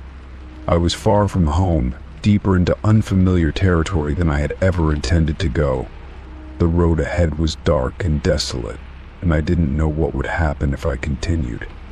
I looked around once more, seeing nothing but empty road and the occasional flicker of a streetlight in the distance. Finally, I decided to head back. I turned the car around, the engine rumbling as I made a careful U-turn on the narrow road. My heart still racing, I drove back the way I had come, feeling a strange sense of relief as the familiar streets reappeared before me. I couldn't explain what had just happened, but I was certain I wasn't meant to understand it. All I knew was that whatever force had tried to push me forward had no place in my world, and I wasn't willing to risk finding out where it might lead. By the time I reached home, the night had settled into an eerie calm. The streets were quiet again, and the radio was silent, as if nothing had ever happened. But the memory of that voice, and the laughter that followed it, stayed with me. I would never be able to explain what happened that night, but I knew one thing for sure: I would never drive down that road again. Story 30. I had come home from work later than usual, the day dragging on longer than I expected. The city's usual hum echoed in my ears, the noise of traffic, of distant conversations, and of people going about their business. My apartment felt unusually quiet as I unlocked the door and stepped inside. I dropped my keys on the table by the door and kicked off my shoes, feeling the tension in my body from the long hours of work slowly begin to release. I was exhausted but knew I still had to make dinner and finish some things around the apartment. As I walked toward the kitchen, I passed by my closet, and something caught my eye. The door was slightly ajar, more so than usual. I paused for a moment, unsure if I had left it open. I didn't remember doing so, but I thought little of it and moved closer. When I opened the closet fully, I immediately noticed a jacket hanging there. It wasn't mine. It looked brand new, the fabric smooth and unwrinkled, as though it had never been worn. It was my size, but I couldn't for the life of me remember buying it. It was a dark, deep green, with silver zippers, and a sleek design that didn't quite fit in with the rest of my clothing. I didn't recognize the style or the brand. It was a perfect fit for my taste, and yet it felt out of place, like it had materialized out of nowhere. I reached out slowly, my hand hovering near the jacket. There was something strange about it, something unsettling. My fingers brushed against the fabric, and I felt an inexplicable chill run down my spine. I had no memory of purchasing it, nor had anyone mentioned getting me a jacket. It wasn't the kind of thing I would have forgotten, and yet here it was, hanging in my closet as though it belonged. I stared at it, my heart racing, trying to piece together what could possibly explain its sudden appearance. As I looked closer, I noticed something even stranger. The tag was still attached to the inside of the jacket's collar, and it was labeled with a store I had never heard of. I pulled the tag out and examined it closely, running my fingers over the unfamiliar name printed on it. It didn't seem like a common brand, and I definitely didn't remember shopping at a store with that name. My mind raced, trying to come up with a plausible explanation. Maybe I had bought it and forgotten, or perhaps it was a gift from someone, though I couldn't imagine who. I shook my head, trying to dismiss the uneasy feeling creeping up my spine. Still, I couldn't shake the thought that this jacket had appeared from nowhere. It seemed so out of place in my closet, like it had been placed there intentionally, as though someone wanted me to find it. Or why? What was the purpose? I didn't have answers, and the uncertainty gnawed at me, leaving a hollow feeling in my chest. I decided to try the jacket on. Maybe it would help make sense of it. The fabric felt soft against my skin as I slid my arms into the sleeves. It fit perfectly, almost like it had been tailored just for me. But as I looked in the mirror, I couldn't shake the sense of disconnection. The jacket looked familiar in a strange way, and yet I didn't recall ever seeing it before. It felt like something I had known but had long forgotten, like a memory just out of reach. I turned and examined myself from different angles. The jacket seemed to fit my style, but that only made it more perplexing. How had it gotten here? I wasn't the kind of person to forget purchases, especially something so distinctive. It was too perfect, too strange. The more I thought about it, the more unsettling it became.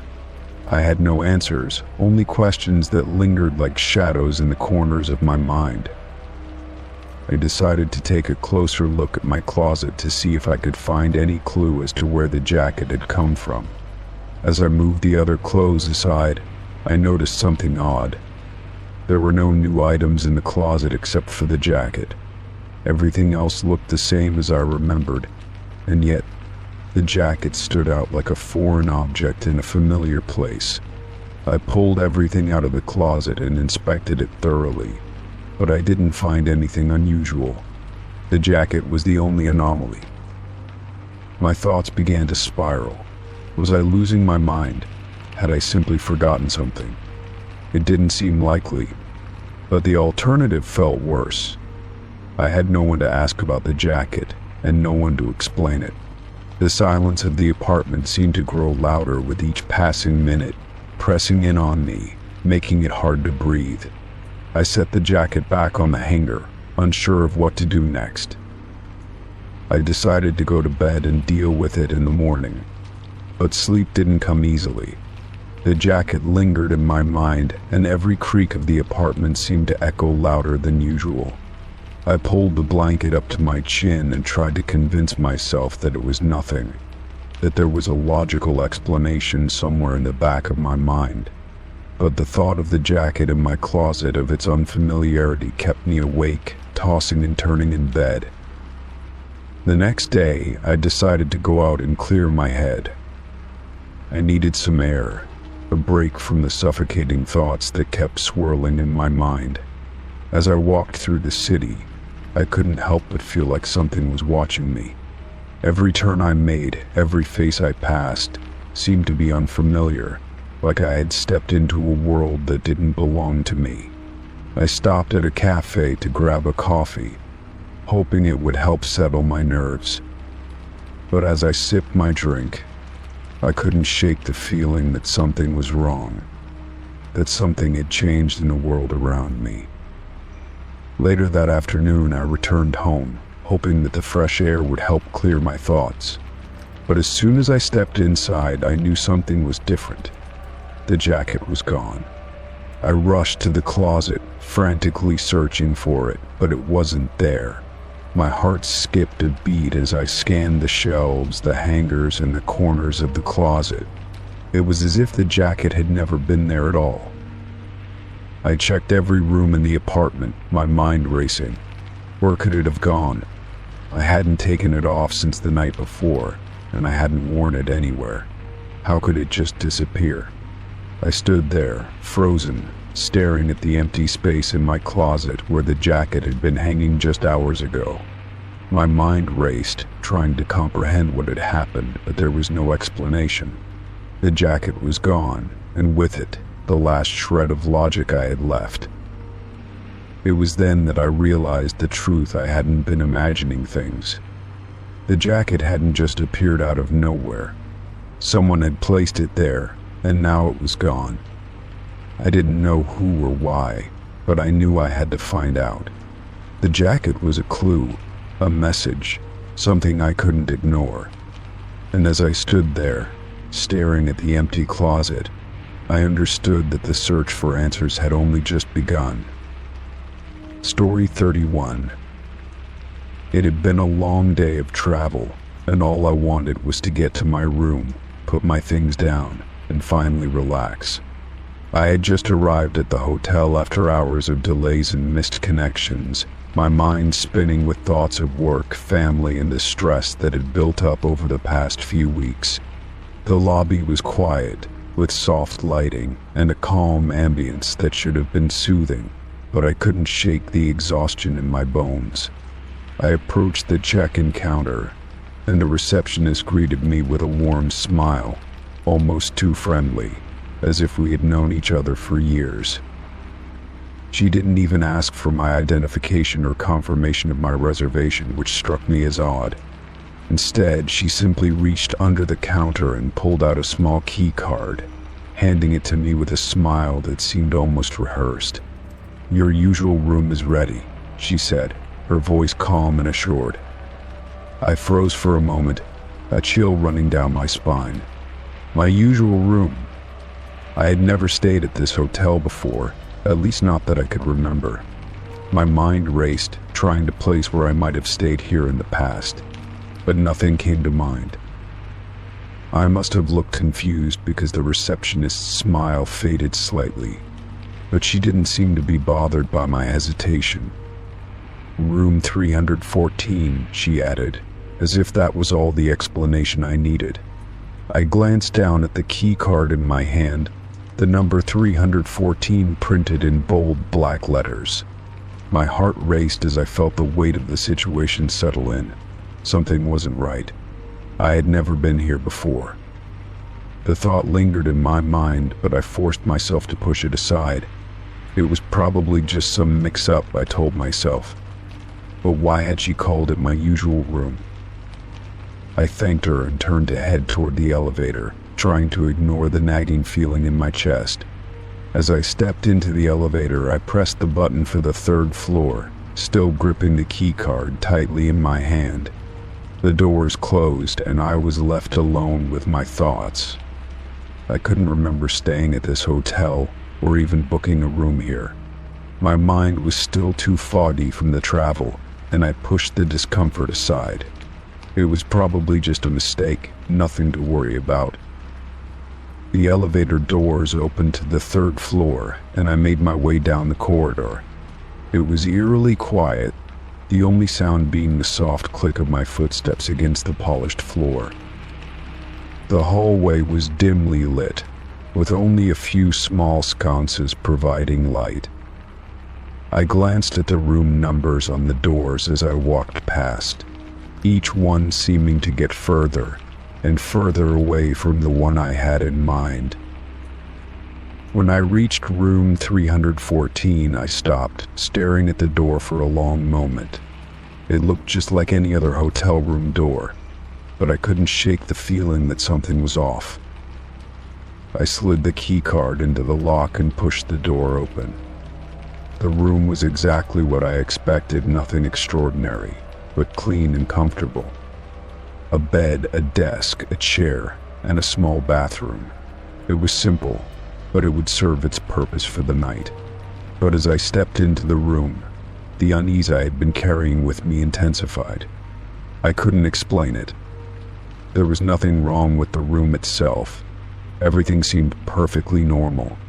Yet something about it didn't feel right. I placed my bag on the bed and wandered around the room, trying to find something familiar, something that would make me feel grounded. As I moved toward the small dresser, I noticed a photograph on the desk. It was a picture of a family, smiling and happy. The photo was slightly faded, as if it had been sitting there for some time. But it wasn't the family that caught my attention. It was the fact that the photo looked almost exactly like the one I had on my own desk at home. The same picture frame, the same background. I had never been to this hotel, so how could this photo be here?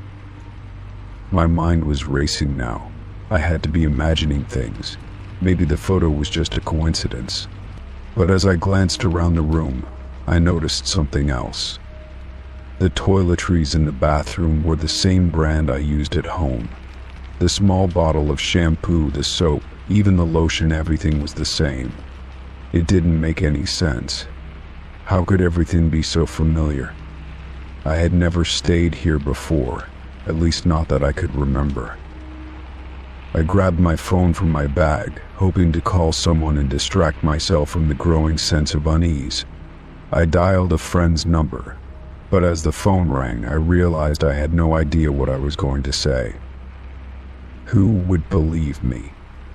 How could I explain that a hotel receptionist had just handed me a key to a room I had never stayed in, and that everything in the room felt eerily familiar?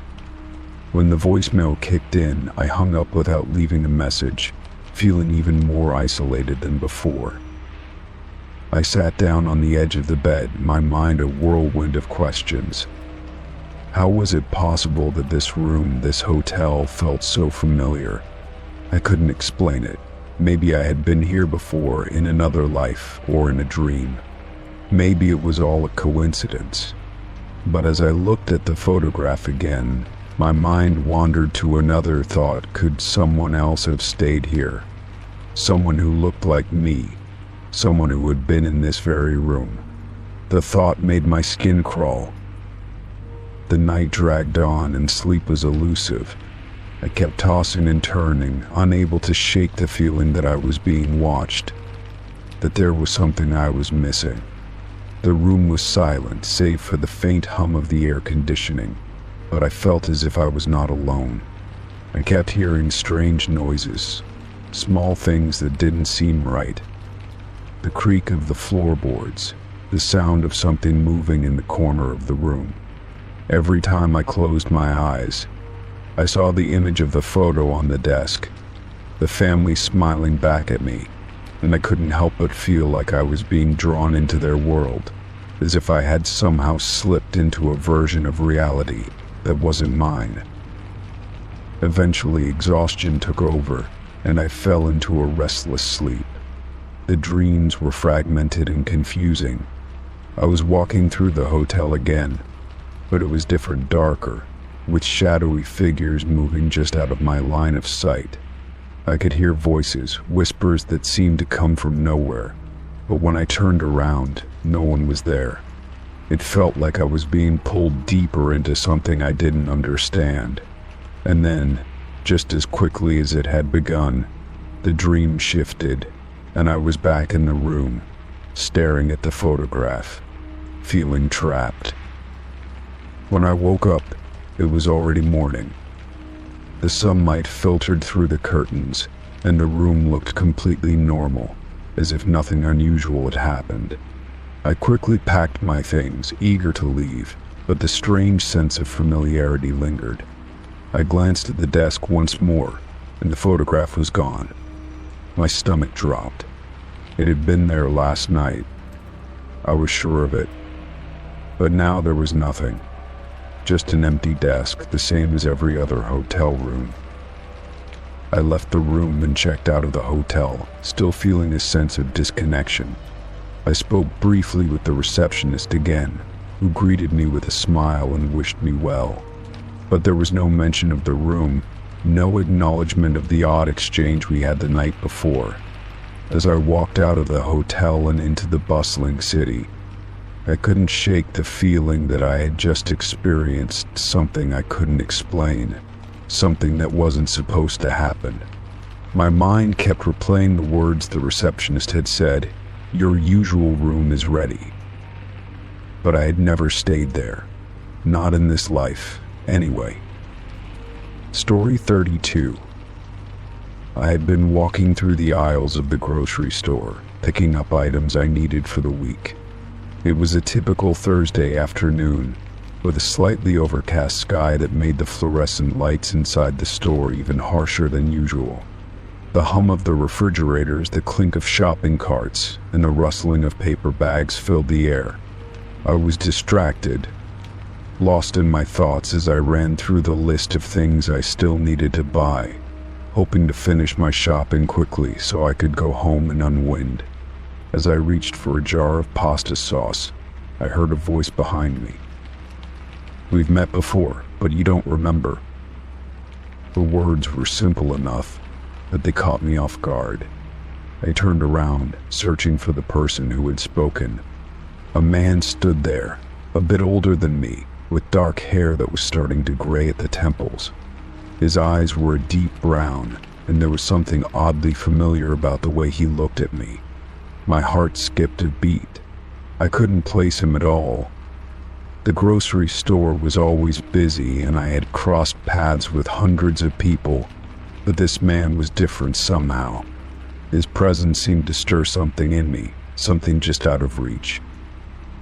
For a moment, I stared at him, trying to process what he had said. The words hung in the air, and I felt an overwhelming urge to say something, anything, to explain my confusion. But my mind was racing, replaying moments from my past, searching for a connection, an encounter, a memory. The more I tried to remember, the more distant everything seemed.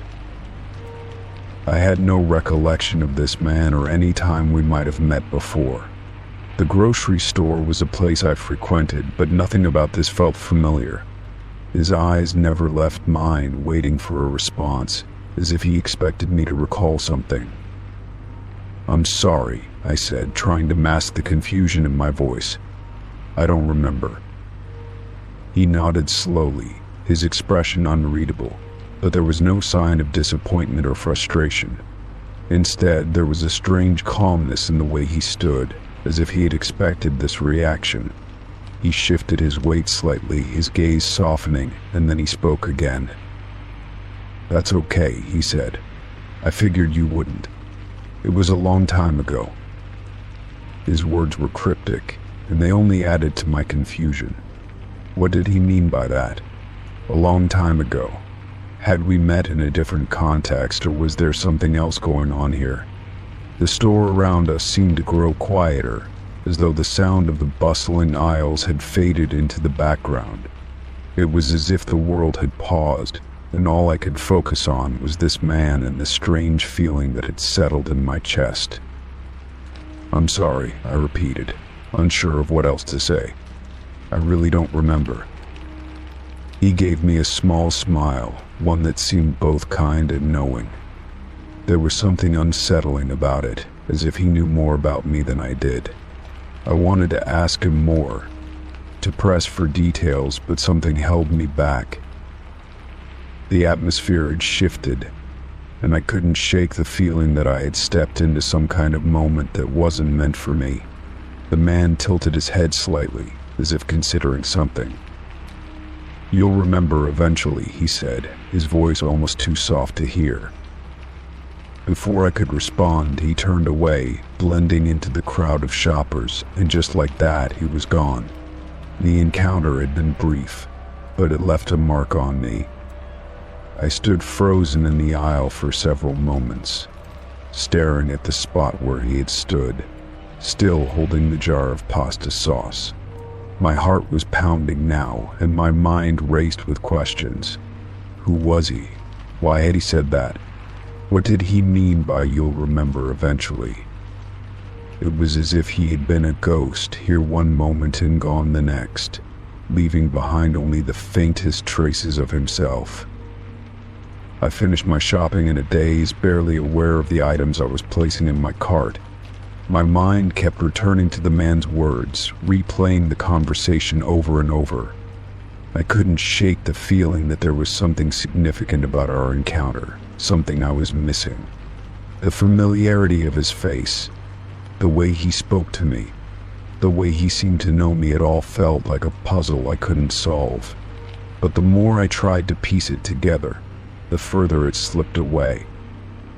When I finally checked out and left the store, I felt a strange sense of unease. I had lived in this city for years, and the grocery store was one of the most mundane places I visited regularly. Yet something about that conversation, that brief interaction, had made it feel as though my entire reality had shifted, even if only for a moment. I couldn't explain it, and it frustrated me. There had to be an answer. There had to be some explanation for why I felt this nagging sense of familiarity with a man I couldn't remember. That night, I sat in my apartment, the jar of pasta sauce sitting on the counter forgotten. I tried to focus on something else, anything else, but my mind kept returning to the stranger at the grocery store. I tried to recall faces from my past, wondering if I had met him in another place, another time.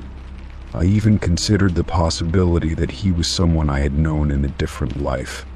But every time I reached out to grasp that thread of memory, it dissolved into nothing. It was as if the man didn't exist at all, except for the brief encounter I had shared with him in the store. Days passed, but the feeling didn't go away. I kept looking over my shoulder, half expecting to see him again, but he never appeared. The world continued on as usual, and yet I felt as though something had been altered. Something had been set into motion that I couldn't quite understand. I wondered if he had truly been a stranger, or if, in some inexplicable way, he was someone I had known all along. Then, one evening almost 2 weeks later, I was walking down the same street near the grocery store. I had made peace with the strange encounter, telling myself that maybe I was simply overthinking it. But as I passed the entrance to the store, I stopped in my tracks. There he was, standing near the door, just like before. He hadn't noticed me yet, but this time I didn't hesitate. I walked up to him, my heart racing with both fear and curiosity. He turned as I approached, and this time I could see recognition in his eyes. "You remember, don't you?" he asked, his voice calm. The words felt like a revelation, but they also brought with them a deep sense of dread. How did he know that I had been thinking about him? How did he know that I was finally starting to remember? I opened my mouth to speak, but no words came out. He smiled gently, as if understanding my shock. "I knew it would take time," he said softly, "but you're ready now." And just like that, I understood. The pieces of the puzzle I had been struggling with for weeks suddenly fell into place. The familiarity, the words, the memory that I had been missing, it all clicked. But what it meant, and why it mattered, I still couldn't fully grasp.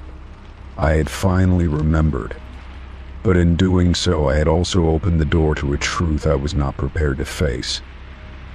Story 33.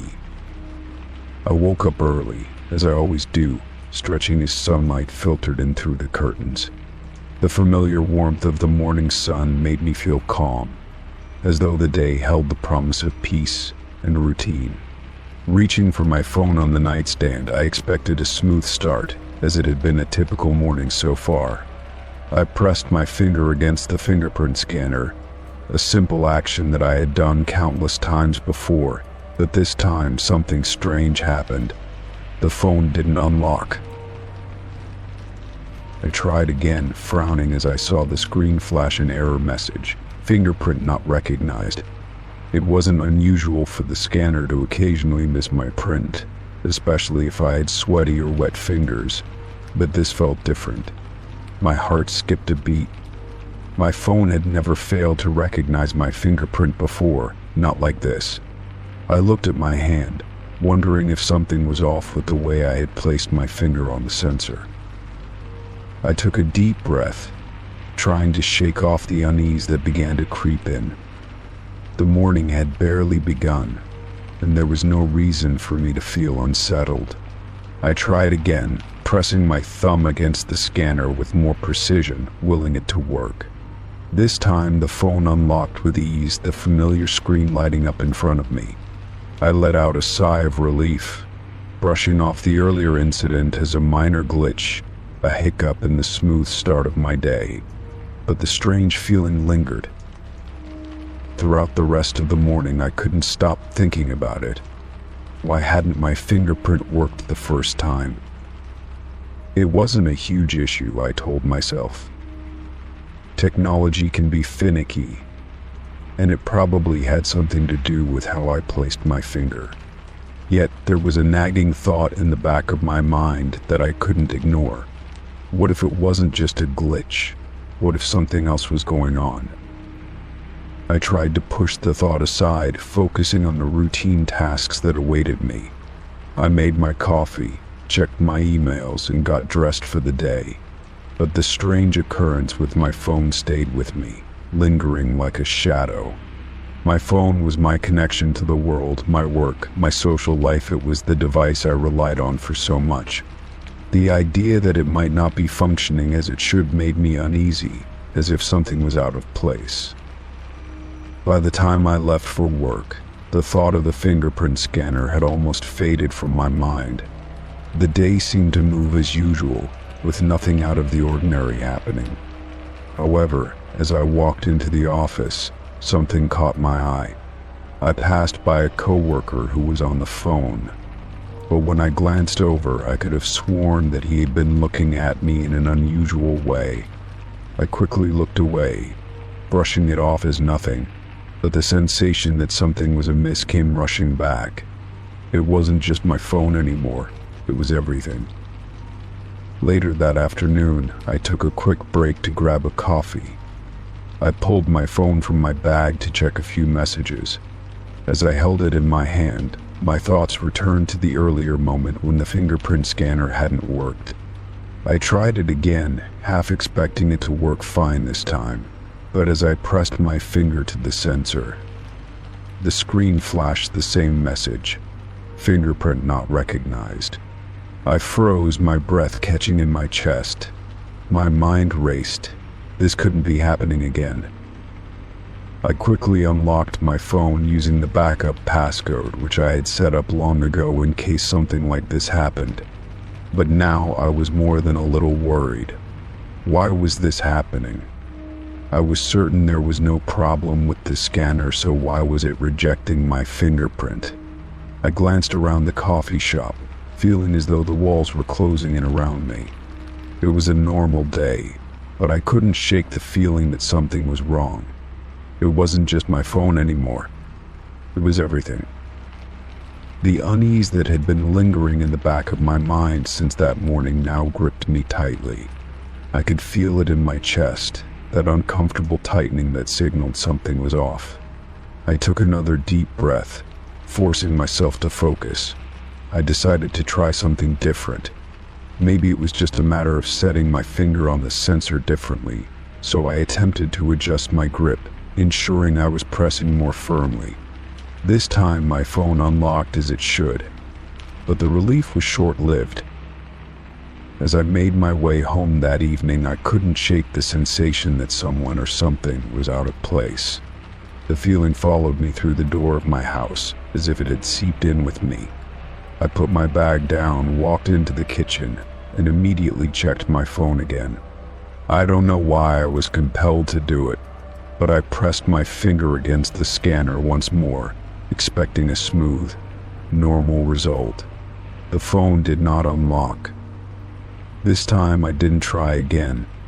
Instead, I stood there, staring at the phone in my hand, a cold shiver creeping down my spine.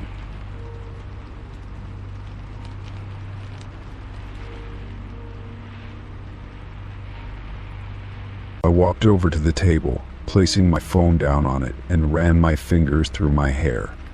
I tried to think rationally, telling myself that there was no reason to be afraid, that it was probably just an error, a technical hiccup. But every time I looked at the phone, I couldn't shake the sense that something was wrong. I went through the motions of making dinner, but every time I glanced at the phone, I couldn't help but wonder if it was trying to tell me something. What was going on?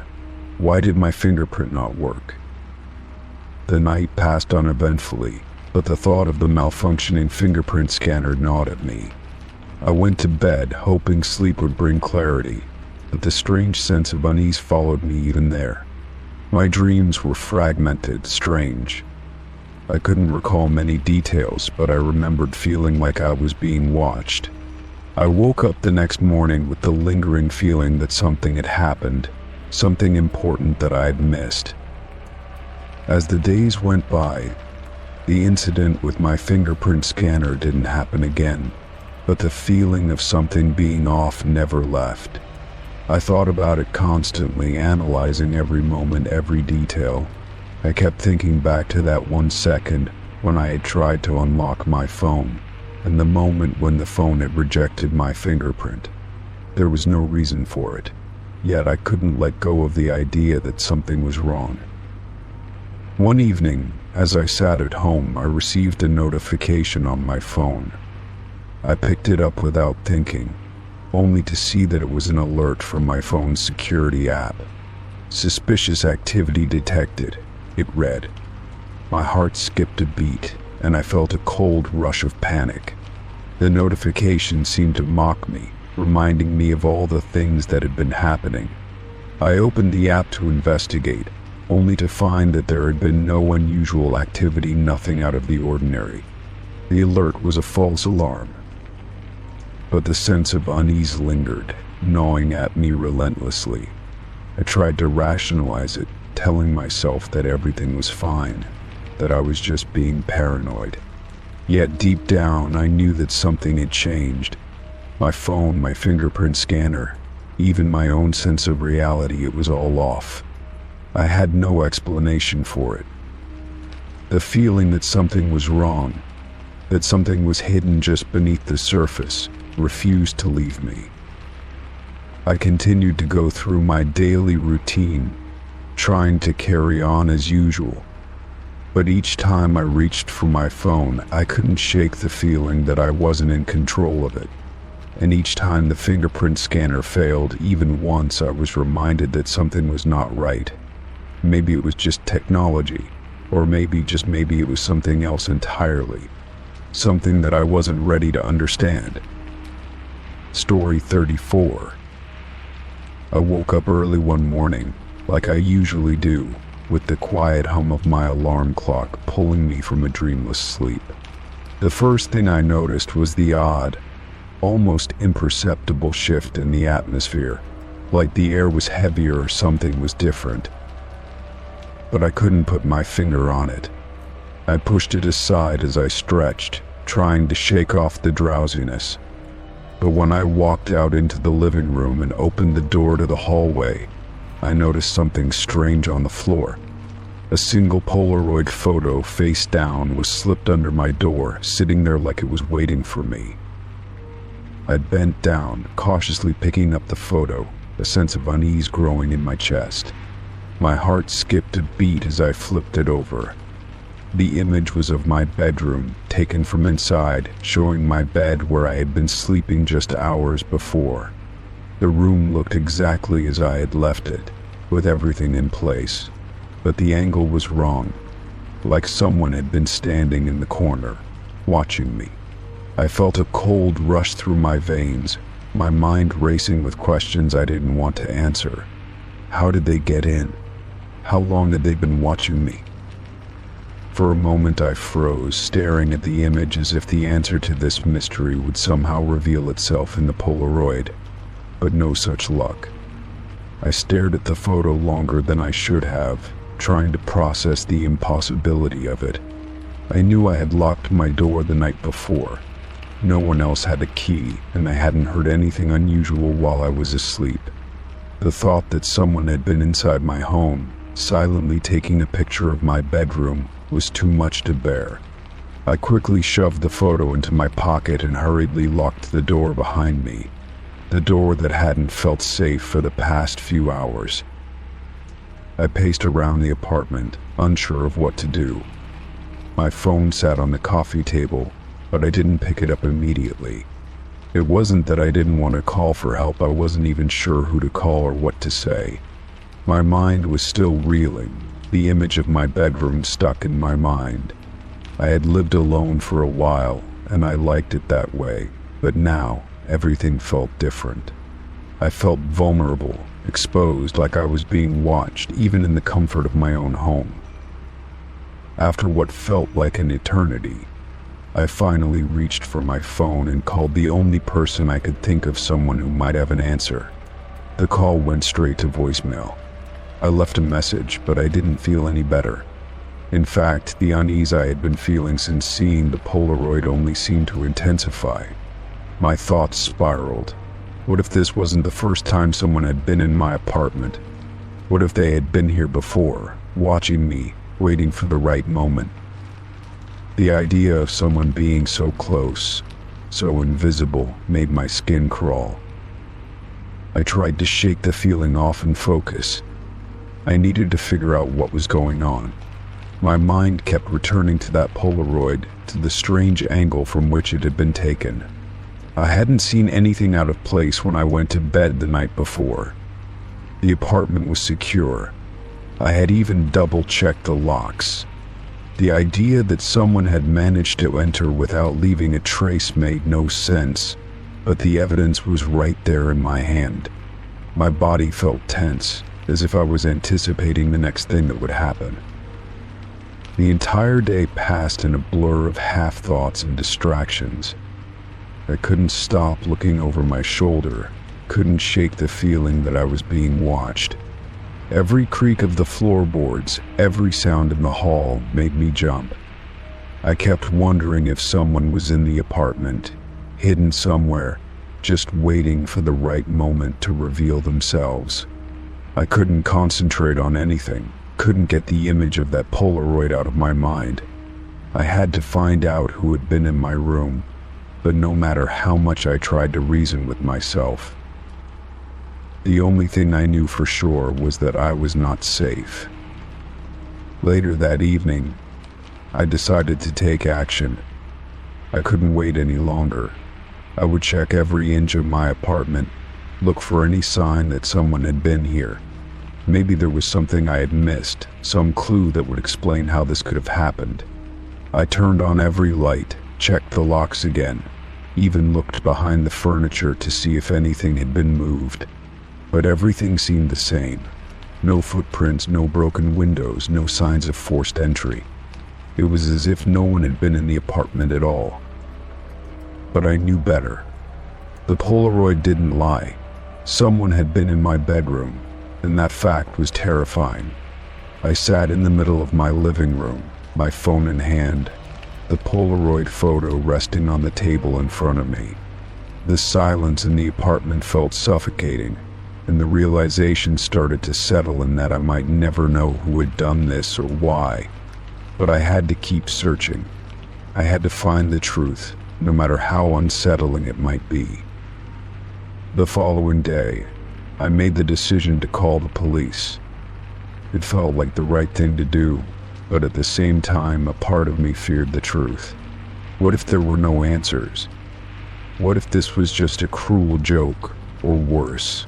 What if someone had been in my apartment for longer than I knew? I didn't know what kind of response to expect, but I knew I had to do something. When the officer arrived, he took the Polaroid and listened carefully as I explained everything. He didn't offer much comfort, but he assured me they would look into it. I wasn't sure if they would find anything, but at least I had taken the first step. Days passed, and nothing unusual happened. No more Polaroids, no strange occurrences. I wanted to believe everything was fine, that this had all been some bizarre misunderstanding. But there was one thing that bothered me. The officer who had come to my apartment had seemed almost too calm, too detached, like he had seen things like this before. It made me uneasy, but I tried to push that feeling aside. Then, about a week later, another Polaroid arrived. This time it was of my kitchen, and there was a single word written on it: soon. The Polaroid was identical in style to the first one, and the message was just as cryptic. I felt my heart race, a cold dread settling in my chest. Whoever had been watching me wasn't done. The game, whatever it was far from over, and I had no idea how to stop it. Story 35. I was scrolling through my social media feed one morning, casually checking for updates when something strange caught my eye. It was a notification from the memories section, one of those daily reminders of past events, pictures, and moments I had shared. But as I glanced at the post, I was taken aback. The event that appeared in the photo was something I couldn't recall ever attending. It was a gathering, a party of sorts, with people I didn't recognize. There I was, standing in the middle of the group, smiling as if I had been part of it all along. The photo itself was clear, vibrant even, as if it had been taken with a decent camera. But the longer I stared at it, the more unsettling it became. The faces of the people around me were mostly unfamiliar, but I could spot a few who seemed vaguely familiar. There was an older man standing beside me, smiling, but I couldn't place him. And in the background there was a set of tall, open doors leading out to what seemed like a well-kept garden. The entire scene looked staged, too perfect to be something I had simply forgotten. I tapped on the photo to zoom in and get a better look, my fingers shaking slightly, unsure of what I was hoping to find. The event was labeled with a date I definitely didn't remember. I wasn't sure if I had even been in town on that particular day. I had never posted anything about it, nor had I received any notifications or messages from people who attended it. I had a pretty good memory, especially when it came to social events and gatherings, so the idea that I would forget such an occasion seemed impossible. I sat back, staring at the screen in disbelief, feeling a creeping sense of unease. How could my own social media be showing me memories of something I had never been part of? I checked the comments below the photo, hoping for some kind of clue or an explanation. There was a flurry of activity, with people tagging each other and reminiscing about the event. Some were calling it a great night. Others mentioned how much fun they had. But none of the comments included me. No one was tagging me, and no one was even acknowledging my presence in the photo. It was as though I didn't exist in their memory of the night, despite the fact that I was clearly in the picture, smiling alongside them. I felt a chill run down my spine. Something didn't add up. I had always been active on social media, and I knew for a fact that I had not attended any event like this in the past. But here it was, a clear memory from my own account, showing me in a place and time I couldn't place. The more I thought about it, the more I began to wonder if there was some kind of mistake. Maybe the photo had been mistakenly added to my memories by some glitch, a random mix-up in the system. But that didn't explain the clarity of the photo, or the fact that it seemed so real. I decided to investigate further.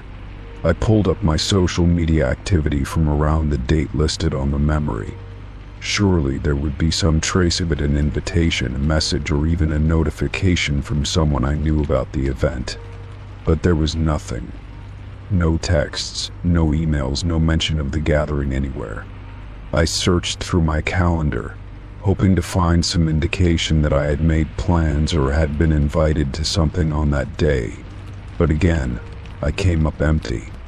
It was as though the event had never happened in my life, yet my phone was showing me a very different story. I turned off my phone for a while, trying to shake off the unease that had settled into my mind. Maybe I was just overthinking it.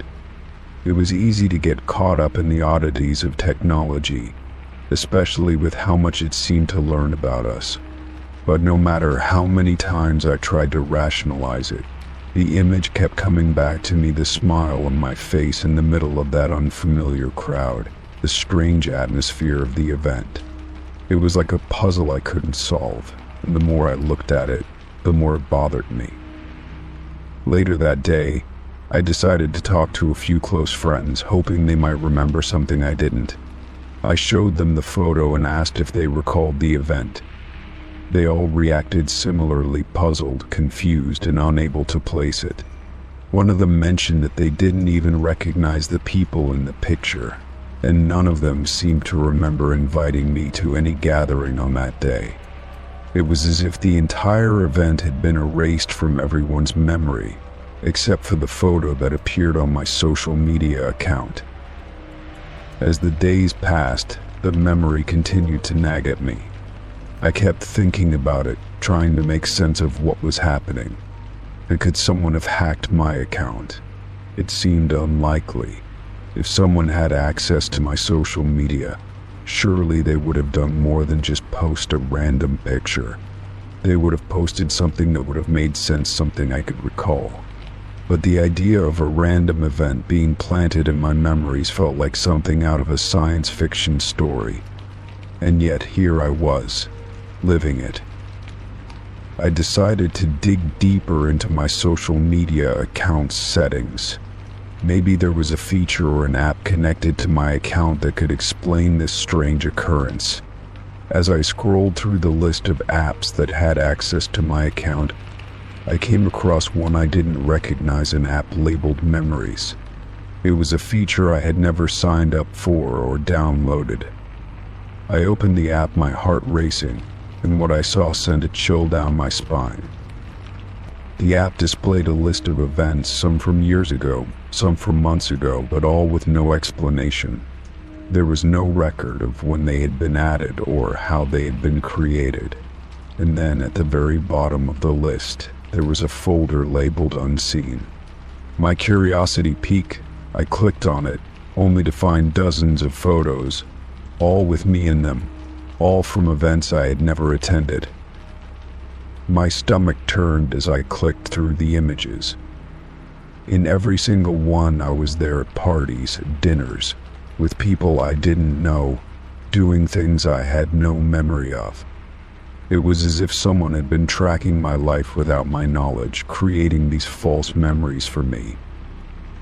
I deleted the app immediately, feeling a mixture of relief and dread. My phone buzzed a moment later, and I hesitated before checking the notification. It was another memory reminder, this time showing a photo of me sitting at my desk at work. But in the background of the photo, there was something strange, something I hadn't noticed before. There, in the shadows, was a figure standing just outside the door, its features obscured. My heart stopped. How could I not have seen that before? I knew now that something far more sinister was happening, something that couldn't be explained away by technology or coincidence. I had to figure out who or what was behind it and why. But for the first time, I realized I might be in over my head. Story 36. It was a regular morning. I had woken up late, rushed through my routine, and quickly made my way out of the door. I had to catch the bus to work, so I grabbed my wallet from the counter and shoved it into my pocket without a second thought. As I sat down on the bus, I felt the familiar weight of my wallet against my leg, and out of habit, I pulled it out to check that I had everything. It wasn't unusual for me to glance through it, just making sure my cards, ID, and some cash were still there. I opened the wallet and was greeted with the usual items I had carried for years: my ID, a few business cards, and a handful of old receipts I hadn't bothered to throw away. But there was something different. Nestled between the cards was a small folded note, one I had never seen before. I froze for a moment, my heart beginning to race. I didn't remember putting anything like that in my wallet, and certainly not something that looked like it had been there for a while. The edges of the note were slightly frayed, as if it had been folded and unfolded numerous times. My curiosity took over, and I unfolded the note carefully, almost as if I were handling something fragile. The handwriting on the paper was unmistakable. It was my own. I stared at the words written in black ink, "Do not go back."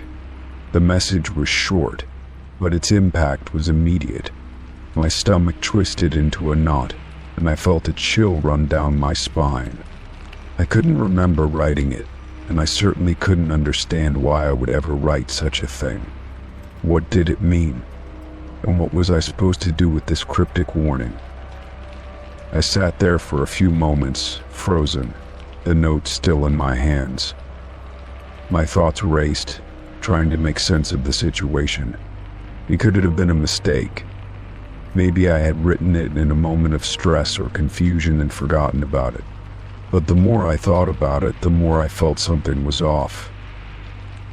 I had no memory of writing the note, and the words felt urgent. It wasn't just a simple reminder or a casual message, it was a warning, a command. I felt an overwhelming sense of unease, and I couldn't shake the feeling that I had just uncovered something important, something I wasn't supposed to remember. The rest of the bus ride felt like a blur. My mind was consumed by the note, replaying its words over and over in my head. I had a sudden urge to go back home, to find out if there was something I had missed, something that could explain the message. But then the words echoed in my mind again, "Do not go back." What did it mean? Why was I being warned? I felt like I was on the edge of something, but I couldn't figure out what it was. I tried to focus on work as the day went on, but the note lingered in the back of my mind. I kept checking my wallet, almost as if I expected it to somehow explain itself, but nothing changed. The note remained the same, its meaning still unclear. I couldn't concentrate on anything. The note felt like a puzzle, and I needed to solve it. But I couldn't make sense of it. Every time I thought I was close to an answer, I only became more confused. The evening came, and I finally made my way home. As I walked through the front door, I felt a strange sense of reluctance, as though something was waiting for me inside.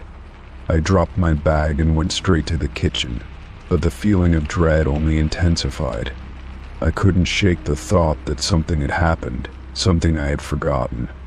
I stood there for a moment, my hands resting on the counter, trying to steady my breath. What had I forgotten?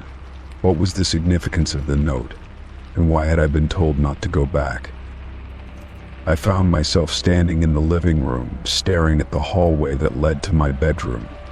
There was something about that hallway that felt different, something I couldn't quite place. It was as if it had changed overnight, as if something was wrong. I walked slowly down the hall, my footsteps echoing in the silence. As I passed the door to my bedroom, I stopped. I hadn't planned on going in, but for some reason I felt compelled to open the door. Inside, everything looked normal. The bed was made, the room was tidy. But as I stood there, I felt a strange sense of déjà vu. It was as if I had been here before, in this exact moment, but I couldn't remember when. The feeling was overwhelming. My mind raced as I tried to make sense of it. I walked toward the bed and sat down, feeling a wave of exhaustion hit me. The note was still in my pocket, and I took it out again, staring at it. Do not go back. What was I supposed to understand from this? I stood up, my hands shaking. I needed to figure this out. I couldn't go on like this, haunted by a message that made no sense.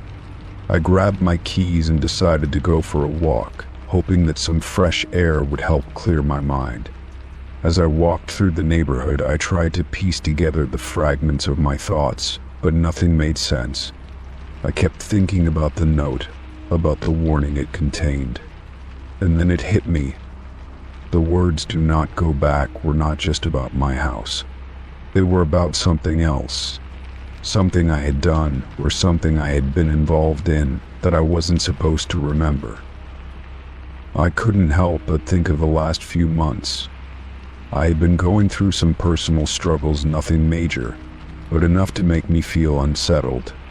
Had I made a decision, one that I now regretted? Had I done something that I wasn't supposed to? I thought about the people I had met recently, the places I had visited, and the things I had said. Could it be related to one of them? I shook my head, trying to push the thoughts aside. The more I thought about it, the more confused I became. As I walked further, I noticed something strange. A car I had never seen before was parked on the street, just a few houses down from mine. It was a dark sedan, its windows tinted, and it sat there in the shadows, almost as if it were waiting. My heart started to race again, and I felt a wave of paranoia wash over me. Was someone watching me? Was that car connected to the note? I turned around quickly. My footsteps hurried as I made my way back home. The feeling of being watched wouldn't go away, and I couldn't shake the sense that something was about to happen, something I wasn't prepared for. I arrived back at my house, my mind a whirlwind of questions and uncertainty. The note was still in my wallet, still carrying its chilling warning. But the more I thought about it, the more I realized that I had to face whatever was coming. I couldn't keep running from it. I needed to find out what had happened, what had led to the note in the first place. That night, I lay awake in bed, staring at the ceiling. The feeling of dread had not left me. I thought about the message again. Do not go back. It was as if I had been given a choice, one that I didn't understand yet. But in my heart, I knew I couldn't ignore it. Whatever had happened, whatever had been hidden, I was going to find out. And no matter how unsettling it might be, I had to face it head on. The note had been a warning, but it was also a beginning, a clue, a path that I had to follow to uncover the truth. I closed my eyes, bracing myself for whatever was to come. The note had been the first step in a journey I wasn't sure I was ready for, but I had no choice. I had to keep moving forward. Story 37. It was a quiet evening when I decided to take myself out to dinner. I had been feeling the pressure of work and the constant stream of tasks, so I thought a moment of solitude in a cozy restaurant would do me good. The place had a relaxed vibe with warm lighting and soft chatter that made it easy to forget the world outside. I picked a small table near the window, the kind of seat that gave a good view of the street, but still felt tucked away enough to enjoy a peaceful meal. The waiter greeted me warmly, and I ordered a simple dish, something comforting. As I waited for my food, I tried to relax and clear my mind. The place wasn't particularly crowded, but there were a few families scattered around. I glanced around, noting the subtle clinking of silverware, the laughter of children, and the hum of conversations that filled the space. It was ordinary, yet soothing in its simplicity. Not long after I had settled into my meal, I noticed a little girl sitting with her parents at a table across the room. She couldn't have been more than 5 or 6 years old, with pigtails that bounced as she looked around the restaurant. She seemed content, playing with a small toy in her lap, until something caught her attention. Her gaze fixed on me from across the room, her eyes wide with a strange intensity. I wasn't sure if she was just curious or if something else had caught her attention, but there was something about her stare that made me uneasy. Without warning, she pointed directly at me, her little finger extended with purpose. I froze, unsure of what to do. Her parents were chatting, oblivious to the sudden change in their daughter's behavior. The little girl didn't look away from me. Instead, she tilted her head slightly, as if she was examining me from a distance. After a brief pause, she spoke in a soft, almost melodic voice. "You're not supposed to be here." The words struck me like a cold wave. It wasn't the type of thing a child typically says. At least, not in my experience. Her voice wasn't harsh, but there was an odd certainty to it, like she knew something that I didn't. My heart skipped a beat, and for a moment I couldn't bring myself to respond. I simply stared back at her, unsure of what she meant or why she would say such a thing. Her eyes held mine, unblinking and full of something I couldn't quite place. The girl's parents, finally noticing her behavior, glanced at her and then back at me. I could see a slight nervousness in their expressions as they gently told her to stop pointing and that it wasn't polite. But she didn't listen. She simply lowered her hand and, still fixated on me, repeated, "You're not supposed to be here."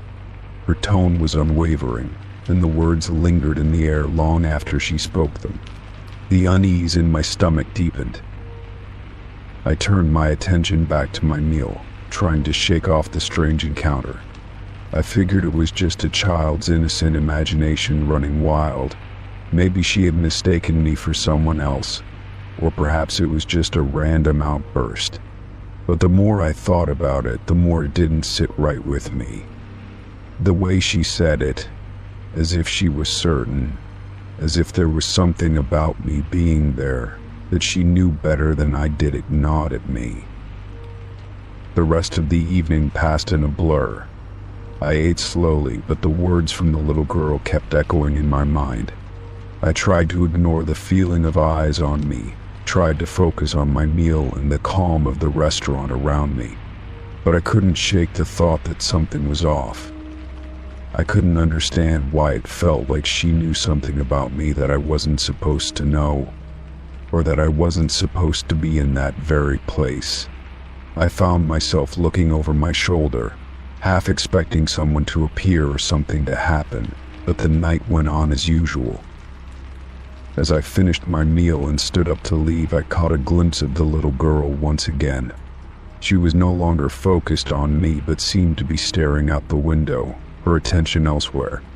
Her parents were now speaking quietly to each other, seemingly unaware of the strange incident that had just occurred. I quickly paid the bill and stepped outside into the cool evening air, trying to forget about the unsettling moment. But as I walked down the street toward my car, I couldn't shake the feeling that something was watching me. It was a sensation I couldn't explain, but it was as if the weight of those words, "You're not supposed to be here," had followed me out of the restaurant and into the night. I looked over my shoulder again, but the street was empty. Still, I couldn't shake the sense that I wasn't alone. Over the next few days, I tried to brush off the incident as a random, quirky moment. It was just a child being a child, I told myself. But the unease remained, simmering just below the surface. I found myself replaying the moment over and over in my head, wondering if I might have missed something. The certainty in the little girl's voice haunted me. Why had she said it? And why did it feel so significant? I tried to keep my life normal. I went to work, met with friends, and continued my daily routine. But the unsettling feeling lingered. I couldn't help but feel as though something was off in my life, as though I had somehow crossed a line or entered a space I wasn't meant to be in. The world around me felt slightly askew, like it was waiting for something to happen. I started to look at the people around me differently, wondering if they knew something I didn't. Could they see something about me that I couldn't? Days turned into weeks, and the feeling didn't go away. It was becoming harder to ignore, as if the universe itself was trying to tell me something I couldn't quite understand. I felt like I was being nudged toward something I wasn't prepared for, but no matter how much I searched for answers, I couldn't find them. It was as though I was standing at the edge of some kind of mystery, but I didn't know where to step next. One evening, I decided to return to the same restaurant, hoping that maybe I would find some sort of resolution, some explanation that would make sense of it all. I sat at the same table by the window, just as I had before, and tried to push the nagging thoughts to the back of my mind. But this time, as I sat there, I noticed something I hadn't before. The walls of the restaurant were adorned with photos of past customers, regulars, people who had eaten there over the years. I hadn't noticed it before, but now, something seemed strange about one of the photographs. It was a black and white picture of a family, with a little girl who looked remarkably familiar. She was smiling in the photo, but it was the same face, the same eyes. My heart began to race as I stared at the picture. I couldn't deny it anymore. The little girl from the restaurant was in that photograph. And suddenly it dawned on me. She had recognized me. She hadn't been pointing at me out of curiosity or innocence. She had known me. She had known that I didn't belong there, that I wasn't supposed to be in that space at that moment. My mind reeled as I tried to make sense of it, but the truth was there, in the cold, unsettling realization that the world around me wasn't as simple as I had once thought. The little girl had known something about me, something that I still couldn't understand. The idea that she had been part of something bigger, something I had only now begun to grasp, made me feel as though I was on the verge of uncovering something I wasn't prepared to know.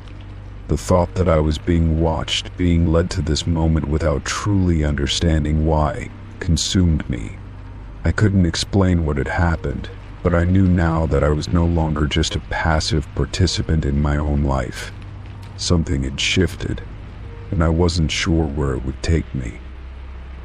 But I was certain of one thing: I was no longer just a person in a restaurant. I was part of something much larger than I could have ever imagined. Story 38. It was a quiet evening when I decided to check my voicemail. The day had been long, and I was looking forward to winding down. As I sat down on the couch, I grabbed my phone and pressed the voicemail button. The familiar beep sounded, signaling that I had a new message. I didn't expect it to be anything important, but I was curious. I leaned back, waiting for the message to start, and hit play. At first it was just static, nothing out of the ordinary, but then I heard something, a voice. My own voice. I froze, my heart skipping a beat. It was a recording of me speaking, but I was certain I hadn't left any messages recently. I couldn't remember calling anyone, much less leaving a voicemail. I held the phone closer to my ear, listening more intently. My voice on the message sounded strange, though. It was not the usual tone I heard when I spoke, but rather a softer, almost disjointed version, as if I were talking in my sleep. As I listened, the words began to make sense, though they were unsettling. My voice mumbled something incomprehensible, and then I clearly heard, "They're here." I was still staring at my phone, the message playing over and over in my mind. Who's here? I whispered aloud to myself, the question hanging in the air. The room suddenly felt colder, and I pulled the blanket tighter around myself. I had no memory of recording the message, no recollection of saying those words. Was I sleep-talking, or was this something else entirely? My mind raced, trying to rationalize what I was hearing. The voicemail continued, my voice now repeating phrases that sent a chill down my spine. "I can feel them watching me," it said. "They know what I've done." I couldn't understand why I would say such things. I was alone in my apartment, in the safety of my own home. There was no one here. I could hear the sound of my own breathing on the recording, slow and heavy, as though I was drifting in and out of consciousness. My mind kept returning to the words, to the eerie nature of the message. It didn't feel like a typical sleep-talking scenario. Something about it felt off, like it wasn't me at all. I quickly hit the stop button, but the message played over in my mind. It was as if the words had taken on a life of their own, refusing to leave me. I tried to push the unease aside, but I couldn't shake the feeling that something was wrong. I went through the rest of my night in a daze, the voice from the voicemail echoing in my thoughts. The more I thought about it, the more I began to feel like I was losing touch with reality. The room, which had felt comfortable and familiar, now seemed foreign and distant, as if I no longer belonged there. I tried to distract myself by watching TV, but the sounds of my own voice kept reverberating in my mind. It was like a broken record, playing over and over, never letting me forget the words I had spoken in my sleep. What did it all mean? Who were they? Why had I spoken like that? It didn't make sense. I felt like I was spiraling, and I couldn't find any way to stop it. The voice on the voicemail wasn't just my voice. It felt like a warning, one I couldn't ignore. Eventually, I couldn't take it any longer. I decided to call a friend, hoping to find some sort of comfort in talking to someone else. Maybe they could offer a logical explanation. Maybe I was just imagining things. But as soon as the phone rang, I realized how silly I felt. There was no real reason to be so afraid, right? It was just a strange voicemail, nothing more. But when my friend answered the phone, I couldn't stop myself from telling them everything. I explained the voicemail, my voice trembling as I recounted the strange message I had received. My friend listened patiently, but I could hear the hesitation in their voice when they responded. "Maybe you were sleep talking," they suggested. "People do weird things in their sleep sometimes. It's probably nothing to worry about." But I didn't feel reassured. Something about the way I had spoken, the way the words had come out, felt too deliberate. I wasn't convinced that this was just a case of sleep talking, but I didn't know how to explain it either. After I hung up, I decided to take a walk, hoping the fresh air would clear my head. I needed to shake the feeling of unease that clung to me. The streets were quiet as I walked, the only sound being the crunch of leaves beneath my feet. But even the peace of the night didn't bring me comfort.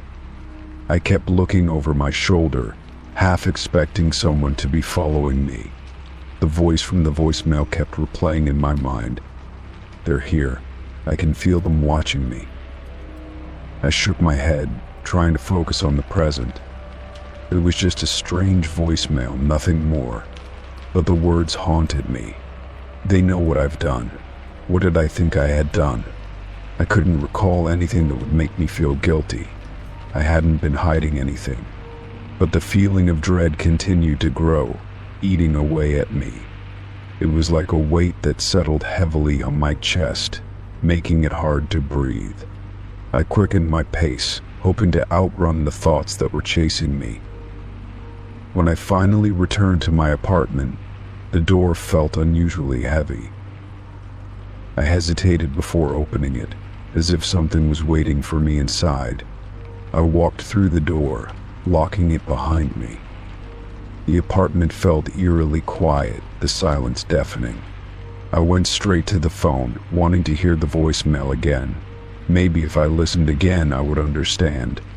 Maybe I would find something that would make it all make sense. I played the message again, listening closely. "They're here. I can feel them watching me. They know what I've done." The same words echoed in my mind, and this time I noticed something else. The voice sounded distant, as though it was coming from far away. And then I heard something else, something I hadn't noticed before. A soft rustling, almost like whispers in the background. The hairs on the back of my neck stood up as I listened more carefully. It was as though there was someone else in the room, someone who was speaking along with me. But when I looked around, the apartment was empty. I was alone. I felt a cold wave of panic wash over me. I dropped the phone, my hands shaking. What was happening? Was it possible that someone was in my apartment, that they had somehow gotten into my phone? No, that didn't make sense. It had to be a glitch, a mistake. I tried to convince myself of that, but the feeling of unease only grew stronger. The whispers continued in my mind, too quiet to make